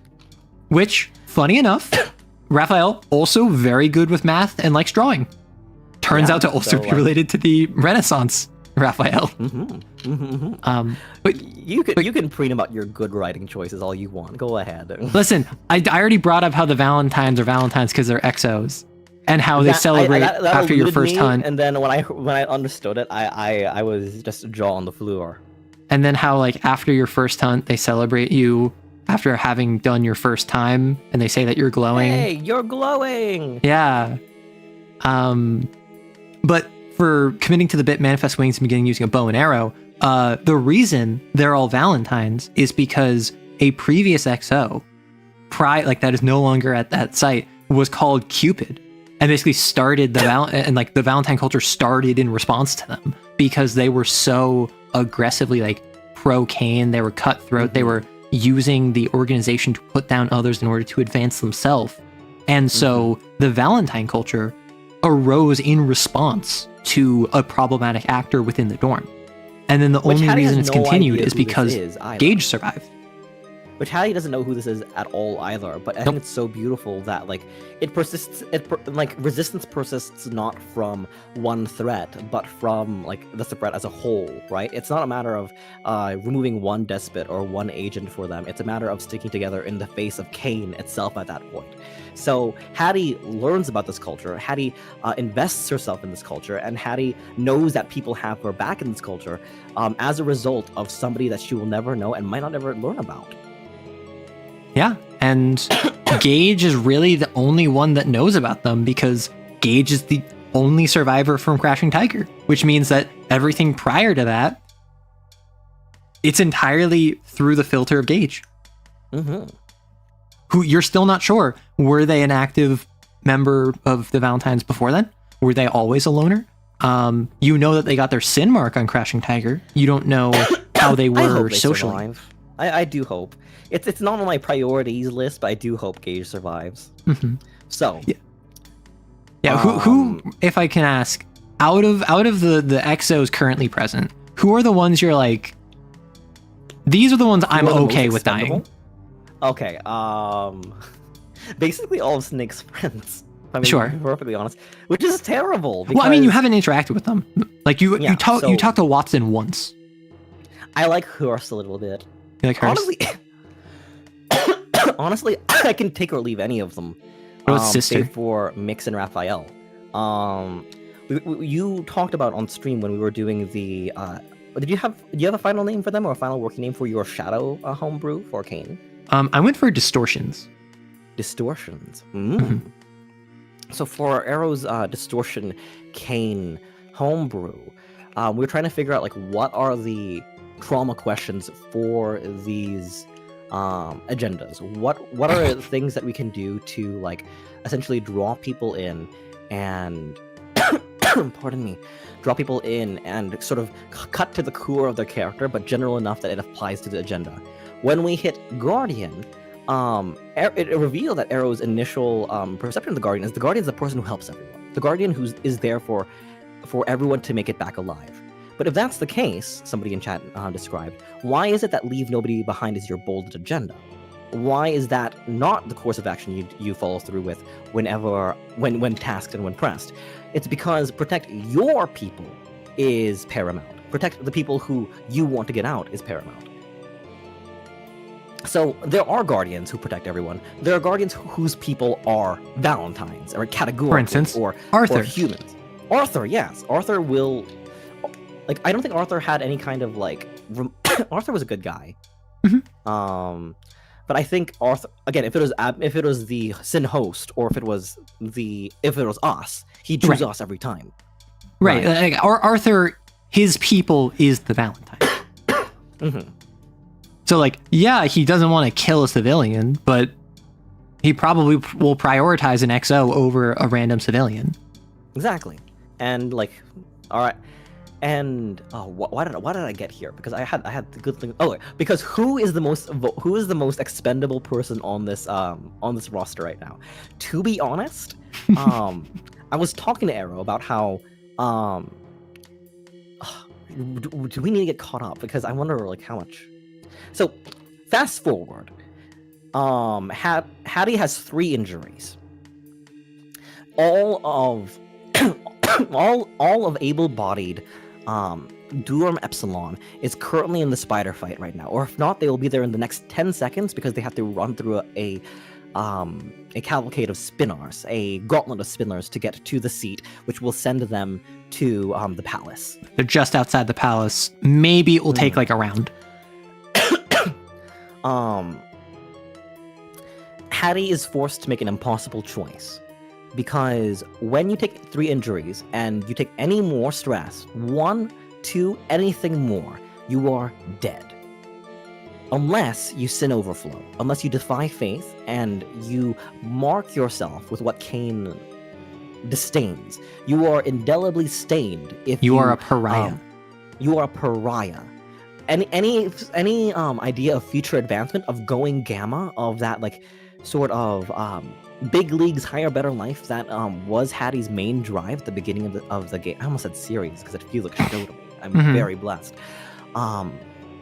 Any chance of her making it like to the big leagues and all that such, would be shot down if she gets a sin mark. So, either she can participate in the spider hunt and keep things going and keep things going along, or she can do nothing. Let the Valentines slam themselves into this problem, whittle down one by one until this sin is executed, and maybe after a while of rest, of break, she would be able to still go gamma. But that would be sacrificing all these people, and the people that she loves won't be out of the way of a danger. Mix, her older sister, again, I don't know how much you've talked about Mix, but I love her a great deal. Mix is in harm's way and is already injured and already has spent all of her psyche bursts. And is still going up there with her gun and firing because she's a Valentine. Yeah, she is. And if Hattie participates here, if Hattie does something that is risky and takes a stray bullet, a rough shot, feels a certain kind of way hard enough, she is so fragile in this moment that her entire idea of what she wants goes up in flames. How bad would Gotham be in CAIN? I mean, so in so CAIN, many hounds. in so CAIN, many hounds. No. So I feel like one supervillain would do one thing, and then in Gotham there would be a ton of sins that all manifested all at once, and CAIN would just nuke the place. Yeah, I think Gotham is nuke worthy.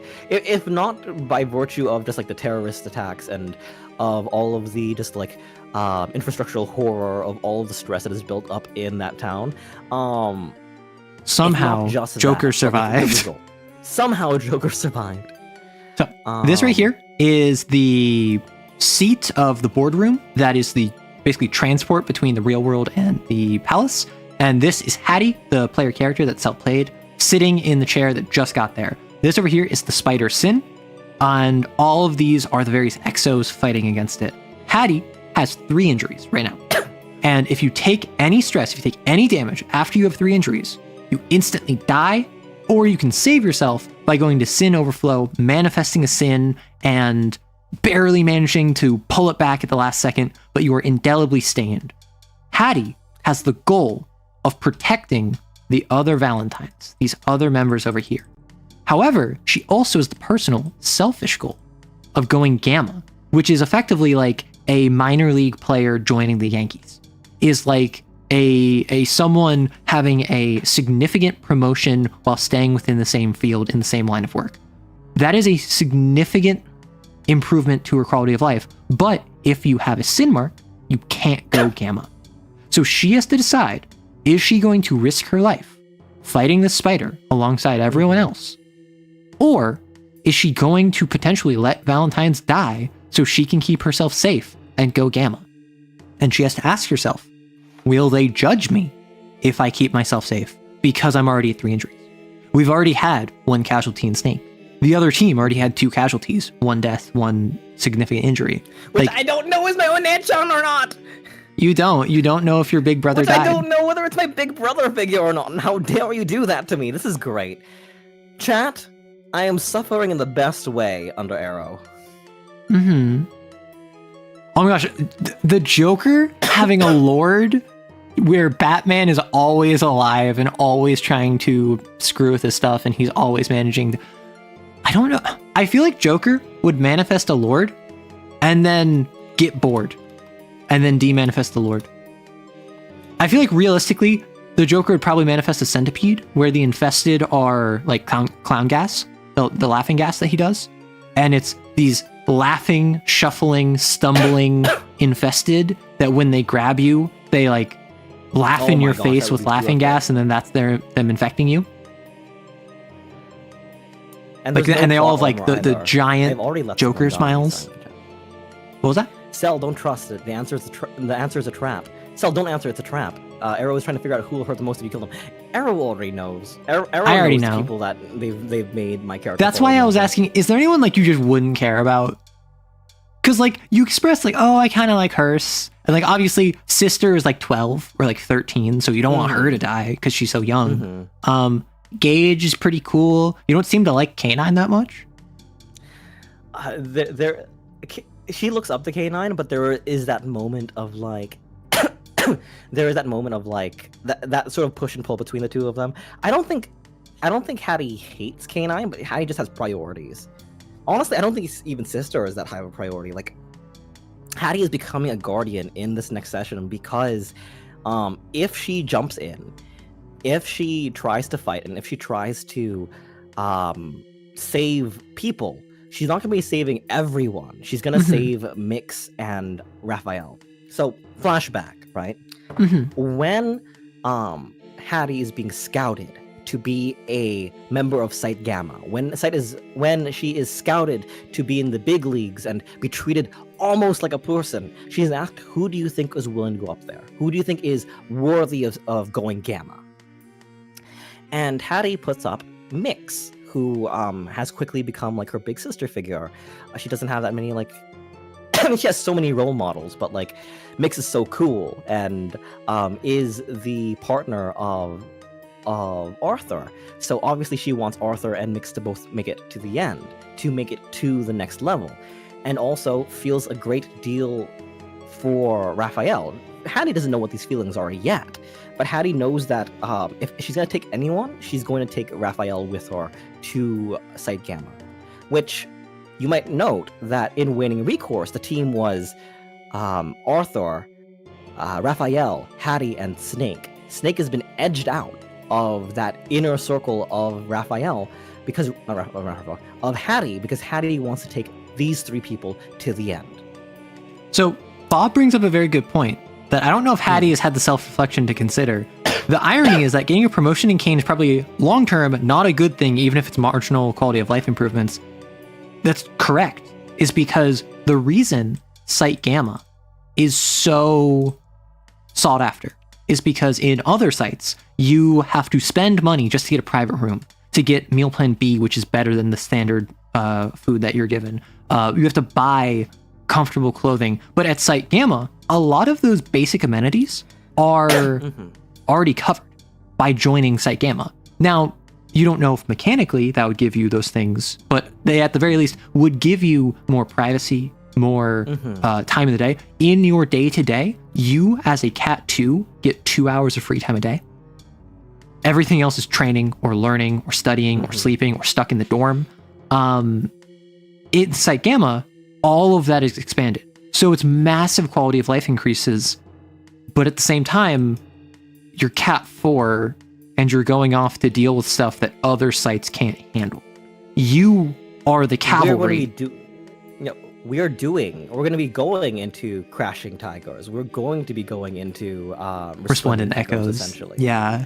But I don't think, like, at least when last hunt she was so naive, Hattie wasn't even thinking about that. Hattie was just thinking, this is leveling up. This is renown. This is an improvement. This is being recognized for being better. And not only do I want to be at the top, I want to be at the top with my people, right? It's not even about like quality of life for her. It was always about like making it to the top and making it to the top with the people that she loves. And now if she does anything here, if she acts and is scratched or maimed or by any means harmed, she locks herself out of that dream. And is she going to keep onto that dream at the expense of the people who are here deployed? These might be the last two people she has left. Snake, at the periphery of her close people, just went imago and went away saying, I have fondness for you, don't follow me. Arthur is either so injured that they couldn't participate in the fight, or might be dead. These might be the last two people she has.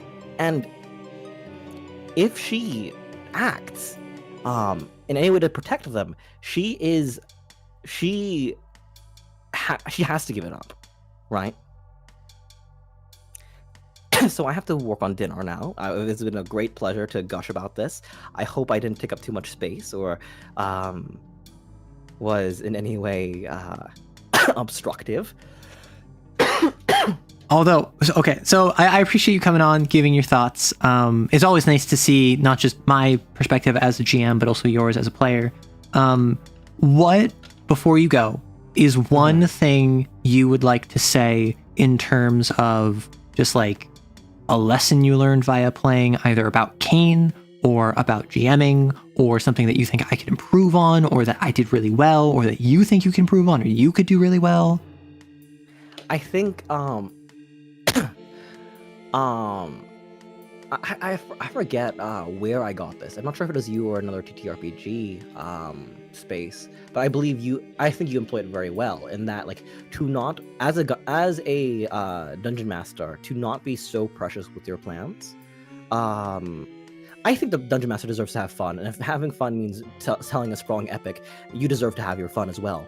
But I think there was something so unlocked by, I want these things to happen. I don't know how they're going to happen, but these things are going to be consequences of the player's actions, right? Sure. I think that to like not so deeply plan out or salivate over the journey, but knowing what stops you want to make to the end point can be so valuable. And if you want to speak to that when I leave, you said constellation. Yes. You said your planning is a constellation, not a road or a ladder. And that is something that from our evening conversation after the game stuck with me. So absolutely, that was wonderful. Also, there's one more thing. When we started the game, Arrow told me, hey, tell me everything you want. I'm like, no, I want to be a for you. I want to enjoy your game. I want to see how you play. And Arrow goes, no. You set up the premise, and and from then on, it's in my hands. Whatever happens to you from here on is mine, but I want to give you the opportunity to build my playground. Tell me what toys I can play with, and again, like veils and lines as well. I thought that was very, very indulgent. I am very thankful for that, and it did make me think about like, yes, like give players the premise, and then the players trust you. The players exactly. give up like that their own preciousness over how they want their stories to go or their things to go. In that, I also liked that conversation and that exchange, that transaction we made.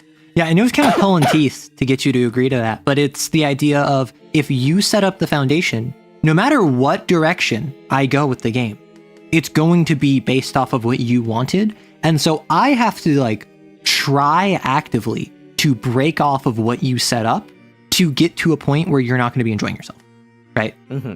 And that's why I did it, is because no matter what I do, no matter what nonsense I subject you to, it's always going to be tied back to you want to focus on like the XOs, NPCs, the site, and the NPCs. Like when like there are small things like the use of Greek letters because I was particularly red versus blue pilled for a moment, but something that like Arrow and I have gotten, both of us have gotten a great deal of enjoyment out of is the emphasis on NPCs and the emphasis on dorm culture and the emphasis on the interpersonal between these characters. It hurts so much more to see the one person that I didn't invest myself in be the person who got injured the most and then went Imano. That was a consequence. That was a roll. That was not planned. That was a roll, but it was incredible. Yeah. Okay, go make dinner. All right. Be gone. Right. Take care. Thank you so much for having me. Thank you so much for hopping on. And I will bully you not next week, but the week after. Just message me. Yep. All right, bye-bye. So that was Celerity Dust, also known as Charity Dust, if you watched the voiceover that I did the other week. You can find them at Celerity Dust, or if you look at the charity short I did, they are a collaborator on that, so that was super fun. But yes, so with what they were talking about with the constellation thing, something I do, and something that I talk about on stream all the time, and then I kind of just came up with this verbiage when talking with them. I said, I describe my plans like a constellation. My plan for TTRPG prep is like a constellation. I have a series of points that I want to hit, right? And I will decide that I will hit it. I can prescribe the path to it after I make the path, right? So I don't know what the heck this is. I don't know how Orion is drawn, but I was basically going for like a torso, like with Orion's belt. The idea being is that I, in the hunt, said I want them to find, I want the Lord to approach them. I want them to talk with the Lord. I want them to encounter gatherers. I want them to find the host with the gatherers. I want CAIN to go into sin overflow. I want something bad to happen to Snake. I want the spider metamorphosis to happen. I didn't know what was going to link those together.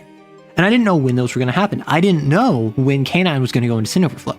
I didn't know when Snake was going to have something bad happen. But what I end up doing is I just come up with beats I want to hit, and I allow them to come up naturally, and they're a guiding principle that I can work towards when running the game. It's not a matter of I decide X and then Y and then Z. It's that I decide that I want to hit on A and I also want to hit on B and C. When is the best time to institute any of these? And then when I do that, coupled with the idea of I let my player set up the foundation, and then I can build whatever I want within it. I could even do a Ferris wheel. That's not how a Ferris wheel looks, but you know, the idea of I can do whatever I want so long as I stay within this central foundation that my player built with me. They built Dorm Epsilon. They said they want to be Exorcist number 12 in Dorm Epsilon. They wanted this dorm culture with other NPCs that they can interact with. And so I gave that to them. I worked on all of it. I built off of the setup that they put before me.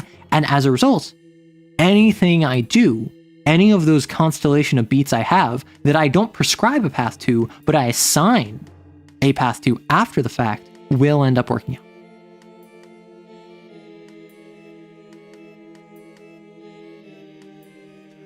I think I'm gonna grab some questions real quick. Slams the table and throws your coffee cup across the room. How was your day? What game do you want to play next? Okay, so my day is fine. I'm on streaming days. I tend to stream early enough that I don't really have much of a day beforehand. So my day is fine. But what game do I want to play next? I really want to play Persona 5. Like, I have Persona 5 and watching people play Persona 5. I have a buddy who's been playing it, and he's been messaging me about it, so I want to play more Persona 5. But in terms of TTRPGs, I am enjoying CAIN. I think after this game wraps up, I'm going to want to shift to a different system. Because I've recently ran Werewolf. I have recently run CAIN. I somewhat recently played Vampire. And like months ago, I ran Lancer. I like a Perfect Draw is still on my radar. The Rule of Foundation, wear charity, work for any table. Also, good night. Good night. Yeah, so the Rule of Foundation, what I'm getting at is at the start of a game, I will say, hey, what do you want the premise to be? And I give my player or my players full control over what the game is going to be.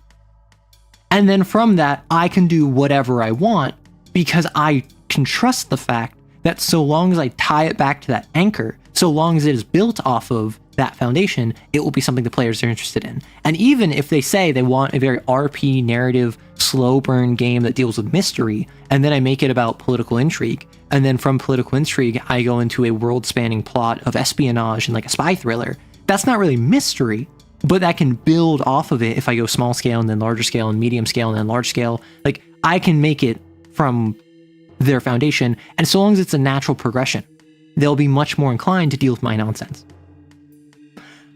I am not interested in Triangle Agency that much, I'm not gonna lie. It feels very fun as a game to talk about. I watched Quinn's Quest reveal of it. I have not played it, I haven't read the book or anything, but from what it sounds like, Triangle Agency sounds like a game that's really fun and zany to talk about. I don't know if I would be interested in running it. Because I don't know enough about it outside of the fact that it's super vibesy, it's super funny, it's super like you have to do a bunch of paperwork for banality for the sake of it being banal, and also there's a bunch of like SCP style things that you have to go deal with, even though you're totally not equipped to deal with them. Delta Green sounds kind of interesting. Because Delta Green, as far as I'm aware, it's kind of like X-Files almost. You are government agents for an organization that you know nothing about, and you don't know anything about your coworkers, and you're just kind of grabbed from your day job to go deal with this threat. Considering that I'm in on this, what do you think of Fabula Ultima? People, you might have mentioned it before. Someone in the comments has mentioned Fabula Ultima, and I've gotten the long and short. I don't remember anything about it. I'm not gonna lie. From what I've heard, Delta Green is literally being a guard from SCP. Delta Green predates the X-Files? Delta Green, I don't think it's being a guard for the SCP Foundation. I think it's more being like an informant, from what I'm aware. It's more like, I'm a cashier at a Walmart, but I just so happen to like be on the hotline of of like an SCP agent, and the SCP agent is like, hey, in your town, there's also a botanist and a teacher and a police officer who I've also contacted, and the four of you need to get together to investigate this SCP, and then once you confirm its location, like, we'll deal with it. Like, that's my understanding of Delta Green, but it's actually Lovecraft. Fabula Ultima gives the vibes of playing a classic JRPG, but as a TTRPG. Oh my gosh, I just remembered. I need to read through Girlframe. I haven't started that because I was focused on my TTRPG, but now I haven't been working on my TTRPG because I've been working on the content. Okay, I have stuff I need to do. But yeah, so I have a couple different games. Perfect Draw, I've mentioned a couple times. Perfect Draw is like a Yu-Gi-Oh style card game deck builder that I think would be very fun, particularly if you do it very chuny, if you do it very like in your face. Arrow, you're gonna give me answers, dang nabbit! Have you ever made food a different way? Have you preferred it? Like cheeseburger with ketchup, pickles, and onions cut in half and put in a hot dog bun? So I'm getting like real spaghetti taco vibes from this. I'm getting, have you ever done something in a method that really should not have been done? I mean, I'm sure I have. I can't think of anything off the top of my head. Like, I've made floor tacos before, where when I was driving across the country, we meal prepped, my roommate and I. And so one of the nights we had tacos at midnight, and we had no table. So we just, in the microwave, we heated up some tacos and tortillas, we used some cheese, and on the floor, we made tacos and floor tacos. You can watch Division 12 with if you want to watch a play by CAIN. It's super interesting. I've heard great things about it. I've also heard it's a bit too edited and not very focused on the hunt itself. Which I think if you go in with the mindset of I'm watching this like a show, I'm listening to this like a podcast, not I'm watching an actual play, probably means it's not that bad. But I feel as though I've heard a couple times people have complained about that. Any live plays of Lancer or CAIN? I mean, Division 12. I've heard Operation Goliath for CAIN. On the Discord, people have talked about Lancer actual plays. The hunt is definitely less of a focus. I mean, if I was to do an actual play of CAIN, I would also focus on the hunt less. Or probably not the hunt less, but the combat less. And I think it would be really fun to have a game of CAIN where it's only back when you're on site. So like every mission, the hunt is not shown. You learn about it exclusively via dialogue from the characters.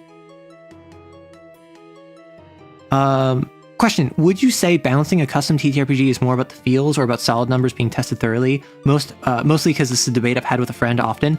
I think it depends entirely on what you want from the system. Do you want a system that is balanced? Then you probably want numbers.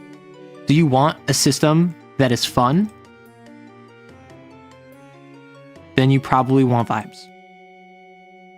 right? Like, there's no solid answer, and a balanced system is not a fun system, and a fun system is not a balanced system. You can have a fun, balanced system, but most often, if your priority is, I want this to be a balanced game, like Lancer, for instance, is very about balance.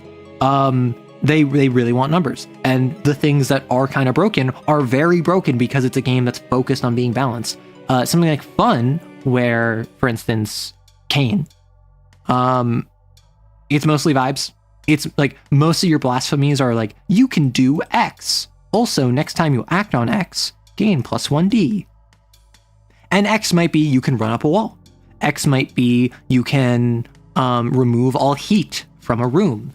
X might be you remove friction from a surface. And then the actual mechanics don't really matter too much. Like, can you explain to me why if I remove all friction from a room, that mechanically is identical to if someone helps me fire my gun faster? Like, no, but that's not what matters. What matters is that there's no friction in the room. You're gonna head to bed for work, have fun, enjoy X-rays.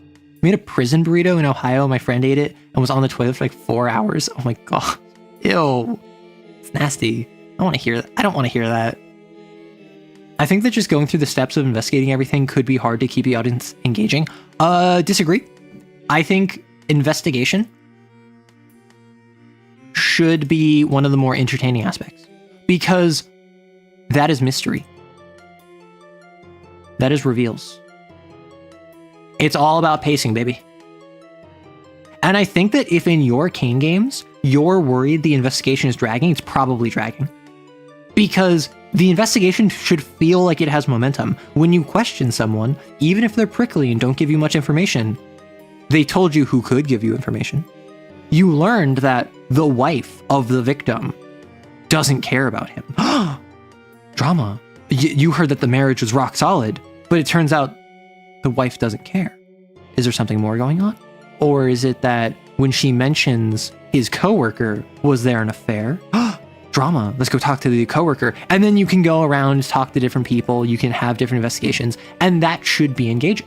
If your investigation isn't engaging, it's probably not fun. Interesting. Good to know, and thanks for the explanation. Been watching your shorts for a long time and saw you were live, so I thought I'd swing by. Well, thank you very much. I appreciate you here, Fox.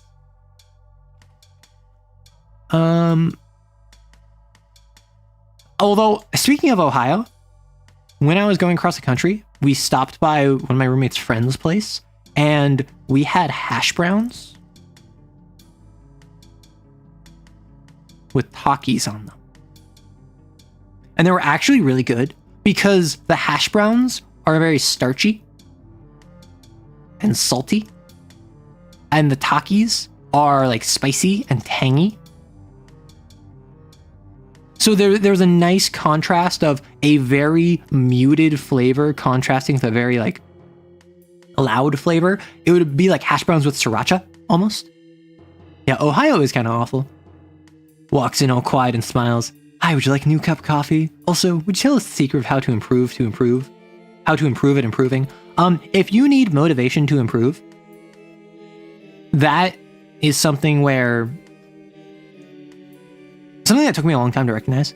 A lot of people struggle with internal versus external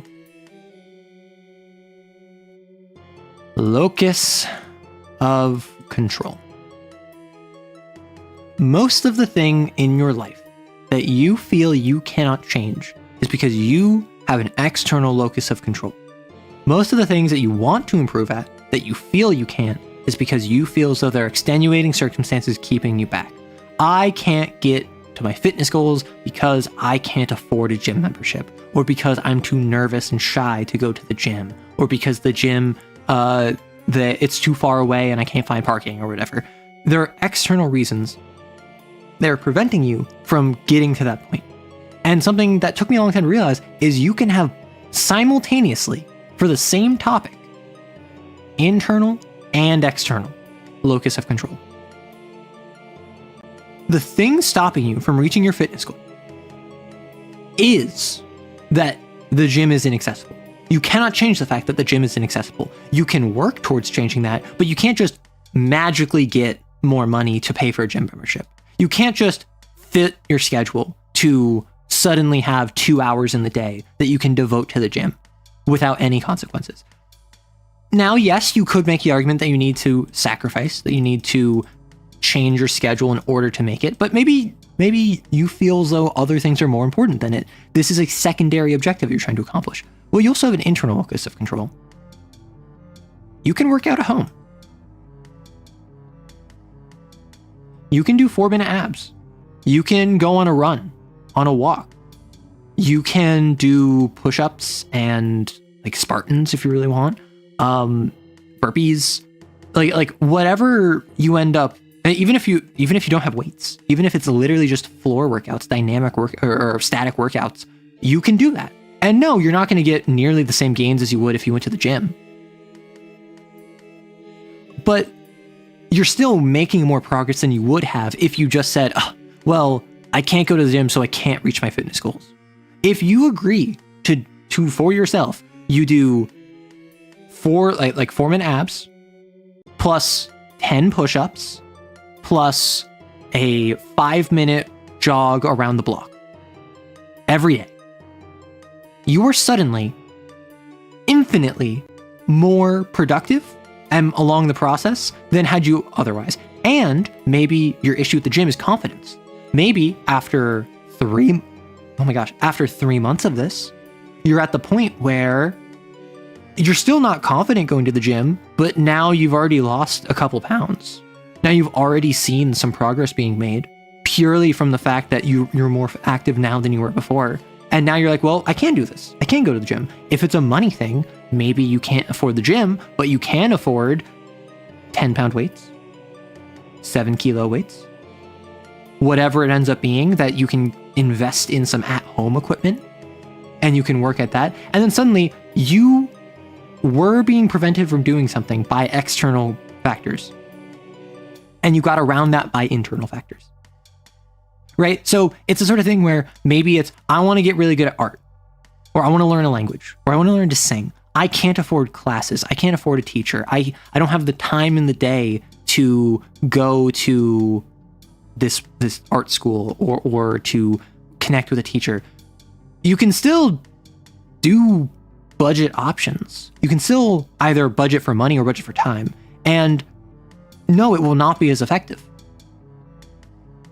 But again, so long as you begin the process, it is infinitely easier to go from like stage 1 of doing something to stage 2 than stage 0 to stage 1.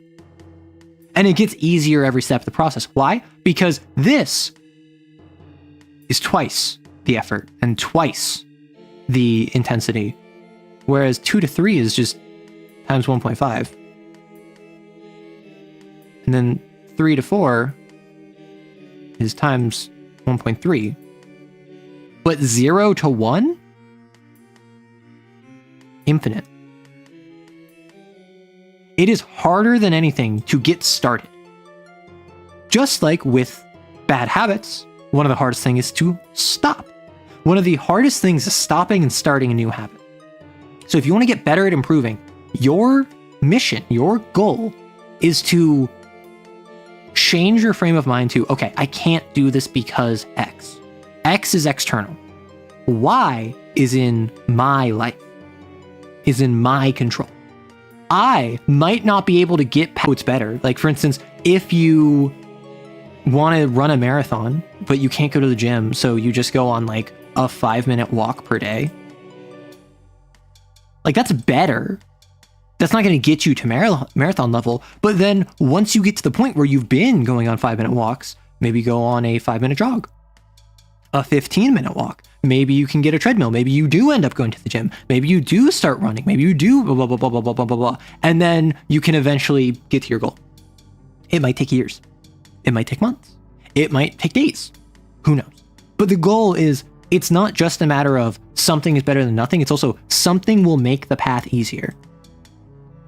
And yeah, like it is every great journey starts with a single step, the journey of 1,000 steps, or was it like The journey of 1,000 steps begins with a single step or something. You know what I'm getting at is the idea of you have to learn to initiate. Initiation is almost always an internal locus of control. Circumstances keeping you from diving into it might be external. Maybe you have kids. Maybe you have a job. Maybe you have a significant other. All of these things might prevent you from doing something. But that doesn't mean that you can't start at a lower level. 1,000 miles, thank you. The journey of 1,000 miles begins with a single step. All right, little bad citizen. Are you going to make it? You're going to make this clear. How do I get back into jamming? You better hide no details. How do you get back into it is the same thing as how you get into it. The only difference is that you have a muscle that you can retrain. Because at the end of the day, GMing is not just a muscle, it's a muscle network. It is improv, it is scheduling, it is managing, it is social relatedness, it is all these different things. And each of these are muscles. Maybe, for instance, you start jamming and you get really into improv voice acting. That's your big thing with jamming. And then you fall out of it, you end up like graduating college and you have work and you don't have time for jamming anymore. And now you're trying to get back into it. Now I haven't improv VA'd in a while. Oh no. Well, at work, you probably learned how to schedule. And maybe you're a manager, or you manage accounts, or you manage people, or you manage a portfolio, and you learned how to manage notes and note taking. And now maybe the administrative side of jamming is significantly easier. And you still need to get back into improv voice acting. Like, you haven't done that in years. But the actual muscles that you use to GM, you weren't not GMing. You were just not GMing in the way that you used to. You were simply focusing those same muscle groups on your job, on your relationship, on your friends, on whatever. And then now you have to build back up this muscle. That is just practice. But you're not starting from step 1. You're starting from step, 2, 3. Not to mention, with the administrative stuff, you're already far above wherever you were before. Must sleep for work. Good night. Good night, Monty. You would sleep, but I've got to keep working on a class project, so I'm going to be up all night. Oh no, Fox. Well, hopefully I can keep you some company. And then if you're talking about like, how do I get people to want to play, right? That's just like anyone else. It's just a matter of hitting up strangers if you're on a Discord, or hitting up your friends if you have a friend group, just being like, who wants to play? If you offer, you'll probably have to be the one to GM. That's just generally courtesy. But what I will say is that if this is a D&D thing and not any other TTRPG, you'll be expected to also do all of the scheduling and all of the notes prep and all of the behind the scenes stuff, which is stupid. But that's also just the culture of D&D. At the very least, this makes for both soothing and very interesting background audio. Yay! I don't see why anyone would find this soothing, though. I'm simply a yapper. How do I deal with my own nihilism? I don't think I'm a nihilist.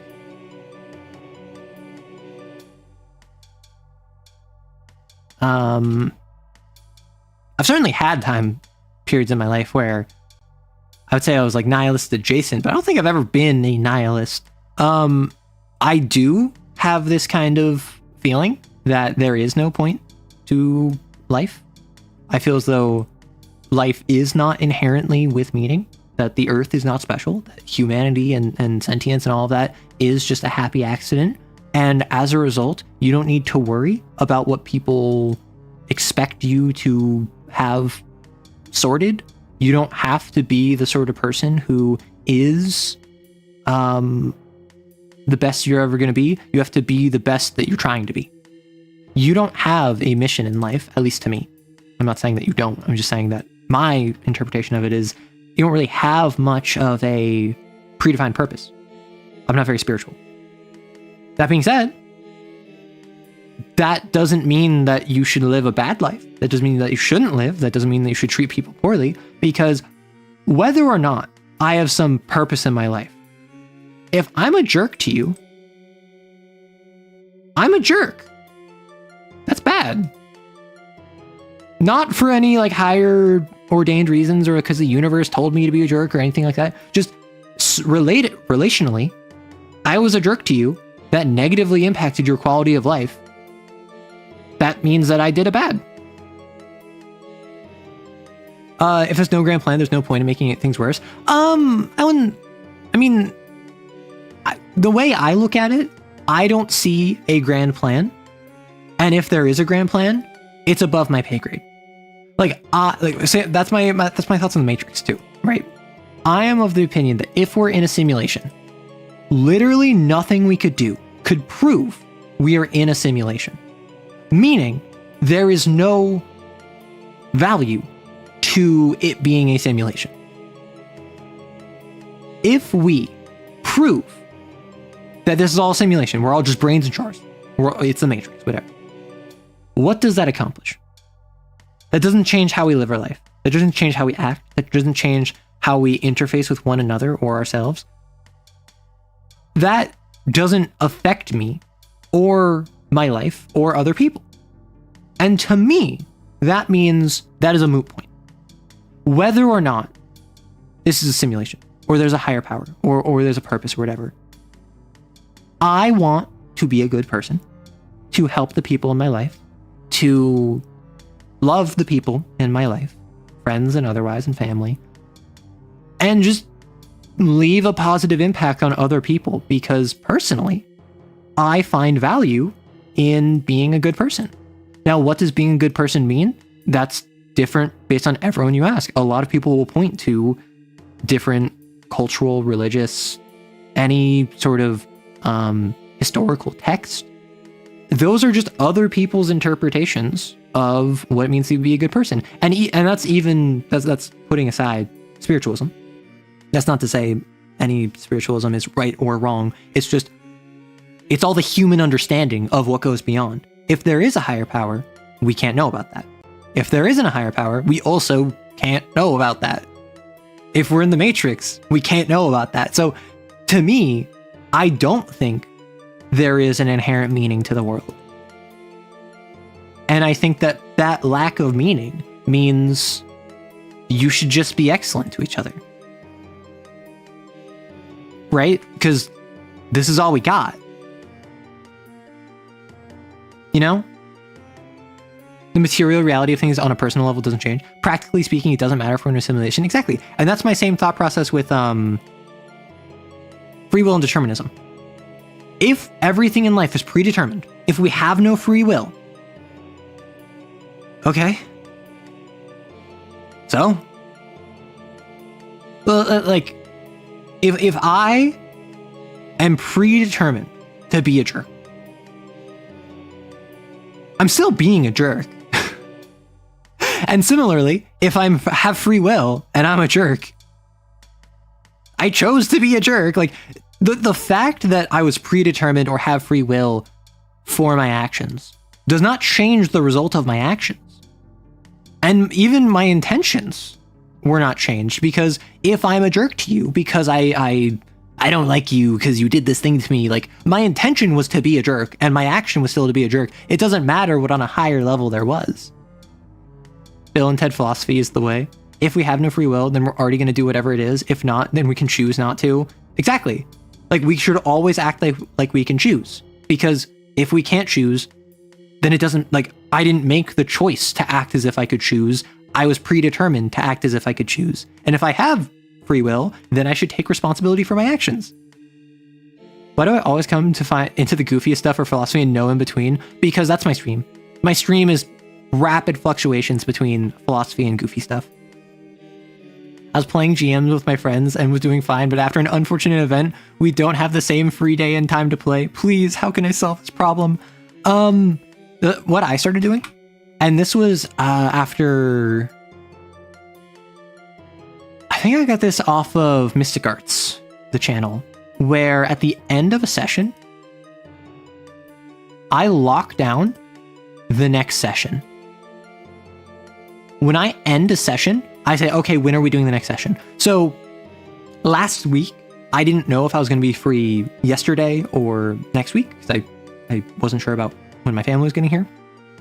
So I told my player, like, hey, I might not be free next week, but otherwise let's plan for next week. And so we did. I was free. I let them know I'm still free. And then we're like, cool. I said, I'm not going to be free next week. I was like, do you want to play another session sometime this week before I'm busy? And they said, I'm going to be busy. So I was like, okay, we'll just be 2 weeks, normal time. We're just skipping next week. Awesome. We are now locked in for 2 weeks from yesterday. Best thing I've learned is that life is both meaningful and meaningless at the time on a sliding scale. At the end of the day, the wisest thing I learned is I don't know. Ancient Greeks walking through the forum. Well, no, because like Socrates being like the why, like I know nothing and therefore I'm wiser than you kind of deal. Yeah, functionally doesn't matter because either way you should act like you will, like you do have will. Exactly. And I mean, my philosophy is in my Twitch rules. And I think it's also at the top of my YouTube live stream rules. It's don't be a jerk. Now, you could get into the semantics of how like, oh, well, realistically, not being a jerk is based off of your societal understanding of what being a jerk is, and society is influenced, at least in the US, primarily by Christian values, which means that you're taking a Kantian Christian approach to the idea of morality, which prioritizes individual action over the whole. And then I'm like, okay, I can't change my value, my understanding of my moral values that I was raised in. I can change how I view them going forward. I can evolve in my changes, but whether or not this was based off of like Kantian European Christian values, or it's a strict utilitarianism, or it's more of a collectivist like submission to authority, like Confucianism base of morality, like don't be a jerk is just don't be a jerk. Don't mistreat people. There are certain, like I have my thoughts on what certain unalienable rights there that everyone has, and I think that that's a little bit too spicy to get into on a stream. But just broadly speaking, don't be a jerk. What does being a jerk mean? Well, that's kind of specific to the circumstance. It's a little bit like I'll know it when I see it, you know? A part of me believes a lot of things are just predetermined because I can't quite understand why or how my partner ever could have chosen to love me. Yet at the same time, I want it to be free will. And that's the thing, right? Like, with predeterminism, it's, oh, you were fated to be together. It's soulmates. It's so cute. And also, if it's free will, it's like, oh, they chose to love me. No matter anyone else in the world, they chose to love me. And both of those are cute. Both of those are cute. And that's the kind of mindset you gotta have. How does one commit themselves to a personal change? I often try and grow, and I feel like I slowly lose track of that and fall back into who I was before.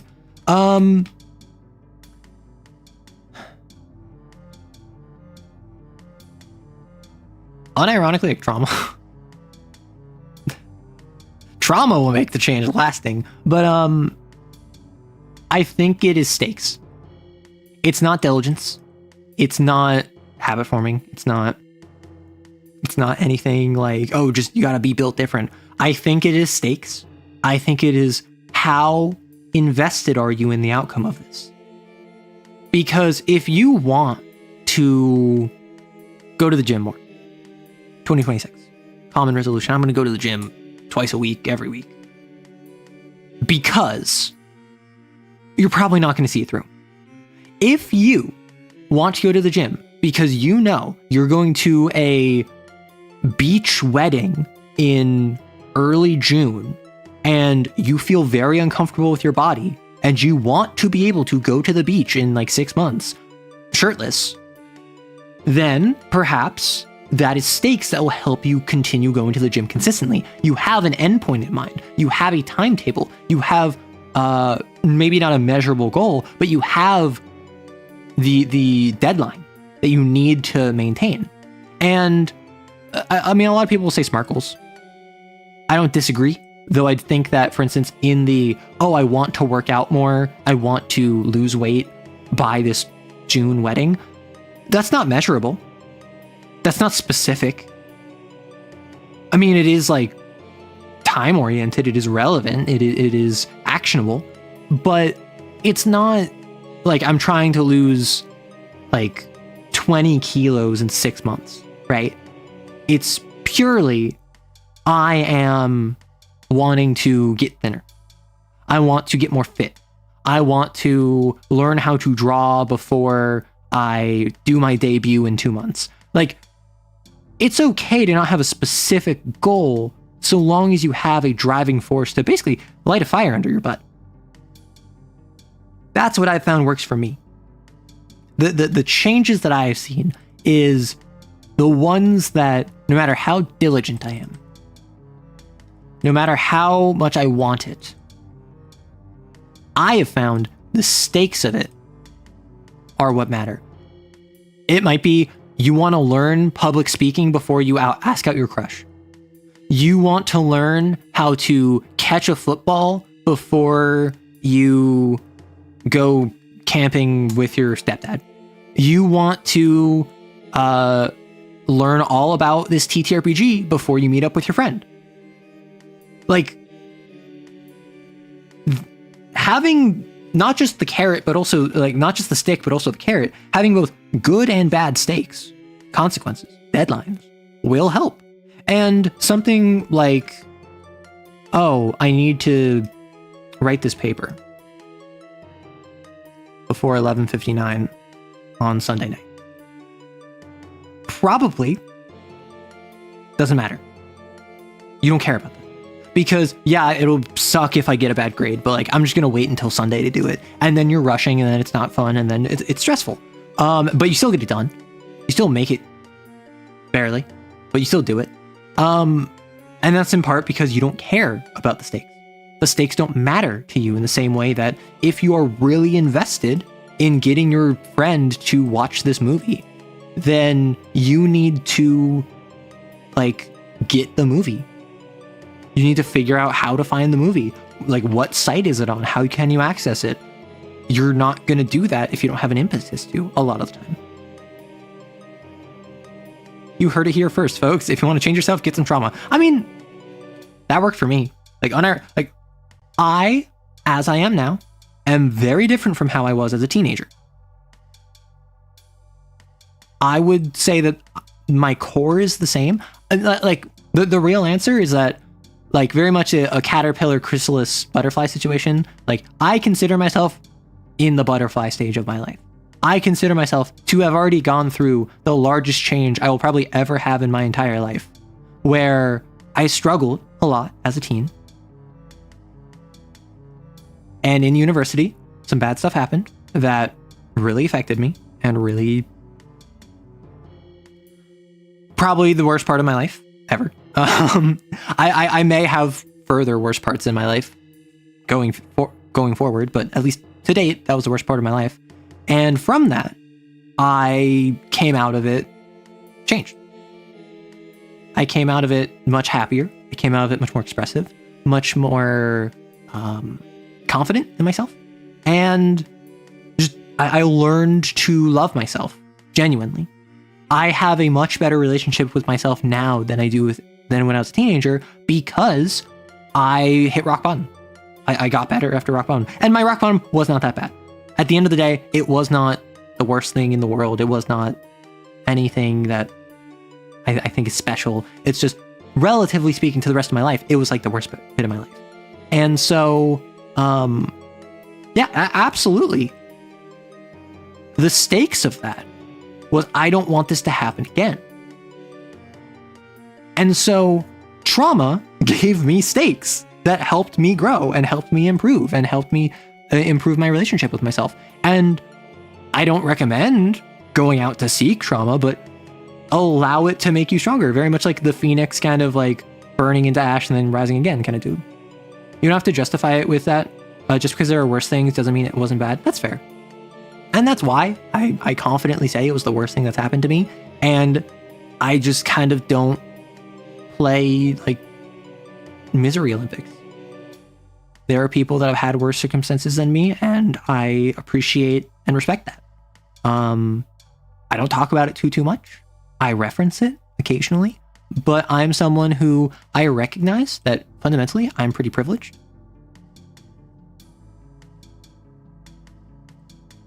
There's no D.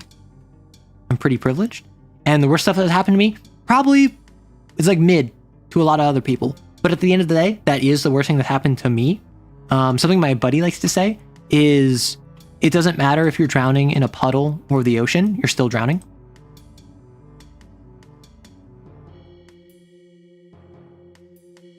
And yeah, like I can accept that. I can accept at the same time that it's the worst thing that's ever happened to me, while at the same time not being the worst thing that's happened to someone else. Darn, you're back. You missed it. I just answered your question. I'm so sorry. Long and short is get stakes, get a timetable, get consequences that you care about in order to commit yourself to personal change. Dumb question. If you co-DM a CAIN campaign, are you participating in CAIN? I've heard that one before. I think you may have made this joke before. Maybe a weird question, but have you ever considered being a paid DM before content creation? Before content creation, no. But I mean, like, I thought like that would be kind of interesting. I wonder how that would go. Now that I have like a name, now that I have a brand, I think it would be more reasonable for me to offer a service like that, because at the end of the day, you need to know if the advice I'm giving is any good. Like prior to starting content creation, I'd thought like, oh, that'd be interesting. Like it would be weird to be a professional DM, but like I have spent years DMing, so I have experience with this. Speaking of cocaine, my exos have been trying to find some. Oh my gosh. I think it would be reasonable to like be a quote unquote professional GM, like running games for people. But at the same time, I'm a VTuber and I'm also a TTRPG tuber. The culture's very different. TTRPG tube very much is we want the community to like connect with the content creator. And in VTubing, there's a lot of fans that are not that great. So I kind of have the hesitance of a VTuber, despite the fact I have the community of a TTRPG tuber. I am legitimately worried that if I offered a service like that, there would be people who would pay for my time to run for them and would think that they're my friend. And just to be blunt, paid DM services, I don't think I would ever do that, like as a player. So I don't know if I would want to support that as a GM. Not because I think there's anything wrong with it, just because personally, that's just not my style. I want to play TTRPGs with my friends, and if I'm at a point in my life where I don't have friends to play with, I'll just write. And now I can make videos about it. So, like, I could be a paid GM at some point, but I don't know if I would do that anytime soon. And certainly, I wasn't, like, thinking about it actively before content creation. I've been a bit out, but did you ever go through CompCon with chat? No, I've still not gone through CompCon because I keep not talking to Lancer. Would you play Stardew or Fields of Mystery as like a cozy game? I've played a bit of Stardew Valley. I've never played Fields of Mysteria. I'm not a big cozy gamer. I played Stardew with 3 friends, of whom I had never played, and so did one of my other friends. One of us understood how to play, but was focused on just cosmetics. And then another one of us knew how to hyper-optimize. So what we did is, we split up the farm. We each had our own little sections. I would farm my own thing. My friend, she would farm her own thing. The cosmetics person basically neglected her farm and only focused on buying cosmetics, and bought the catalog for all the internal cosmetics at one point. And for the hyper optimizer, he was like, okay, once it's the strawberry festival, I want all of you to buy as many strawberry seeds as you can, and we're going to spend the entire day planting strawberry seeds. And then in summer, we're all going to buy blueberries. We're all going to plant a bunch of blueberries, and then we're going to plant cranberries. And like, he was like, okay, we got to do this, and then this, and then this. And like, every time it was a good luck day, he's like, drop whatever you're doing. We're going to Skull Caverns. Like, that's what he was doing. The perfect party comp, exactly. So like, I don't know if I would ever play a cozy game, partially because like, you play a cozy game to yap. And like, I just kind of yap here. I yap and I write. Arrow, right? So I would probably play a cozy game like on YouTube, but I feel like my gaming streams on YouTube don't perform well because I have a mostly TTRPG audience. Like, and as much as it's like oh, well, I really wish I could like play video games, haha, taps fingers together. Like, it's also, you're here for TTRPGs. It makes sense that you would not watch video games unless I'm playing like Baldur's Gate 3, which I have and I haven't played. So I could play Baldur's Gate 3 at some point, but I feel like a cozy game is meant for yapping. And generally what I'll do is I will spend my Wednesdays yapping and my Saturday gaming, where I still yap while I game, but it's just, I don't know, cozy games don't really appeal to me that much. We're a TTRPG cult, not your mob. True. I need to separate, like the separation of powers, the church and state. The church is on YouTube, the state is on Twitch.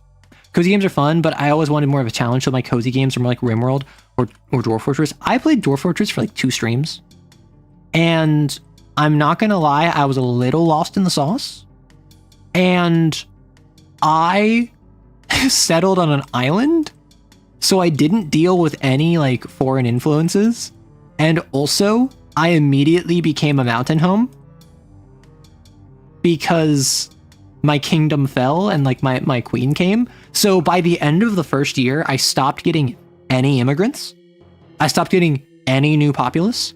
And I also didn't know what I was doing. So I'm not gonna lie, it was silly.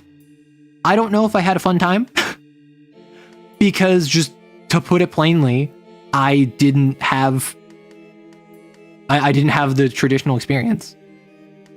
So I would be interested in playing Dwarf Fortress again and like trying to build a standard place. I wanted to settle by a volcano because I thought it'd be funny, but I didn't because it was supposedly really hard. But I ended up settling on an island and it just didn't work out well. What if you ignore your id for 14.5 years hypothetically? Presumably if you ignore your id, you're a very boring person. Because to ignore your id, you have to entirely focus on your superego. Because the whole point of the ego is it's a balance between the two. So if you're ignoring your id, that means you're ignoring your ego as well. You're only listening to your superego, and your superego will make you the most boring, uninteresting person to be around. I won't say the most unpleasant. I would say someone that's entirely on their id is probably more unpleasant to be around. However, someone who is fully leaned into their superego will not be pleasant. Not just in a stick in the mud sense, but like actively grating to be around. So if you ignore it for 14.5 years, you probably have no friends, and at best, you have people that put up with you due to your competence and adherence to the rules, and you likely don't have any connection to anyone outside of a structured environment. Dwarf Fortress is hard to get into because of the learning curve. You're not good at it, but you have fun. I mean, I had enough fun, right? I enjoyed myself. I made like I made like a phallic-shaped room for the queen, and we had a silver bucket because people wanted me to make a silver bucket, and then we put milk in it, and then we put it at the tip of the phallus, and then it was like, haha. That sure does describe one of my friends perfectly. Yeah, no. The reason they're you're one of your friends, not your best friend. You've been suggested being a card game. You like the idea of using either Call of Cthulhu or Jaga Tower? I'm unfamiliar. How does upgrading weapons in CAIN work? I'm struggling to understand it. Okay. In CAIN, your weapons begin at cat 0. Cat 0 is standard, mundane, human level. And you can spend 3 script to upgrade your weapon plus 1 cat to a maximum of cat 3. What this does is it does not make it easier to fight sins. That is something I didn't understand. All it does is that cat scaling capabilities of your weapons. If your weapon is 3 or more cat below the sins cat. So for instance, if you have a cat 0 weapon and the sin is cat 3, because it's 3 or less, it is ineffective. It is impossible. It will literally, like, bullets will bounce off of it. So upgrading your weapon is entirely allowing you to maintain your mundane weaponry against higher cat monsters, against higher cat sins. I thought if your weapon was equal in cat to a sin, it would be mundane. It would not be hard. No. The only things that are ever not hard against a sin are psychic attacks. Back for a bit, what have I missed? We're talking about CAIN weaponry right now.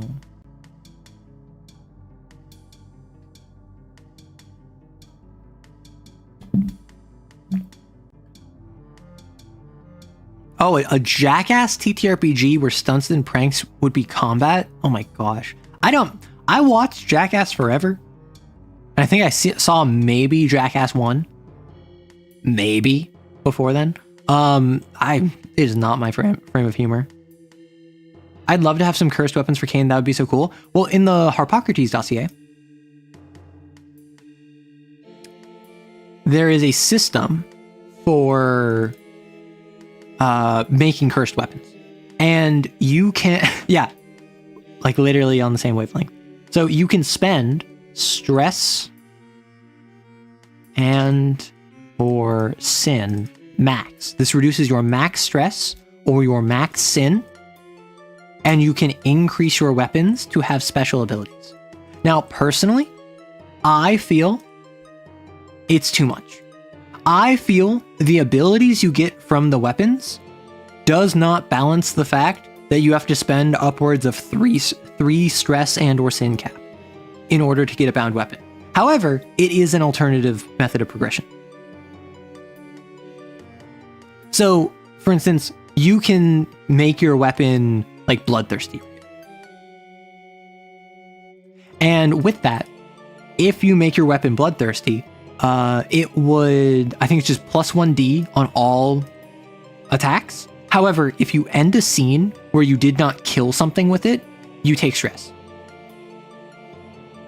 So, not only is it a cursed weapon, it's also you have to spend like 2 or maybe 3 sin max or stress max.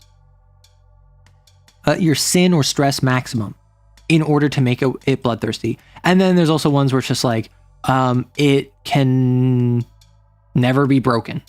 It will always deal plus 1d if used in combat against mortals and like mundane humans, but not against sins, right? Like there's different special abilities you can get for bound weapons, and each of them costs a different amount of sin or stress cap.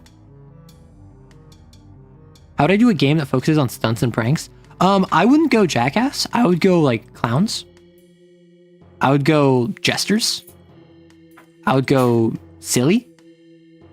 And I would have it be probably like a Powered by the Apocalypse style move catalog.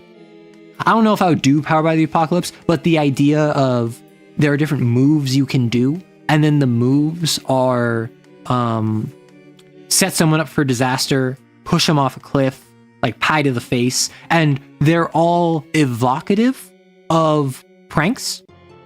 They are all stylizations of varying ways to mess with someone. But at the end of the day, pie to the face isn't literally throwing pie at someone's face. It's the idea of pranking them by doing something directly to their face. Set someone up for disaster is not like, or like push them off a cliff isn't literally pushing them off a cliff. It is taking advantage of your surroundings to like deliver the final blow, right? And then the different moves you have access to, you could flavor as I do a flower on my chest that sprays out water. I have a hand buzzer that I zap you with. I have like a Jack in the Box that has a big boxing glove that knocks out of it. That's weird. I'm sorry. I thought we were supposed to make interrogation questions. Like the first 4 were interrogation questions. That's fine. We got the vibe across. Oh, hey, that's what the custom stuff I'm making is also inspired by. Yeah. And that's why it's like, if it's about pranks, I would just make it like moves. I would just make it different moves you have access to that are flavorfully different, but mechanically quite similar. What are some homebrew campaign ideas you made, like your own setting?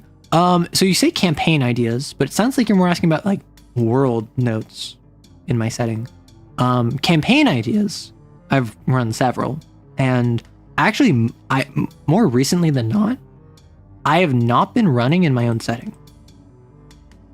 For a while now, I've been running like World of Darkness or CAIN or City of Mist, and none of those take place in my setting because they all have predefined settings. Or at the very least, they're expected to take place in the real world, and I will make up towns in the real world for Vampire the Masquerade, for CAIN, for City of Mist. These different settings I will do my own thing with, but fundamentally, I'm not rocking the boat on the setting. And this is something that for the longest time, I would never have conceived of. But once I started writing, and then once I started getting frustrated at how I had to account in my personal world for the actions of players that would go against the logic of the world, I just kind of like made the decision, like, I don't need this to be beholden to my players. I can just on my own time write my stories in my setting. And when I run, I can make it self-contained where everything is affected by the players. And that's why I'm so permissive with my players. I had the GM thing where I didn't want to kill my darling. I wanted to keep my world and I wanted to impose the rules that I thought would be cool, the setting notes that I thought would be interesting on my players. And then I realized that's not what they're there for. That's what I'm there for. So I'm not going to push that on them. I'm going to keep that for me. And then for them, now, because I'm not worried about like, oh, how are they going to impact the world? How can it evolve with their influence on it? Now, suddenly, I'm much more permissive with almost anything they do. Is there a god of rock and roll in the setting? Sure, now there is. I don't care. Like this isn't the world I'm trying to write in. This isn't the story I'm trying to tell. This is me setting you up to tell cool stories. So if you want there to be a god of rock and roll that you can pray to by shredding a sick riff on your guitar, like, that sounds awesome, yeah. And meanwhile, if I'm trying to keep it in my world, I'd be like, well, there's a god of music, but there isn't a god of rock and roll. So you could try to reach out to the god of music, but shredding on your guitar isn't proper prayer in the setting. You need to have holy oils, and like that's not fun, right? The fun of the players is what is required for them to enjoy themselves. So why would I go out of my way to impose order on them that isn't fun? You know? I meant Harpocrates dossier weapons being weird. You're fine. You're not weird at all. Actually, you are weird, but in a goofy, wholesome way. Yeah. I'm kind of silly. A god of music having different aspects depending on music genre is actually a fun idea. That would be really fun. A game, a TTRPG, where your class, your archetype, your playbook is just what genre you specialize in. And there is a single god of rock and roll, or there's a single god of music that the different aspects of it are like the Percy Jackson, like Greek and Roman incarnations of like Ares versus Mars. No, arrow's just short. I'm 5'11". I'm not short. I have never stress sweated until I started DMing on my third campaign. I mean, I don't sweat. Like, I don't stress sweat. It's just, I got frustrated trying to incorporate stuff like the tabaxi into my world. Because I don't care about the tabaxi. If you want to play a tabaxi in my game, sure, I don't care. Go for it. But trying to incorporate them into my world when cat people was not something that I thought was interesting to include in my setting, I just said, there's no tabaxi in my world. But not in the sense of like, you can't play tabaxi, in the sense of like, in my homebrew world that I make for myself, that I write in more than I run in, there's no tabaxi. There's no dragonborn. Orcs are significantly different. Elves are different. Dwarves, it's cosmopolitan. It isn't like enclaval. And so I don't have this tension with players where I'm constantly fighting them to maintain my world. I can allow them to do whatever they want. Satisfied in the fact that I have my own world that I can mess with on my own terms. You're 6 foot short person. You can't call someone that's 1 inch shorter than you a short person, particularly when I have twice the confidence and 4 times the creative outlet that you do. This is a call out post on my twitter.com somedude4455. I had the idea of doing Percy Jackson, but it's been has the tone of The Boys. I mean, I never got into The Boys. It doesn't seem like it would interest me. Like The Boys seems a bit exploitative. And maybe this is just like the fan base. Because as far as I'm aware, Homelander and like, I think it's the 7. I just watched a video about The Boys yesterday. They're portrayed as bad people. They're portrayed as being villains. They're portrayed as it not being good. But it kind of like, it shows, it focuses on that after it gets its point across. Kind of like how in like Game of Thrones, it really focused on the like misogyny and the sexism and the abuse of minorities. Like, okay, yeah, we got this the 4th time it happened. Now we're on the 14th time it's happened. This isn't showing how bad they are. We already know how bad they are, right? And like, maybe that's just like a preference thing. Sorry, I wasn't paying attention. I'm getting stuck on the character classes being music genres. I'm only in the Boys fandom insofar as the joke that Homelander loses to everyone outside his universe. That is a really funny joke, though. Because, like, he's the most powerful character in that universe. And outside of it, power scaling is dumb. So, I actually, fun fact, I'm of the opinion that basically any character I've made, like in my setting, like characters in my setting are so low power that realistically they would probably lose to most other settings. Like none of my characters could beat Superman or Batman or Goku or Spider-Man or Captain America even. Like none of my characters, even the ones with superpowers, even the ones that have magic, even the ones that have advanced technology, probably wouldn't be able to win to, like, I'm not going to call them Mary Sue's, but I am going to call them, having been written for closing in on 100 years now. Like, it's not a matter of Superman being dumb or Iron Man having stupid powers. It's a matter of this one comic run back in the 50s set the precedent where this character can do this incredible thing. And now it's just been an arms race to make the character cooler and cooler and cooler. Batman. Narratively unbeatable, yeah. And like, I don't treat my characters like that. Also, I am one author. I am not 16 authors across 80 years writing for one character, right? So if a character is like, I love Green Lantern.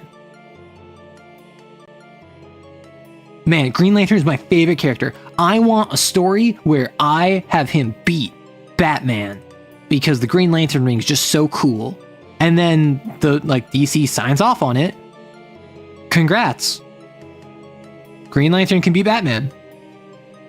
Even if every other author agrees, no, Batman would have a contingency in place for if Green Lantern was to fight him with his willpower using like Scarecrow's fear gas to make him overcome with fear and give him a yellow lantern instead, which he'll fight against because blah, blah, blah. Like, that happened. Green Lantern still beat Batman that one time. and that's just, it's a quantity thing, right? At a certain point, most popular characters just have a quantity. Goku, not even 100 years. In the span of like 40 years? Was Dragon Ball original in the 80s? In like span of like 40 years, Goku has run the gambit of just being the most absurdly powerful character ever and also kind of being bodied.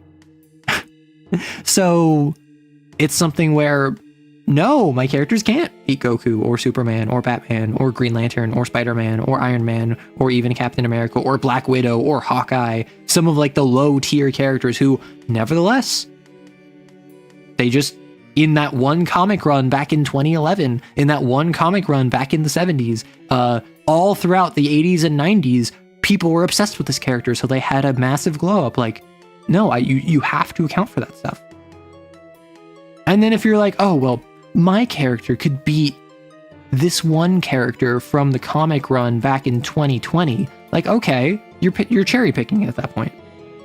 Like, yeah, I'm sure any character I make could also beat a Superman from like that one obscure 1986 comic run where Superman like lost all of his powers but still tried to be Superman, and then he got bodied and it showed how resilient the human spirit was. Like, sure, if we want to cherry pick, any character could beat any character if you have that quantity of stories. Power scalers are more annoying than shippers.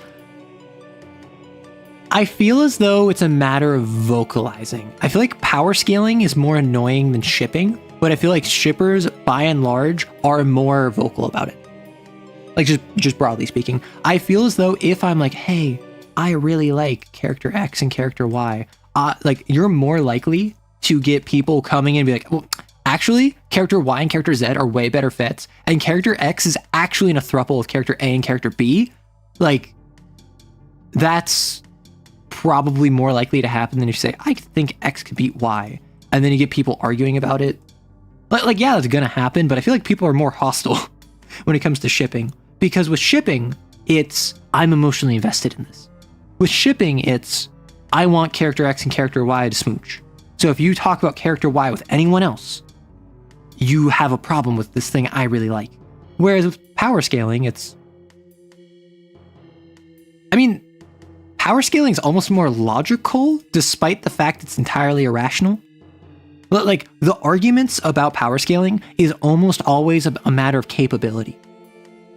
Like, yeah, obviously there is someone who like, my favorite character is Spider-Man, and I want Spider-Man to be able to beat anyone, so I'm going to make an argument how Spider-Man could beat anyone. But a lot of the time it's legitimately like, yeah, I don't really care about Batman, but Batman has so many stupid moments of detective knowledge that, like, my favorite character is Green Arrow, but no way Green Arrow could ever beat Batman. And then someone else brings up, well, actually, Green Arrow in this one comic run did this one thing, and then they're just like, well, yeah, but Batman in this other run did this other thing. Like, they almost like cite their sources more often, which I think is still annoying.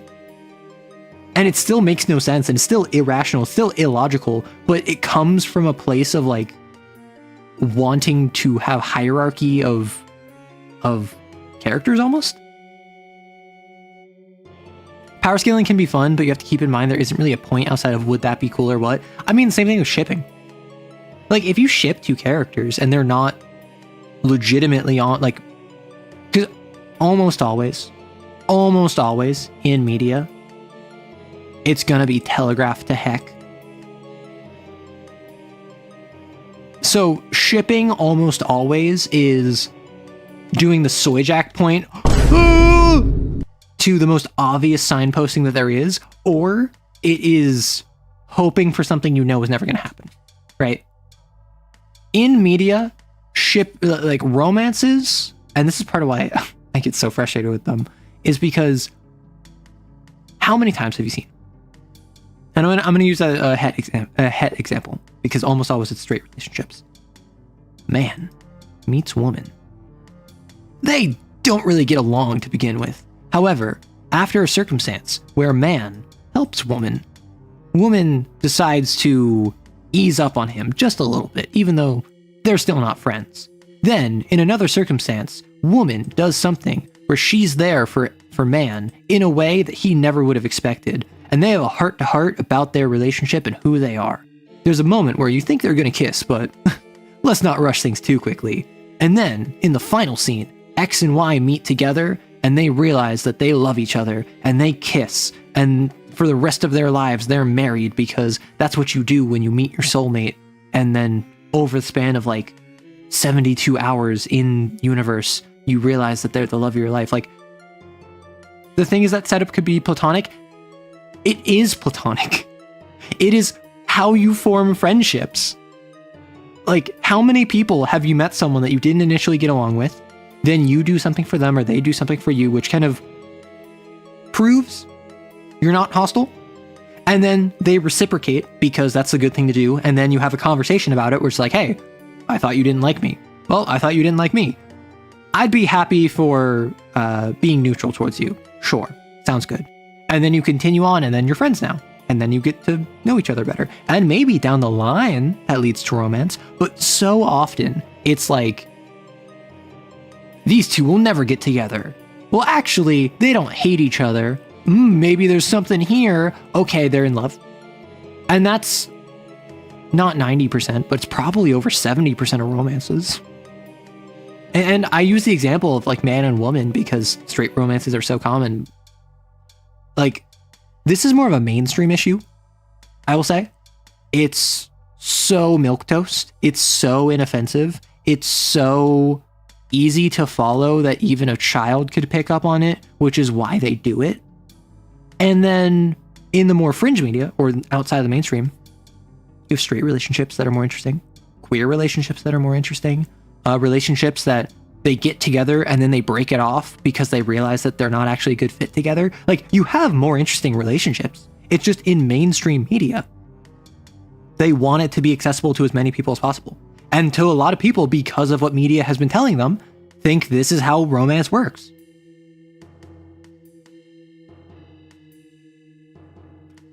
Batman has become more of a god figure than an actual god figure. Oh my gosh. Yeah, exactly. Like, I ship two characters because I like the dynamic. It's not a positive dynamic necessarily. I mean, that's the thing. There's been a discourse. What is it, like anti-ship? The idea of like shipping is problematic, or particularly shipping people in a problematic relationship. For instance, apparently there's a pretty big trend of like taking fictional characters where like stepdad and daughter or stepdaughter kind of deal, or like adoptive siblings, or like, I don't know, like teacher student, things that are problematic in real life that in media are less so.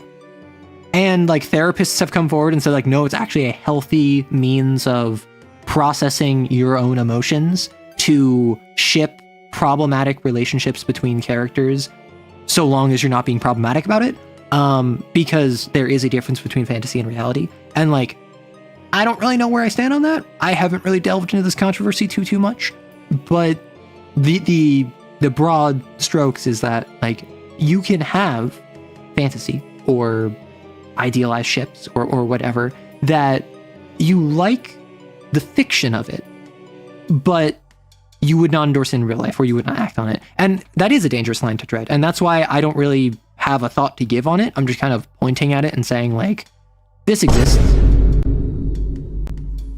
I don't know what my thoughts on it are because I haven't looked into it too deeply, but like, I do know that multiple therapists have commented on it and said like, it's not as bad as you think it is.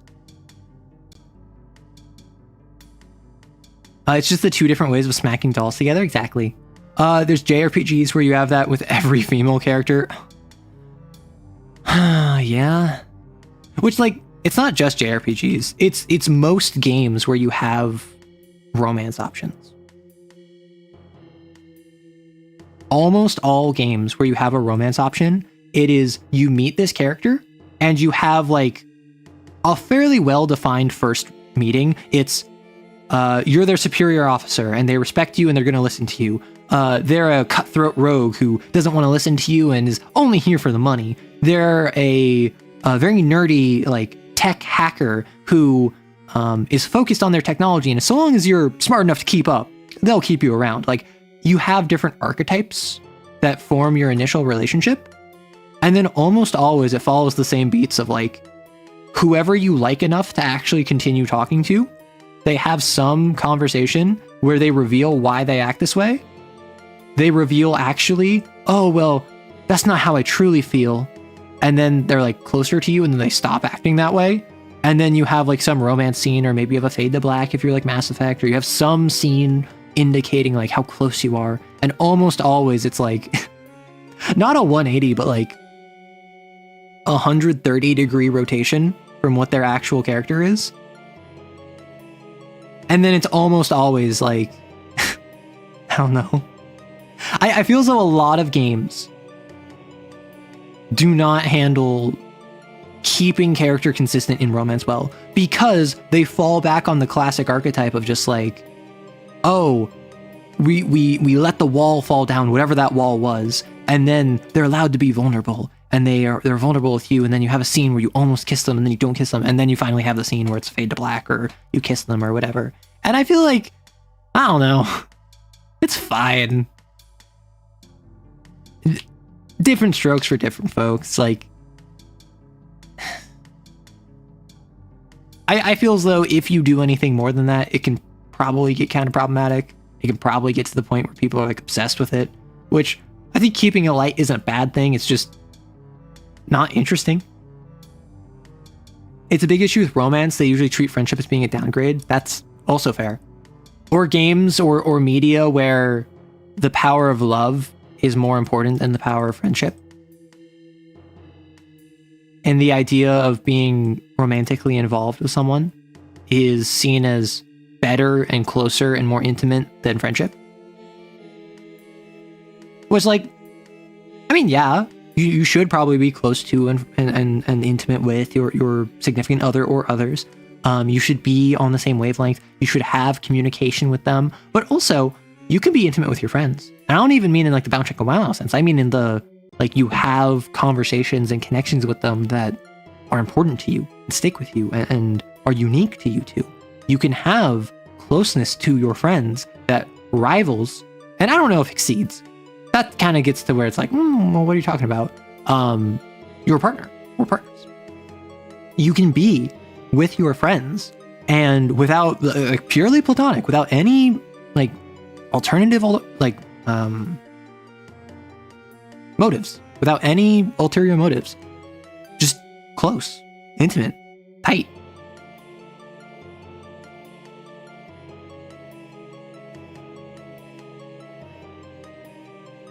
And then there's my favorite type. Once they get together, one of them ends up dying. We love Doom Deary. Sometimes I ship two characters because I want them to be worse for each other, or because I think it would lead to interesting story opportunities. Yeah, and that can be fun. And I think that that's exactly the sort of thing that therapists are talking about when they're like, you can like something that's problematic in media without liking it in real life or wanting it to happen to you in real life. And that's the difference between fantasy and reality. Two people that are bad for each other, can be really pleasing to watch, can be a fun dynamic to watch, might be like attractive to you, and might be stimulating to watch. Whatever it ends up being, you can enjoy the fantasy of it to an extent. Obviously, there are lines that you should not cross. And I'm not the arbiter of those lines, but there's quite a few that come to mind.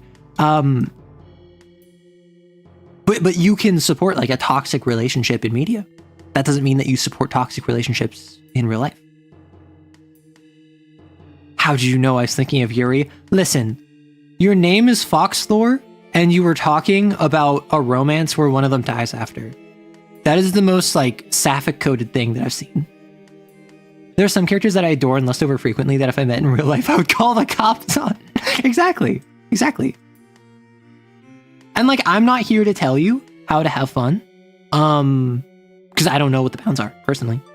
Like, I'm not giving a thought on what those bounds are. We usually don't get characters who aren't romance options or are like already in a relationship. I want more games that have romance, that have characters who are already taken. And yes, I understand that in a game with romance, because it is tailored to the player, almost always it's going to be, oh, which pick do you want from your own personal harem?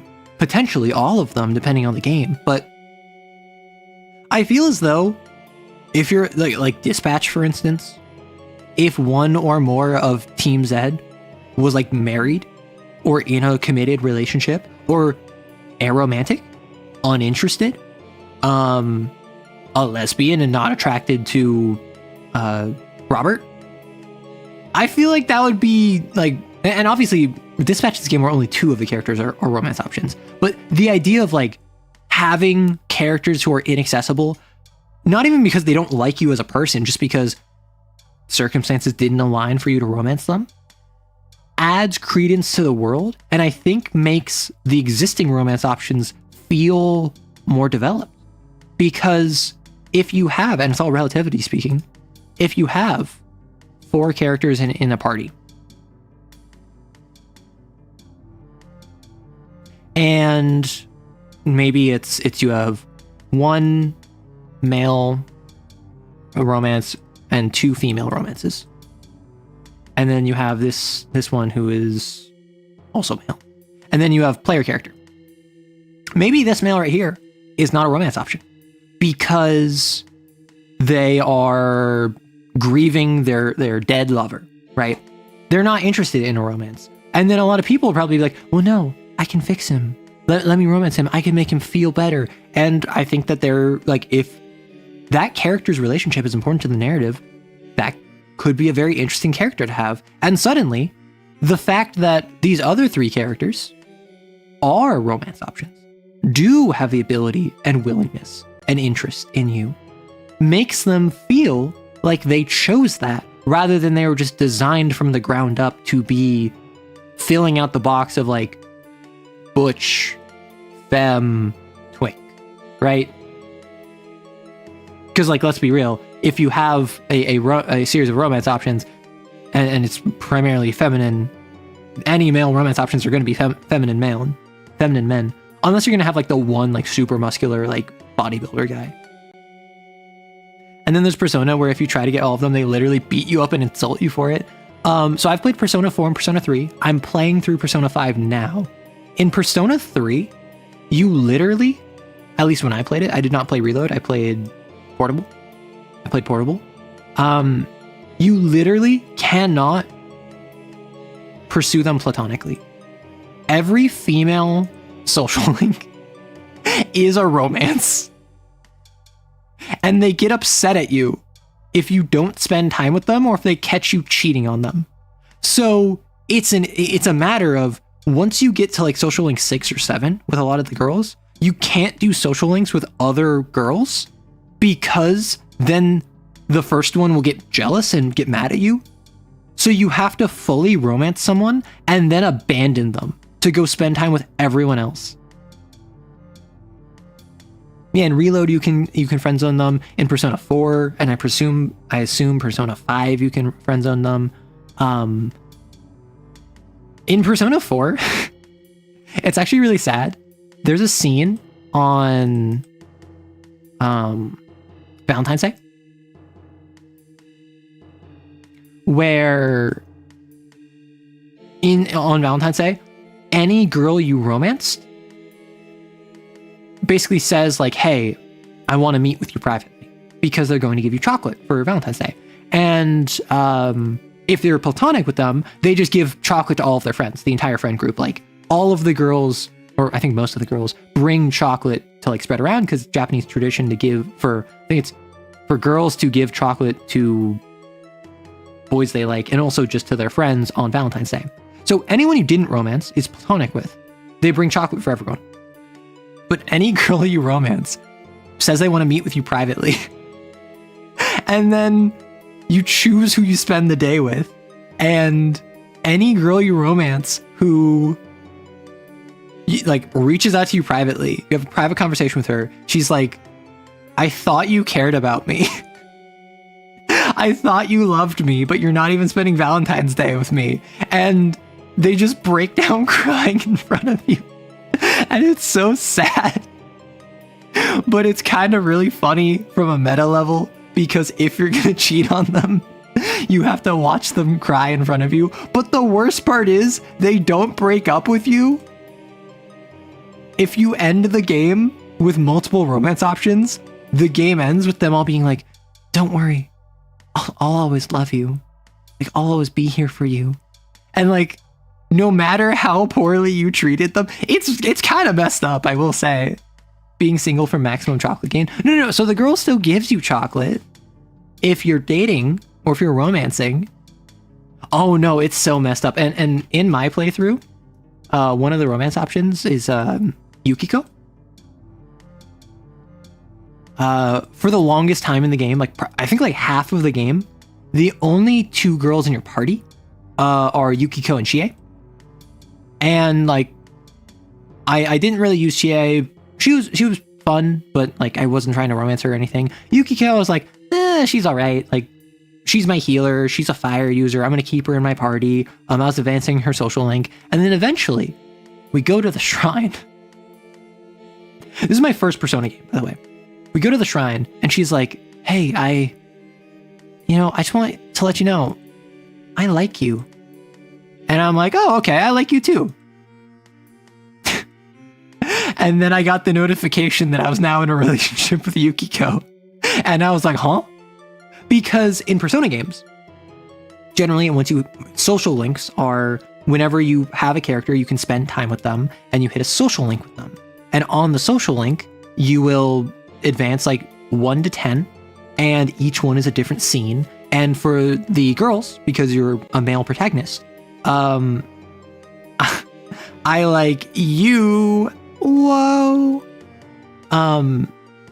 But you advance, and generally with the girls, on social rank between like 6 to 7, they'll generally have like a confession scene, which is where they admit that they have feelings for you because it's a Persona game. They want you to be able to romance any character you want. So all the girls have feelings for you, then they confess to you, and then you have the opportunity of either accepting or denying them. And if you're in a relationship, you get a little notification that says you're already in a relationship, and it just reminds you like, hey, like you're on dangerous territory, you're on thin ice since you're on a relationship. And the romance options, like the actually starting romance options for these characters are so wild. Like, Yukiko is telling her you like her. I thought that was platonic. And since I wasn't in a relationship yet, I just entered a relationship without realizing. Rise is like crying at one point in her social link. She's like breaking down, you're being her emotional support, and and she like needs comfort. And so your two options are to like hug her or to do nothing. And before I get to this prompt, I get the you're in a relationship, like tread carefully.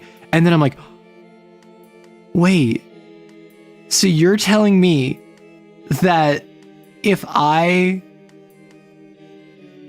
hug her to comfort her, then that's going to start a relationship. I can't just be her emotional support while she's breaking down crying in front of me. I have to sit here and do nothing and watch her cry so I don't enter a relationship with her. And like, it's silly. It's silly is what it is. Hello, do you have a feet cam? I do not have a feet cam, I'm sorry. Actually, no, I'm not sorry. That was a very rude question to ask. Nope, in Persona, all interactions are romantic you can't date any boys, which is wild, because in Persona Q, which is basically just Persona fanfiction but the video game, which I find very funny. In Persona Q, it is at one point there's like a marriage section where there's like a joke of you're getting married with someone and you have a question. It's basically they give you a bunch of questions and you have to answer them. and then it pairs you with one of the Persona characters. No, please, you misunderstand. I wasn't trying to cheat. I was simply min-maxing my stats. And one of the first questions they ask you is, in a partner, do you prefer like boys or girls or something? And then the options are like girls, of course.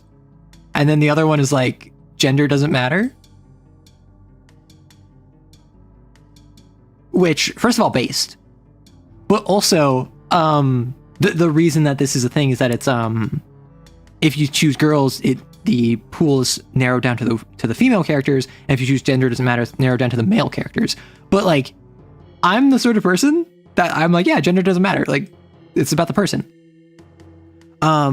So, and if you choose that, which I haven't played Persona Q, but I've seen this scene. If you choose gender doesn't matter, your friend character, like your best friend, is like, yeah, well, wait, what?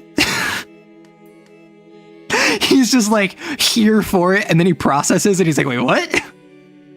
Which is so silly to me. So if you choose gender doesn't matter, you're still locked to one gender. Thank you. I'm glad that you're getting exactly what frustrates me about that, is because what it is, because again, Persona Q is fanfic the video game.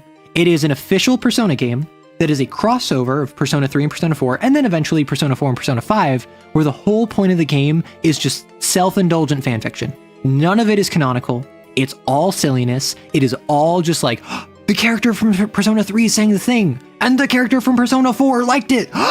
like that's the entire game. So they want to give you the option to have this funny romance scene with either a girl or a guy, but the phrasing is so odd. That sounds like it should be option 3. That's what I'm saying. That's what I'm saying. Listen, gay disguised as bi is just Yusuke, or Yosuke from Persona 4. Gosh, I'm so worried about Persona 4. I've already talked about Persona 4 revival so much.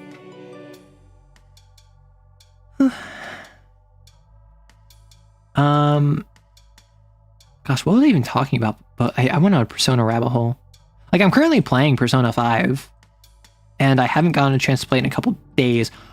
They're talking about problematic shipping. In Persona 5, there's a really weird... You're not far off with Yusuke either. Yeah, so I just finished Palace 2. I'm just now doing the investigation for Palace 3. Yusuke at one point literally says, I'm not interested in you as the opposite sex. And then An is like, what? And then he goes, is that a problem? And she goes, no, but, and then continues the conversation. And at one point you can say like, oh, I wish there was more girls in the Phantom Thieves. And Yusuke just goes, I mean, I can wear a dress if you'd like. Or I think he literally says like, I can cross dress if you prefer. And we love a gender fluid king like that. Like, he is so autistic. We love Yusuke. He is also kind of creepy weirdo when he's first introduced, but also like, if you don't know someone and their autism is a different flavor from you, that happens a lot. Persona is so straight and somehow the gayest ever. Listen, Persona consistently is so for instance, Persona 3, very straight. And even the bits that are kind of like sussy, where that's just like straight men are some of the gayest guys.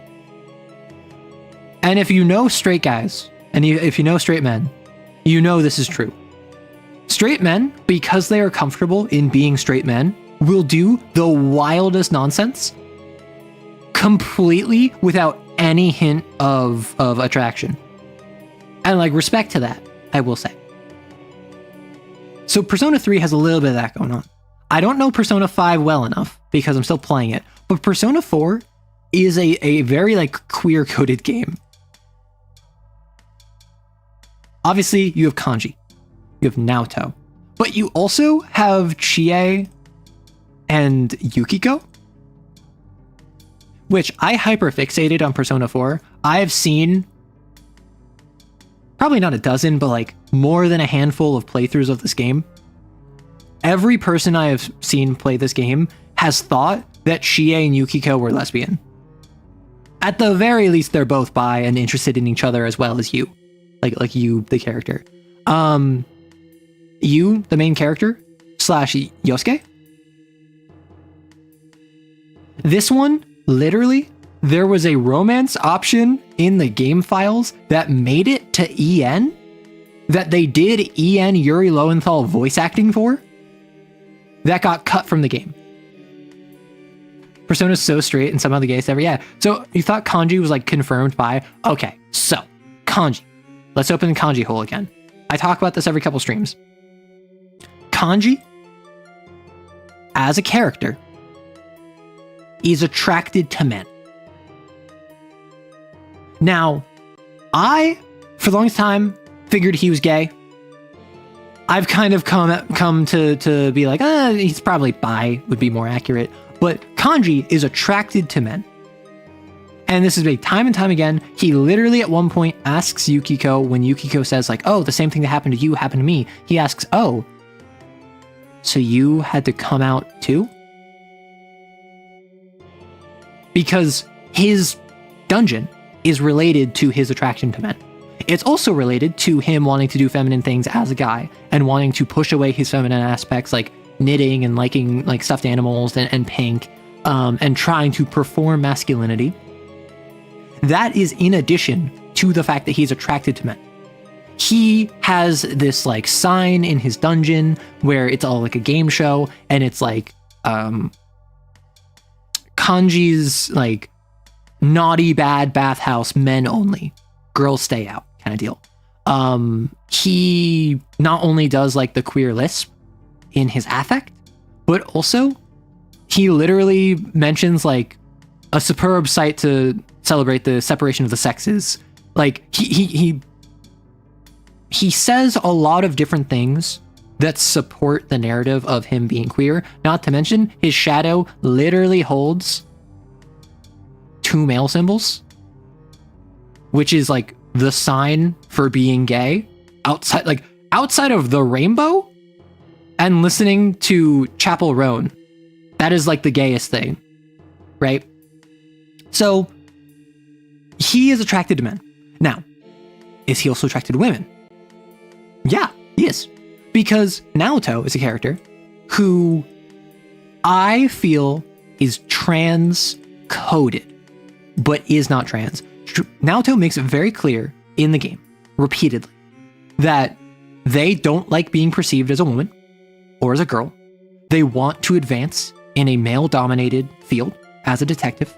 And not only does their shadow want to give them gender reassignment surgery, but also they are asked directly, do you like being a boy? Like, you don't like, do you like being a girl? And they're like, no, I don't.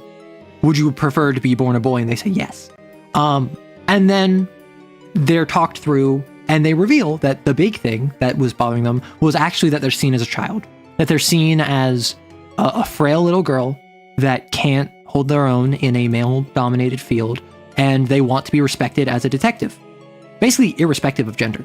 And then once they get to the point where they do feel that like they're respected as a detective, like they are making headway in there, they start expressing more femininely. And I think that is a situation where Naoto basically had 90% of the trans story and then did a hard pivot at the end. And I think that means Naoto is not trans. I would have liked Naoto to be trans. I would have liked trans male rep, but I think ultimately they aren't trans. And I think that she is, at the end of the game, particularly in the golden epilogue, comfortable as a woman. Which means Kanji, still being attracted to her, is probably bi. However, he was attracted to her when he thought she was a man. Which, like, Kanji is just attracted to men. He's also, like, basically, if Naoto is trans, I think Kanji is gay. If Naoto is not trans, I think Kanji is bi. And I think, despite the fact I would prefer Naoto to be trans, I think Naoto is not trans. No, I agree, Naoto should have been trans. But whereas Kanji, was like explicitly meant to be gay. And literally Troy Baker, the voice actor, says like, yeah, Kanji is gay. The direction I was given is that he's gay. And still people will be like, no, it's just about femininity and it's about like knitting and stuff. Like as if you can't have both of those things. Naoto, I think, was accidentally trans. Naoto, I think, was accidentally transcoded, which is why I'm saying transcoded, not trans. And therefore, I don't think it's fair to like die on that hill. I didn't know much about Persona 4 since the one I have yet to play, but I saw some of the silly, voice-acted silly memes, and Kanji's ringtone was so much more from Yakuza 5. This happens in a lot of Japanese media where the whole story will be chock full of queer themes and then hard pivot. And like, I had the same issue with all of their romances. All of the romances in Persona 4, or all of the social links. Sorry, not romances. They all like do a hard pivot. Like Yukiko's whole arc is she feels tied to Inaba. She feels like she's being forced to run the family inn. She hates the fact that she isn't allowed to live her own life. She's stuck with manager training and managing the house and managing the inn. She wants to run away. And then she learns that she can't just run away. She can't wait on someone to rescue her. She has to live her own life. And so she works up the courage to tell the inn, I don't want to continue this. I don't want to be the one that continues this. I want to go live my own life. And then the inn is super supportive of her. All of the staff is with her. Like her family was more supportive than she thought they'd be. And the whole thing is like, she got support when she thought she had none. And then like in Social Link 10, the very final one, she goes, actually, I'm going to run the inn. How could I betray these people? They're just so nice to me. I just really appreciate what they did for me. And it's like, okay, like that kind of ruined the entire story. And like Shie does kind of a similar thing, and Kanji less so. Kanji kind of does have a full resolution arc, but it's mostly like the girls, the romance options, are the ones who they have an entire arc from like 1 through 8. And then on 9 to 10, they just completely revert all progress on the arc. Which, for coming of age, I think is an interesting direction to take it.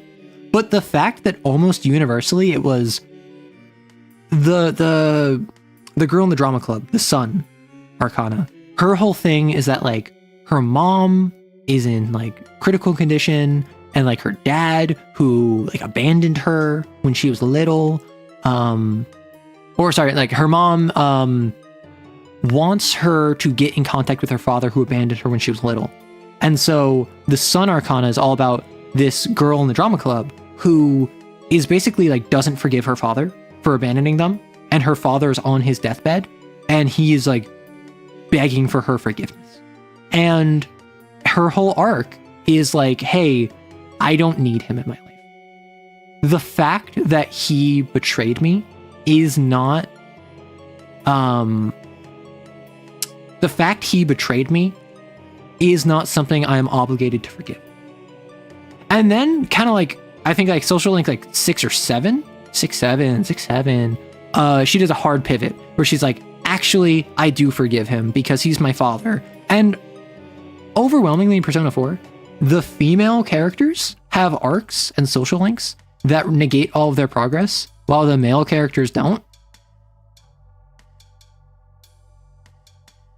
Which like is kind of yikes. It sucks because you can't just say they're gay because people will complain, and you can't do it subtly either because everyone will deny it and complain, so you can't win. And that's why I'm really worried about Persona 4 Revival in 2027.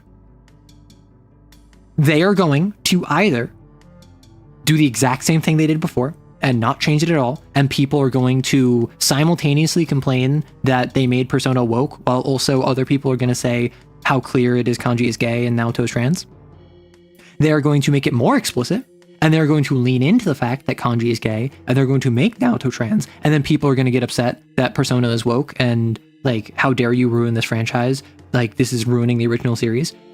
Or they're going to walk it back, and they're going to make it even more subtle or strip it from the game entirely. In which case, people are still going to complain that the game is woke, because like, it's a very queer-coded game. Out of all of the games, Persona 4 feels like you're a queer friend group. Look, maybe it's the arrow ace in me talking, but I'd love to have romance where I'm not dating a different character by the end.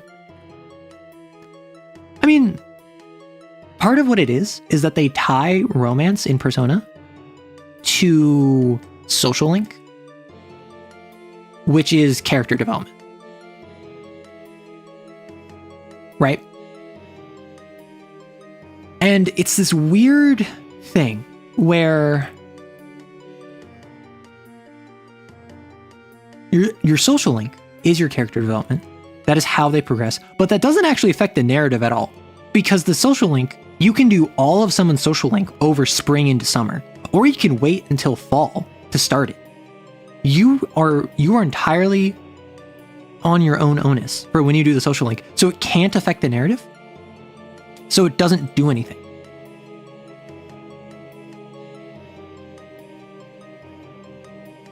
In this case, you should have the guys, you should have to date the guys mandatorily too. I think that'd be really funny. I mean, I think in Persona 3 Portable, where there's the female main character, they made it so that the different male characters, you have romance options with them, and they gave them social links when they didn't before. However, I talked about this earlier, Junpei in Persona 3, who part of the plot of the game is like finding love and finding a partner, he is not dateable. Every other like male character you interact with, they're all dateable.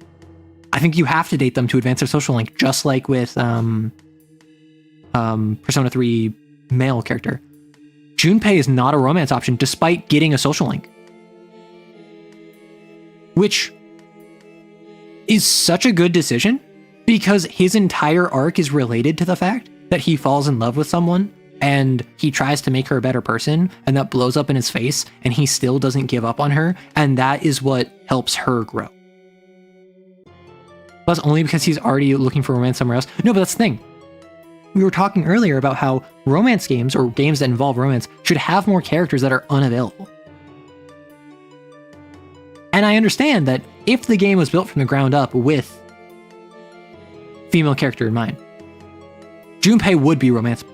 Junpei would not find a partner. He would be pining for someone and then probably give up on that in favor of you because he just loves you so much. Like, because it was an afterthought after the game was already made, he was allowed to like have his own separate romance. JRPG where the whole party is a polycule, bonus if it's not a lewd game. Okay, so I disagree that C's is a polycule. C's, this is the Persona 3 group, is a group of work friends. Like, playing Persona 3, I did not care about most of the C's squad by the end. Except, actually I totally did, because I had spent 100 hours with them. Right? I don't care about Fuka. She doesn't have much of an interesting arc in the story to me. Junpei was more annoying than anything. Yukari was pretty mean and just didn't really get along with anyone. But at the same time, I had enough experiences with them, I ended up appreciating them.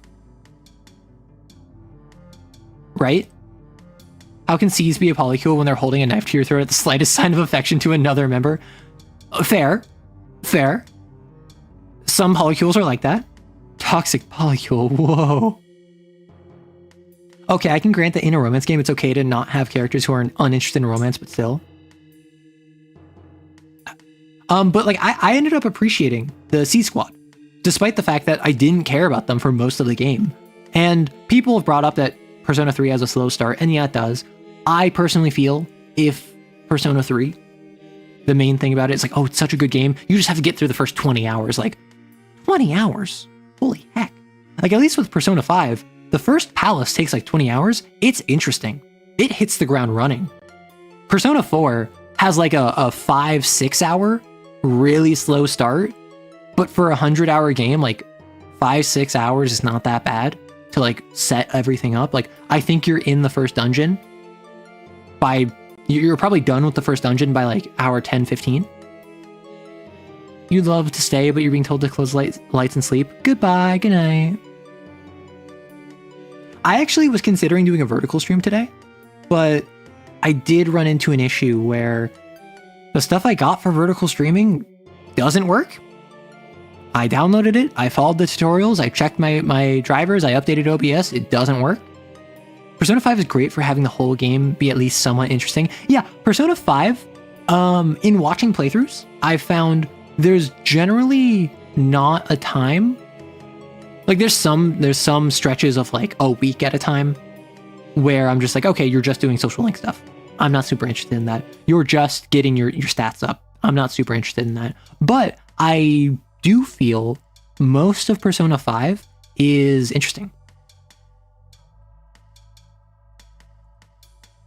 But basically, like once every 2 weeks, when there's not an active palace, once a week, once every 2 weeks when there's an active palace, there's something going on in the week, and I'm enjoying it. Persona 4, I definitely feel is much more like stop-start.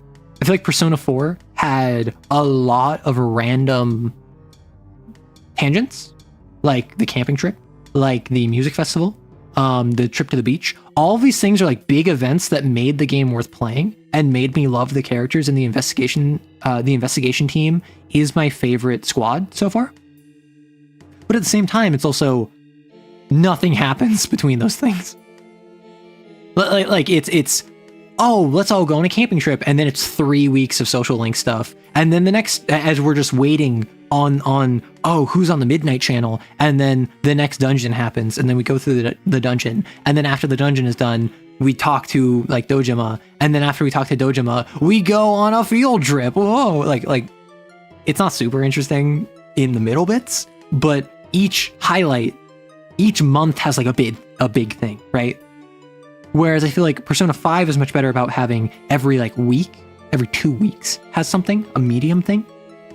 And I think Persona 3 really struggled with that. I think Persona 3 did not do that much. Like Persona 3 had the moon, so there was a plot thing happening every month, but even then the plot thing was just a shadow. For the first like 6 months, nothing happens plot-wise. Like outside of the shadows, just not much happens. Yeah, the palaces are so much more interesting than Tartarus and less grinding. I'm still kind of grinding. I actually need to go to Mementos. Because my buddy, I've been watching playthroughs of Persona 5 as I'm playing it, and my buddy, who's also playing it, hit me up and was like, I think I broke Persona 5. Because he discovered that if you get the ability from the Man of the Hero, the Man of the People confidant, that lets you ask for more money when holding someone up. Then you like beat someone up, you get money out of them. They call for reinforcements once they stop giving you money, and then you beat up the reinforcements, and then you hold up the reinforcements for money, and then the reinforcements call reinforcements, and then you call the reinforcements of the reinforcements for money, and then you can get like 100k from a single fight. It's crazy. I guess I just prefer if characters weren't required to be in a relationship in romance games, but I suppose having them be in relationships not involving the protagonist is still a huge step forward. I mean, that's the thing, right? I would say like Persona is a game with romance. I think Mass Effect is a game with romance.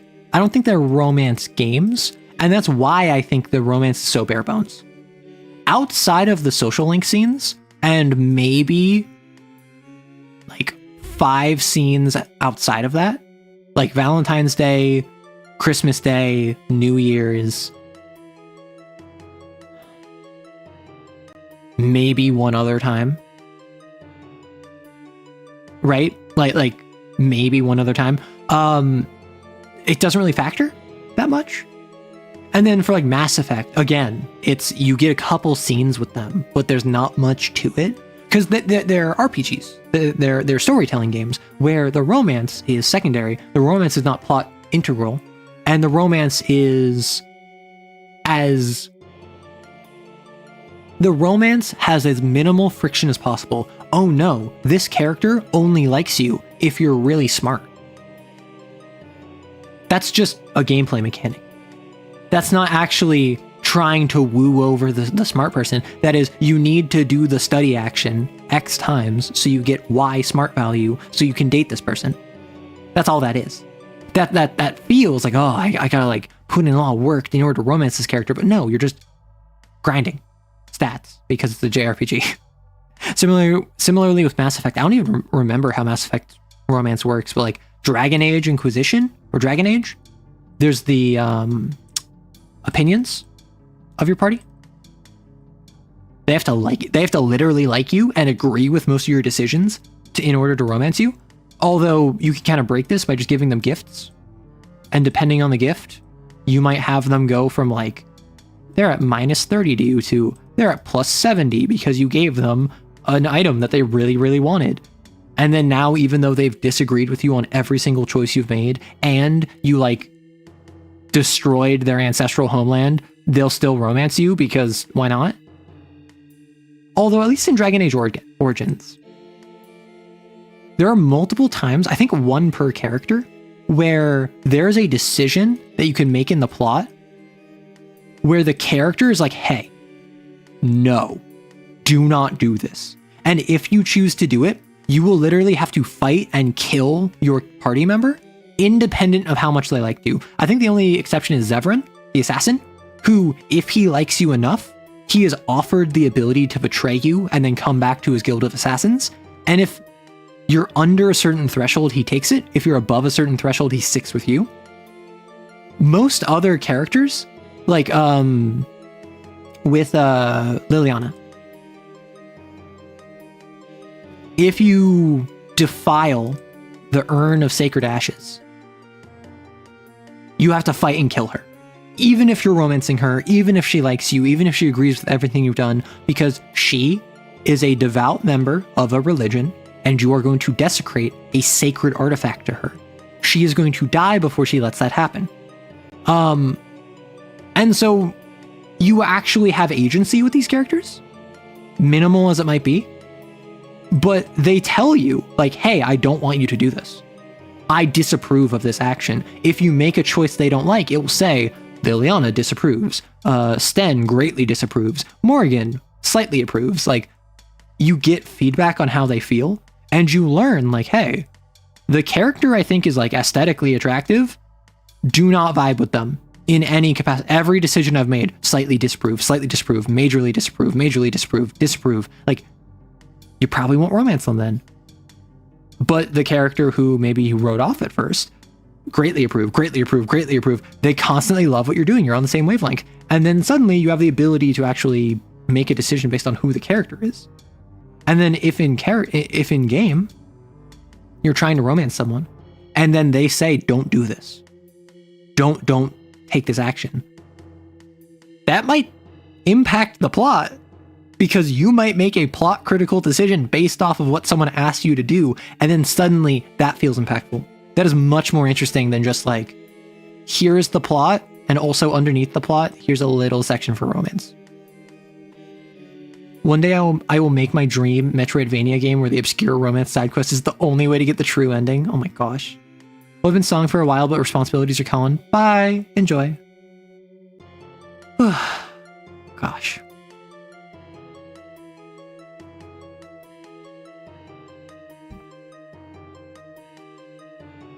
Although I'm also of the opinion that if people enjoy it, who am I to get in the way of it? If people like romance options that are, I'm just such a attractive protagonist that every single character of my member of preferred sex throws themselves at me and I get to form my own harem because I'm just built like that. Like, I'm not going to tell you can't enjoy that. I think that you should be able to enjoy that if that's what you want from a game. My only thing is, like, that's not for me. I want a game where, like, having a romance with a character alters the story. KOTOR. Knights of the Old Republic. Bastila is a character you can romance. And at one point she gets like captured, I think she's like tortured or whatever, and she gets converted to the dark side. And one of the things you can do is that if you're if you're in a romance with her, you can like literally use the power of love to get her to come back. You can be like, no, you're not the person I fell in love with. And then she's like, oh, that person is dead. And you're like, no, I using the force, I still feel you within her. And then she's like, no, you would never forgive me like this. And then you're like, no, I already have forgiven you. And then she's like, go ahead, like save us all. And then like, I will atone for my actions. And then boom, you manage to like convince her to be a good guy again because you romanced her, which is kind of niche. It's a one-off thing, but it's still choosing to romance that character had a plot impact. Whereas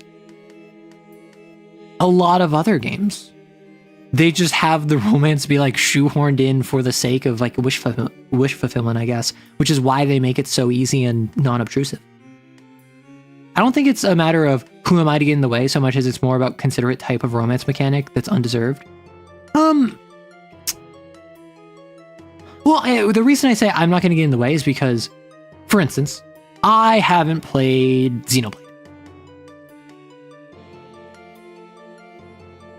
If there's a romance in it, it's a JRPG. If there's a romance in it, yeah, it's not stop making bean soup, it's can we make more chili? Exactly, I want more chili.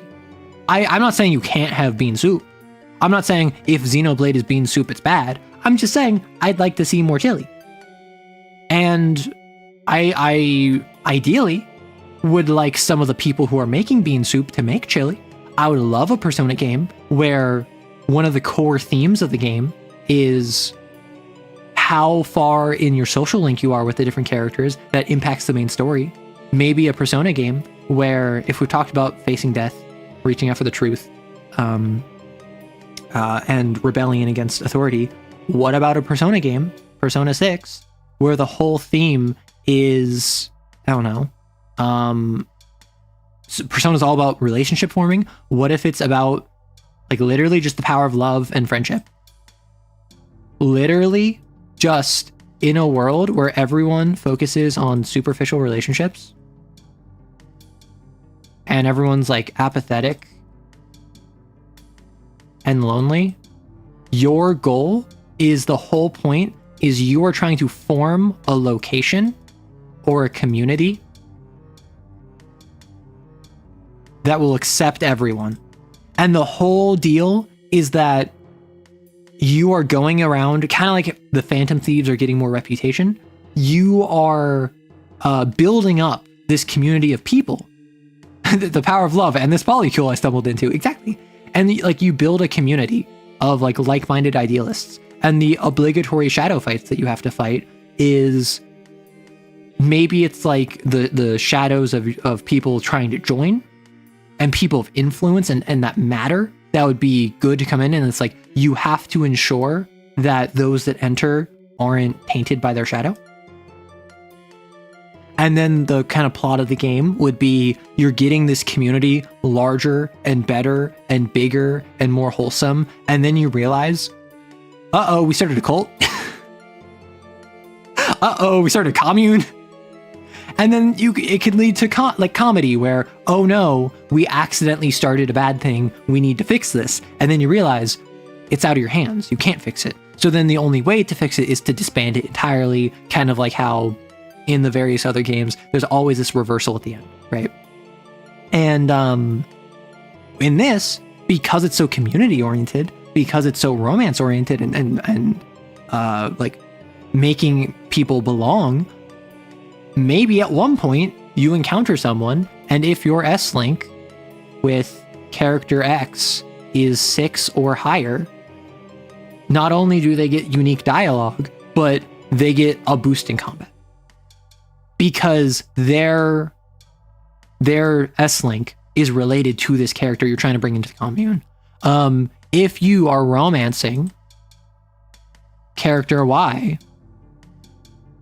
this special scene happens where you approach this person who you're going to invite to the community, and you get to learn information about them, and you learn a critical weakness of their shadow before fighting them, before letting them in, because you're romancing character Y, and then character Y lets you into talk to character Z, because character Z is character Y's father, which is why you got to talk to him. Like, and that's the sort of thing you could do where it's just a very blanket, like, once per shadow encounter, check character X for rank Y, check character A for romance B.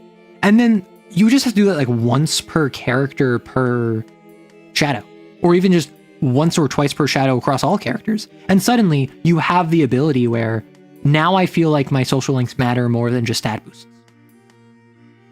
Baldur's Gate be like, I still need to play Baldur's Gate. RTS about the greater Seattle polycule where the goal is to avoid forming a cult and resurrecting the ghost of Arthur Denny.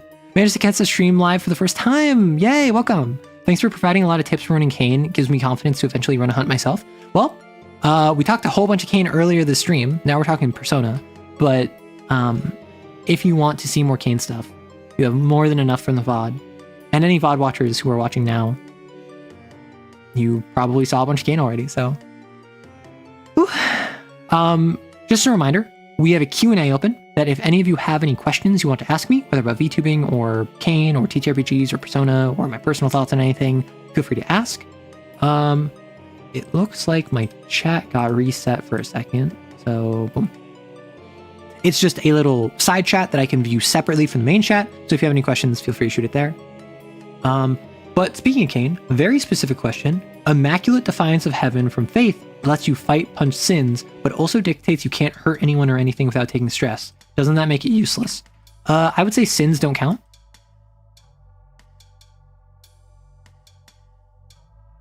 Because otherwise it wouldn't make sense. Or it would be a situation where you do take stress by punching, and you are so powerful that it's the idea of inflicting violence even on a sin is anathema to you. I can't remember the exact mechanics, but I would probably rule sins don't count in the same way that sins don't count mechanically like humans. Sins don't have the same rules following them. It makes sense that not punching anything other than a sin would cause you stress, but punching a sin is fine, right? I just noticed, is your hair tied in a ponytail? Yeah. I have multiple outfits, and I put on the ponytail for some of my other outfits, and I really liked it.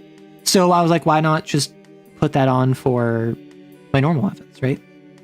So I ended up swapping my hairstyle. So I just put up my hair in a ponytail from letting it all down to up in a ponytail, both here and on my normal model, and also on like the beach model and the Santa model and the maid model. The maid model. I do girl frame with that. Immaculate Defiance seems like it's meant to be a Jujutsu Kaisen reference, a la Makai Zen in Toji Fushiguro.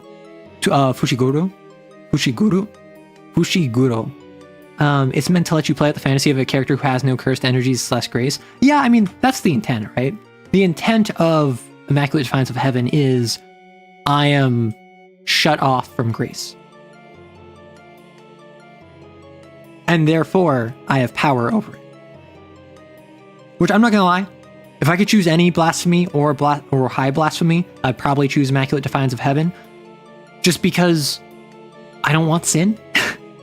I don't want to be touched by that. And I'm fine not inflicting violence on humans. But on a sin, yeah, like I want to be able to like crush it with my hands, you know? Although I am curious because the high blasphemies are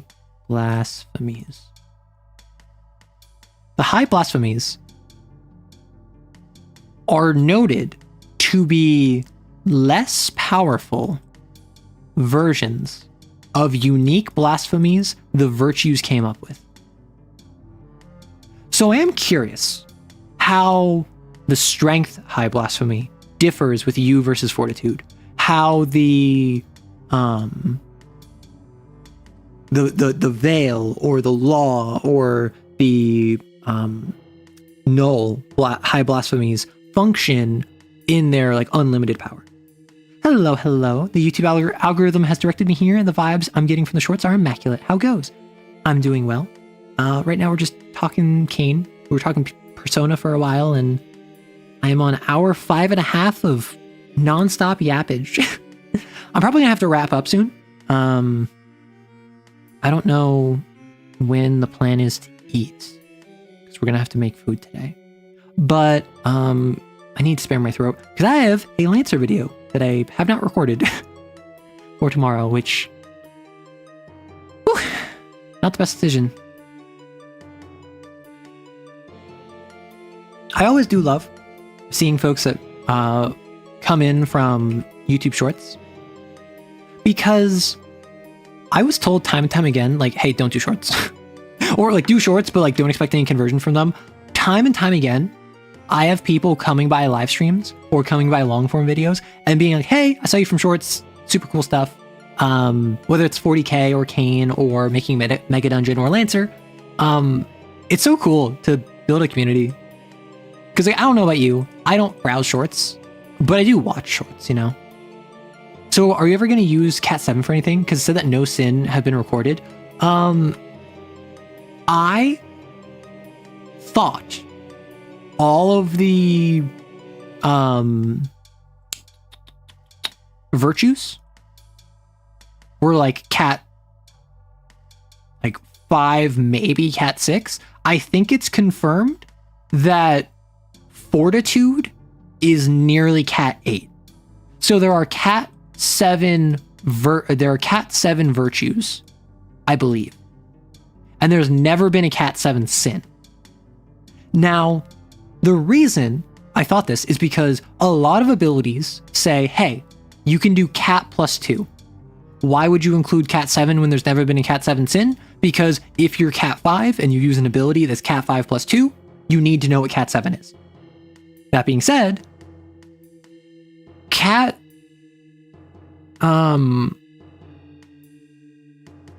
7, I don't want to ever use a Cat 7 sin.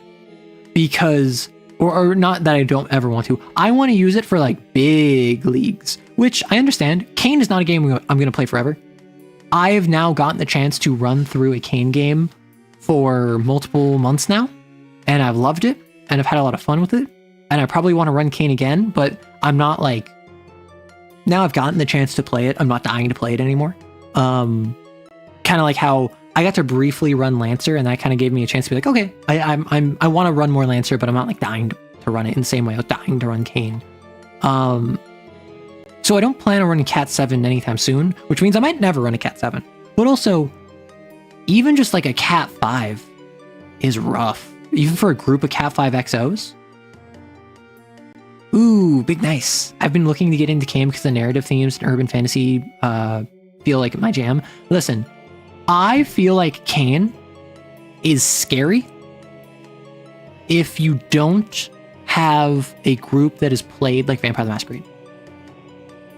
I think CAIN is scary to get into because it deals with trauma and it deals with really dark themes, and it is something that can go catastrophically wrong on a meta level. Like, friend group falls apart could be caused by CAIN.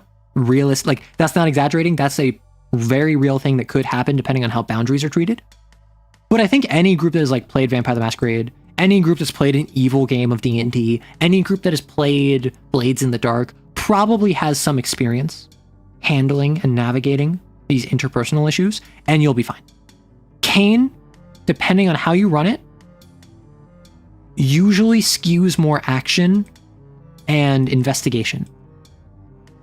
Like, I run my game pretty rough. I'm rough with my player. I like to push people to their boundaries and like watch them break. And it's very satisfying for me. And I think that makes me a bad person. However, I do it in TTRPGs, so no one can get upset at me when I watch them squirm. But I very much enjoy it. And even then, still, my player walks away from games being like emotionally exhausted in the best of ways.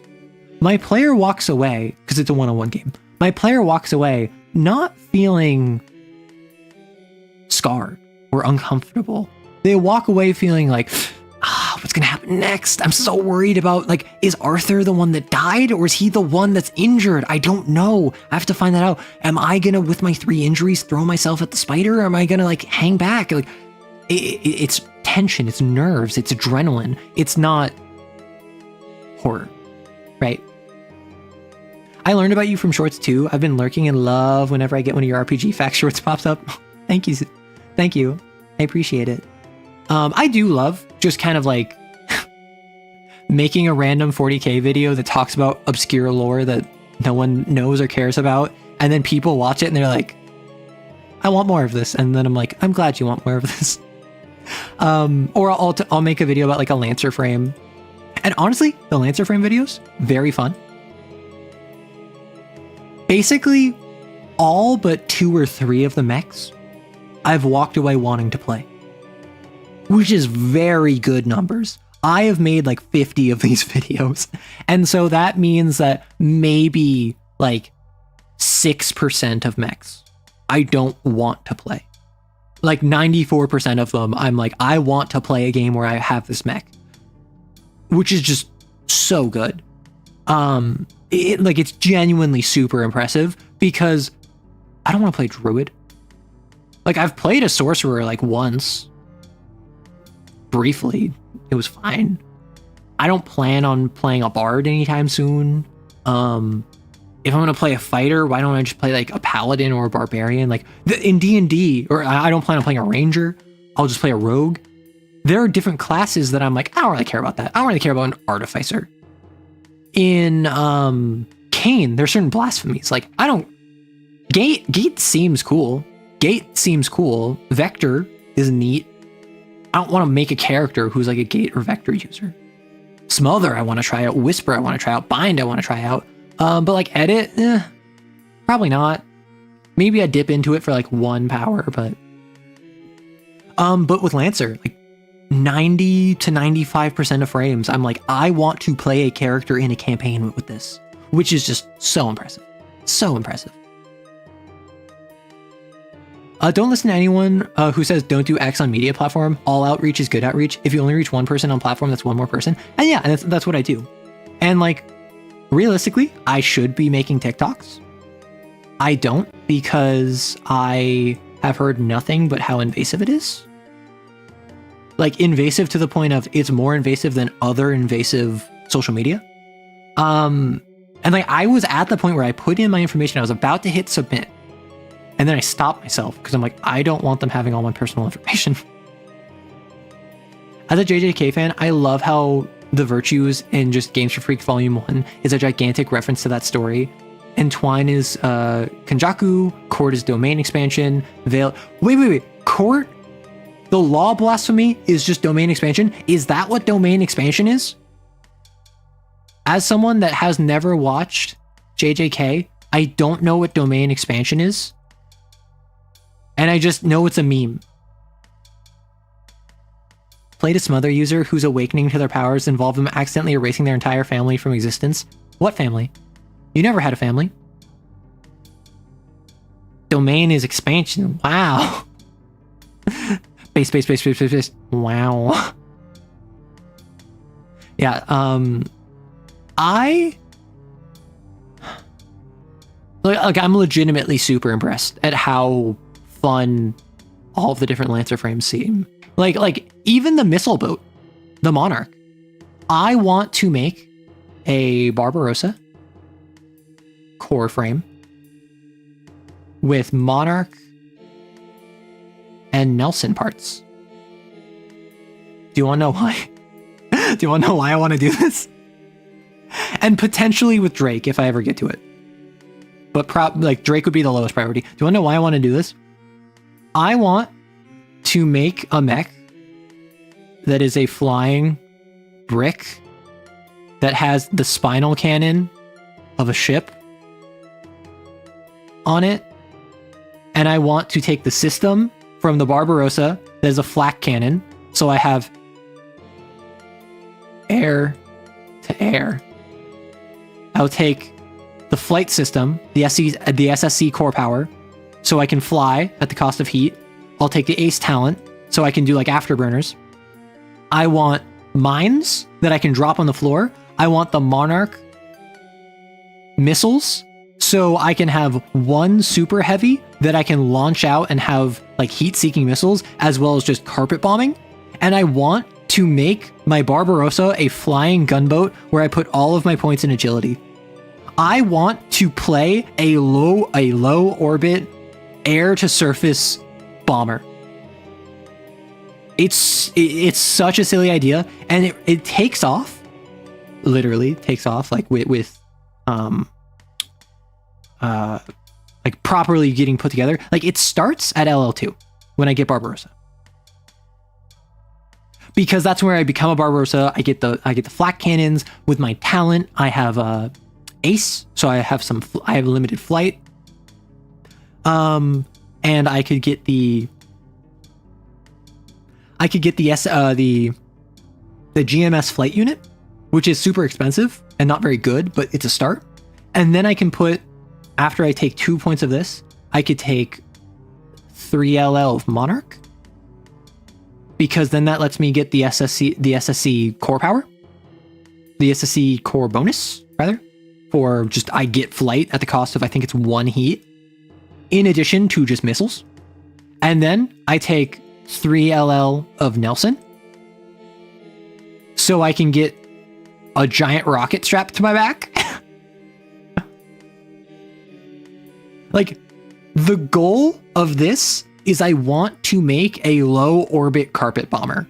So I take a super heavy from the Monarch, and I take a main from the Monarch. I get multiple different missiles. I have the system for flak cannons, so I can have air to air. I'm doing like aerial raids, and I'm swooping back and forth. I have like 8 points in agility, so my speed goes from 2 to like 6. And I can like boost around with my afterburners. I can drop mines on the battlefield, and just like I activate the red button with the Nelson, and I go super fast. Domain expansion is essentially taking your special move and turning it into a Smash Bros stage. Oh my gosh.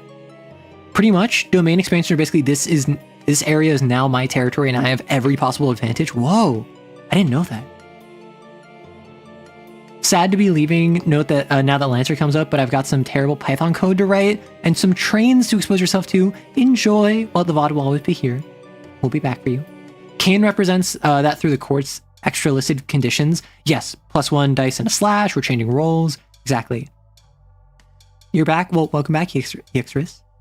I'm taking. I like taking 3 levels Pegasus, 1 level Lich, and shoving it on Everest so I can go AFK mid combat. That's so silly. That's so silly. I need to drink some water.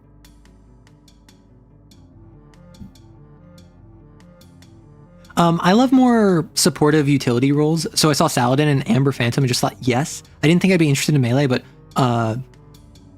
Empaki, I made a video about this. Why do I not know? And Atlas's Terashima Blade cost me. Okay. In 40k, I got into it wanting to play Space Marine Gunline. I think Dreadnoughts are super cool. I think guns are super cool, like heavy bolters, like ballistics, not lasers or meltas or plasmas or whatever. And then I kind of went like, I thought Grey Knights were really cool.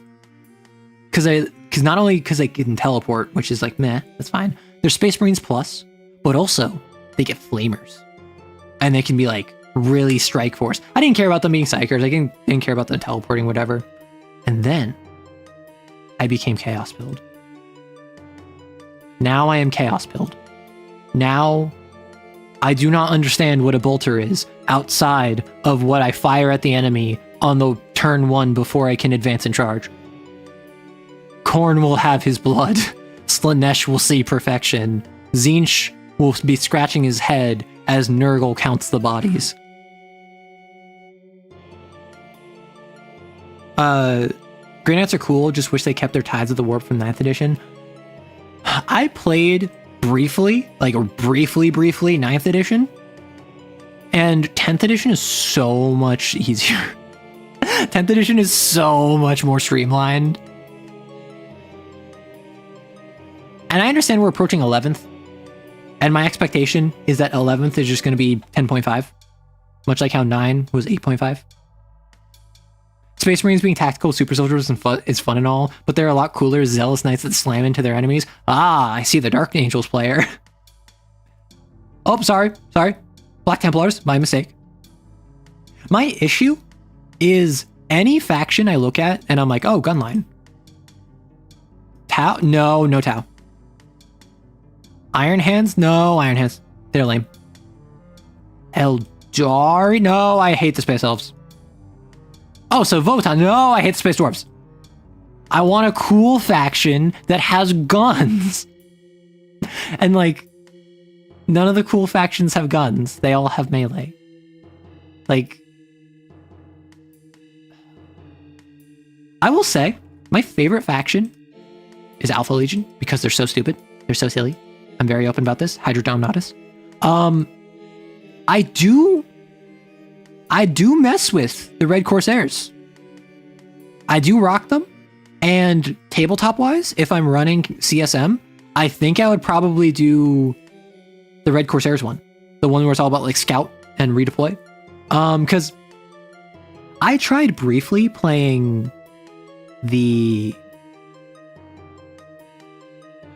Slaves to Darkness, the standard one, where it's just dark packs and then you get the chaos marks. That's pretty good.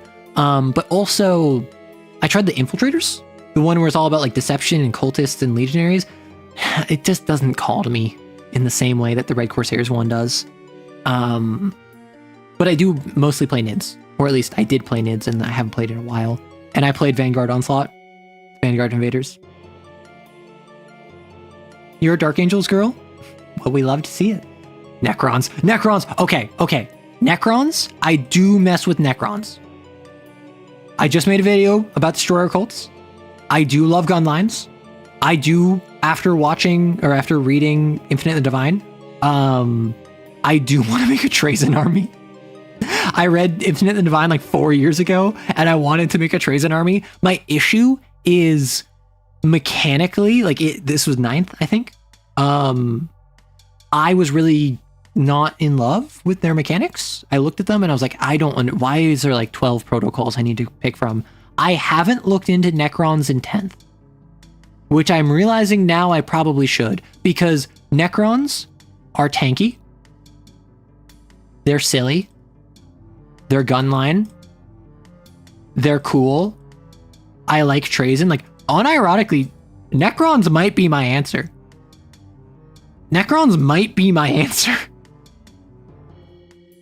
No, also, that's a very good point. You made a Destroyer Cult video? Heck yeah, you don't check shorts anymore. They destroy your attention span.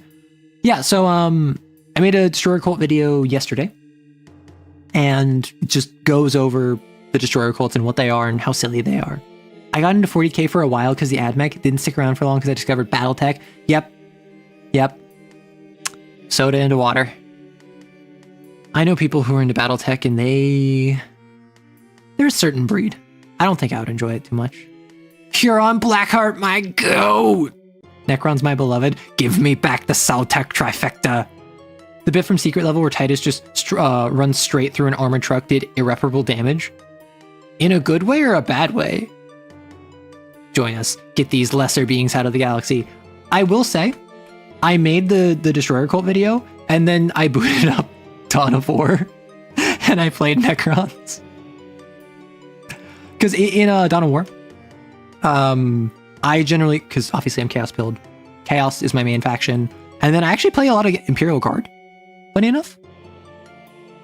I like just spamming with them. Imperial Guard is a faction that does interest me. My issue, at least like on tabletop, 4-ups, I can't deal with 4-ups. Are Necrons a 4-up army? Like Warriors and Immortals and like standard Necrons, are those all 4-ups? Because like 4-ups just hurt me so bad. I play like playing NIDS. Oh my gosh, 4-ups hurt me so bad. But like no AP. Like 4-up 301. I think I would rather slam my head on the table than fire 50 4-up 301 shots. I don't care if they have rapid fire 1. Like, the lasgun is not it, Chief. I'm sorry. Like, I like artillery. I think it'd be very funny to just have a massive wall of Arcadian squads with like basilisks behind them. Necrons are what got me into 40k. They're the perfect faction. So said the Necron. Warriors are 4-up, Immortals and most elites are 3-up. The way Space Marines have been animated and stuff like Pariah Nexus has been exactly what they need, where they move far more nimbly. Yeah. And then also I play Necrons, right? So in Dawn of War, I mostly play Chaos. Imperial Guard, I have a lot of fun with, because I like playing them as Traitor Guard. If I was to build a Guard army, I would paint them Traitor. Because I like Traitor Guard. I think Traitor Guard is cool. And then Necrons, I had fun playing with. And I just literally, in Dawn of War, I just spammed warriors. I built a couple flayed ones, and then I sent them forward, and then I just stood them there. Like, the Necrons are kind of boring in Dawn of War, because you build a bunch of free units with warriors. You build a couple special ones with like flayed ones, immortals, pariahs, whatever. And then you just upgrade them with power. Yeah, so Space Marines constantly are said to move faster than they have any right to, which is why the Chad stride that they always do is really cool. It does not make sense. Space Marines will sprint at the enemy full force while firing an autocannon with their with their bolter, and then they will set up when they're within range and then like full auto with rapid fire. Necron Masters of the Galaxy, when you ask them who used to serve back in the early editions, yes, they used to be a Chaos faction. And there is 40k Chaos Necron. I saw one in the recent AdRec video. In a recent AdRec video where they went over old models. Oh, where is it? It's not here. Darn it. 40k Chaos Necron model. It's a little Necron dude that has the Chaos 8-pointed star on his forehead. And he's so derpy. I love him. But to be fair, I love most derpy things. That's a lie. I don't love them. I find affection towards them because of my pity and my disgust. That's a lie. Actually, yeah, I don't love them at all. That's completely false. I'm sorry I lied to you. I didn't mean to. Have you considered a full Tempestus Scion army? Or at least using them in place of a standard guard? I have not considered getting a proper 40k army. Like, literally at the last minute, when people were asking me for gift ideas, I realized I could ask for 40k models. So I asked for some NIDs, because I already have NIDs. And I got some gargoyles, and I got some gene stealers. I got gargoyles and gene stealers. So now I have the Leviathan box set of just the NIDs, because I bought them off a buddy. And I have some gargoyles and some gene stealers. So I have a pretty swarmy army, all things considered. I only have like 1,000 points worth, particularly in modern 10th. I think I almost have like 1,000 points. So I don't even have like a full army, and none of them are painted. My Leviathan set is all primed and built. And I think what I'm going to do is I'm going to, on a painting stream, because they're all primed black, I'm going to paint them High Fleet Chronos. I'm going to paint them with the red chitin, the red shelling, and the black undertone. The prime is already my black undertone, so that's fine. And then my Swarm Lord, I'm going to paint with the Alpha Legion colors, because I love the idea that the Alpha Legion somehow got a hold of the Swarm Lord, did something to it, and now is using the Swarm Lord to guide Hive Fleet Chronos to take out their adversaries. That's my goal. You just realized there's a keys gift. Everyone is always like, oh wow, keys. I never would have thought. So that's my current goal. I need to figure out how I'm going to do that, because I don't currently have the facilities. I don't know how I could do a hand cam stream while simultaneously tracking my model. I could do a faceless only using my hands. That could work. Which I don't think you want to see my ugly mug, so that's fine. So it would like just point at my desk, and I would just have newspaper set up, I would have my paint, my brushes. I would probably take my pre-assembled models and I would start by... What would you recommend, actually? If I have the Leviathan box set, 40K Leviathan box. If I have the Leviathan box set, so I have all of these dudes. None of them are painted. What would you recommend I start with painting? If I have not painted in like 15 years, I have not painted models in like 15 years, I think I should start with like the Neurogaunts because I don't care about them. If they turn out awfully, that's fine. Or should I start with like the Psychophage or the Screamer Killer? Because I also don't care about them, but they're larger models. They're probably easier to paint is my guess. Because I do not care about the Neurogaunts. I don't use them. The only thing I use them for is substitution.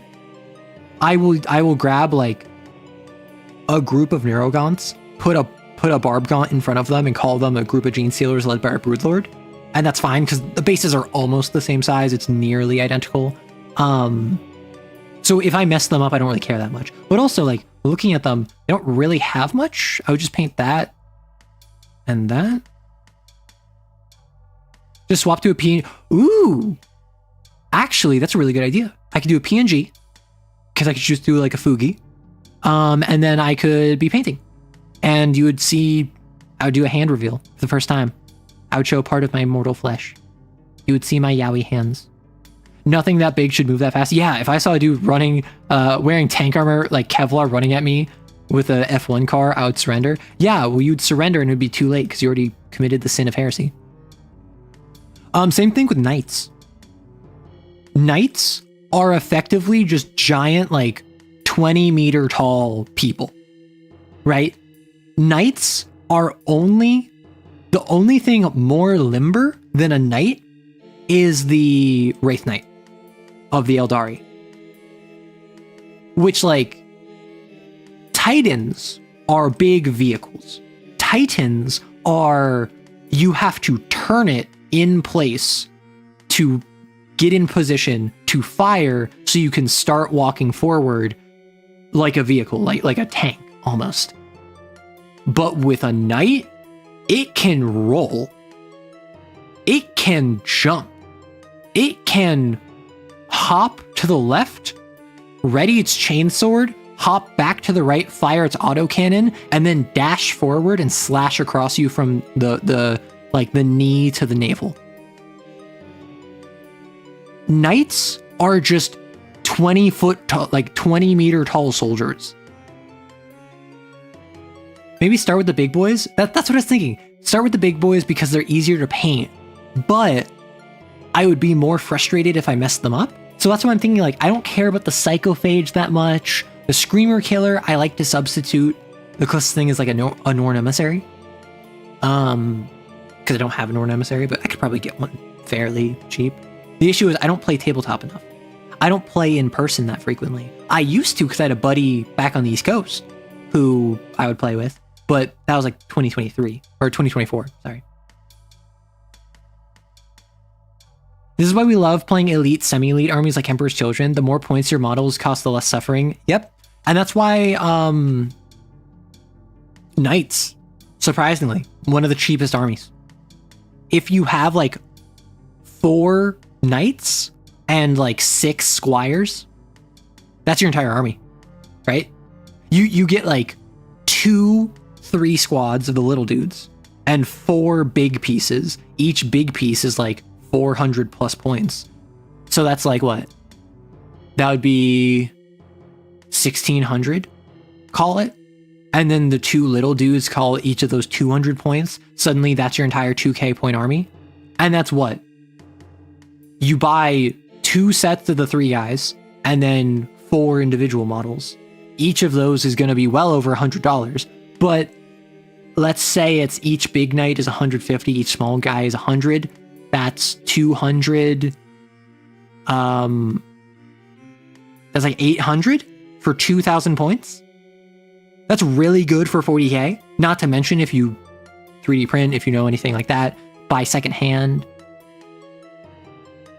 Knights are terrifyingly nimble. The fact that they can keep up with a Wraith Knight and giant demons is wild. Yeah, like Knights to me are more impressive than Titans. Knights to me are cooler than Titans. Obviously, I love Titans. Titans are awesome. I want an army.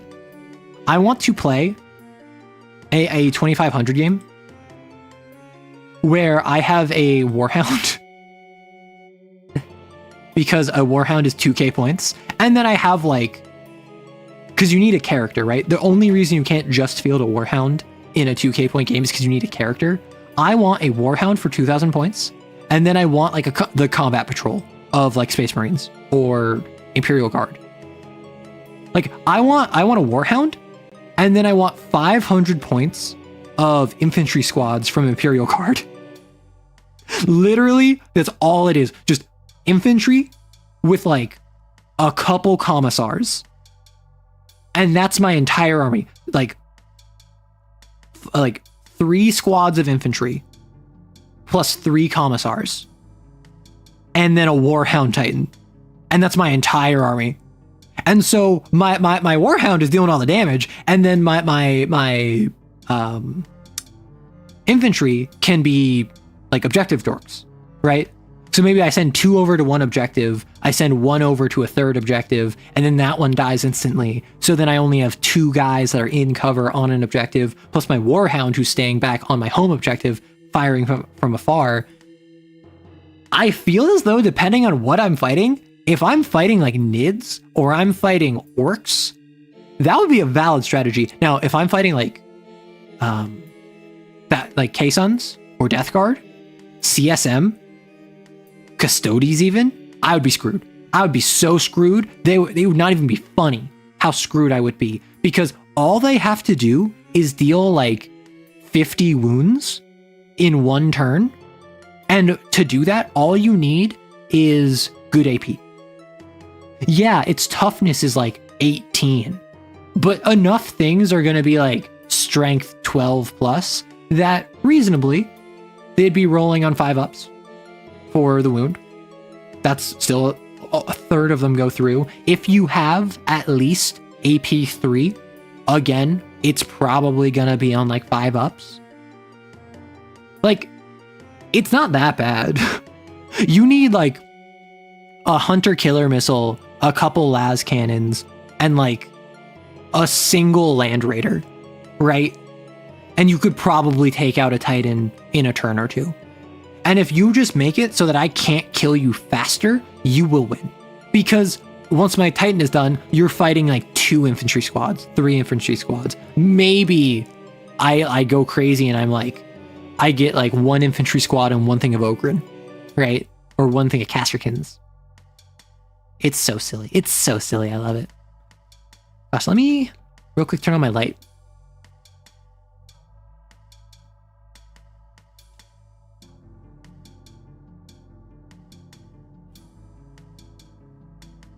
Goodness gracious. I think this might be it. I'm going to wrap up stream. It's been 6 hours. Friday, I'm going to start an hour early. I'm going to start at 11 a.m. for the reading stream. We're going to finish up Faust on members only. Then I'm going to make it public. And then I'm going to be disposed. I'm going to be taking care of family. Going to be entertaining family for the next like week or so. So that means no stream on Saturday. Wednesday's stream should be good. Wednesday's stream should be fine. And then next Friday's stream, I think I'm going to be busy. So we're skipping Saturday this week. We're skipping Friday next week. But aside from that, should be good there. Expect a lot of clips next week. Expect a lot of voiceovers because those are really easy to make. And tomorrow should be Lancer. So look forward to that. Otherwise, yeah, thank you so much for swinging by. I appreciate you if you were chatting if you're chatting live, if you're a lurker, if you're watching the VOD right now, I appreciate you. But aside from that, take care of yourselves, enjoy, and have a lovely day, evening, morning, whenever. Bye-bye.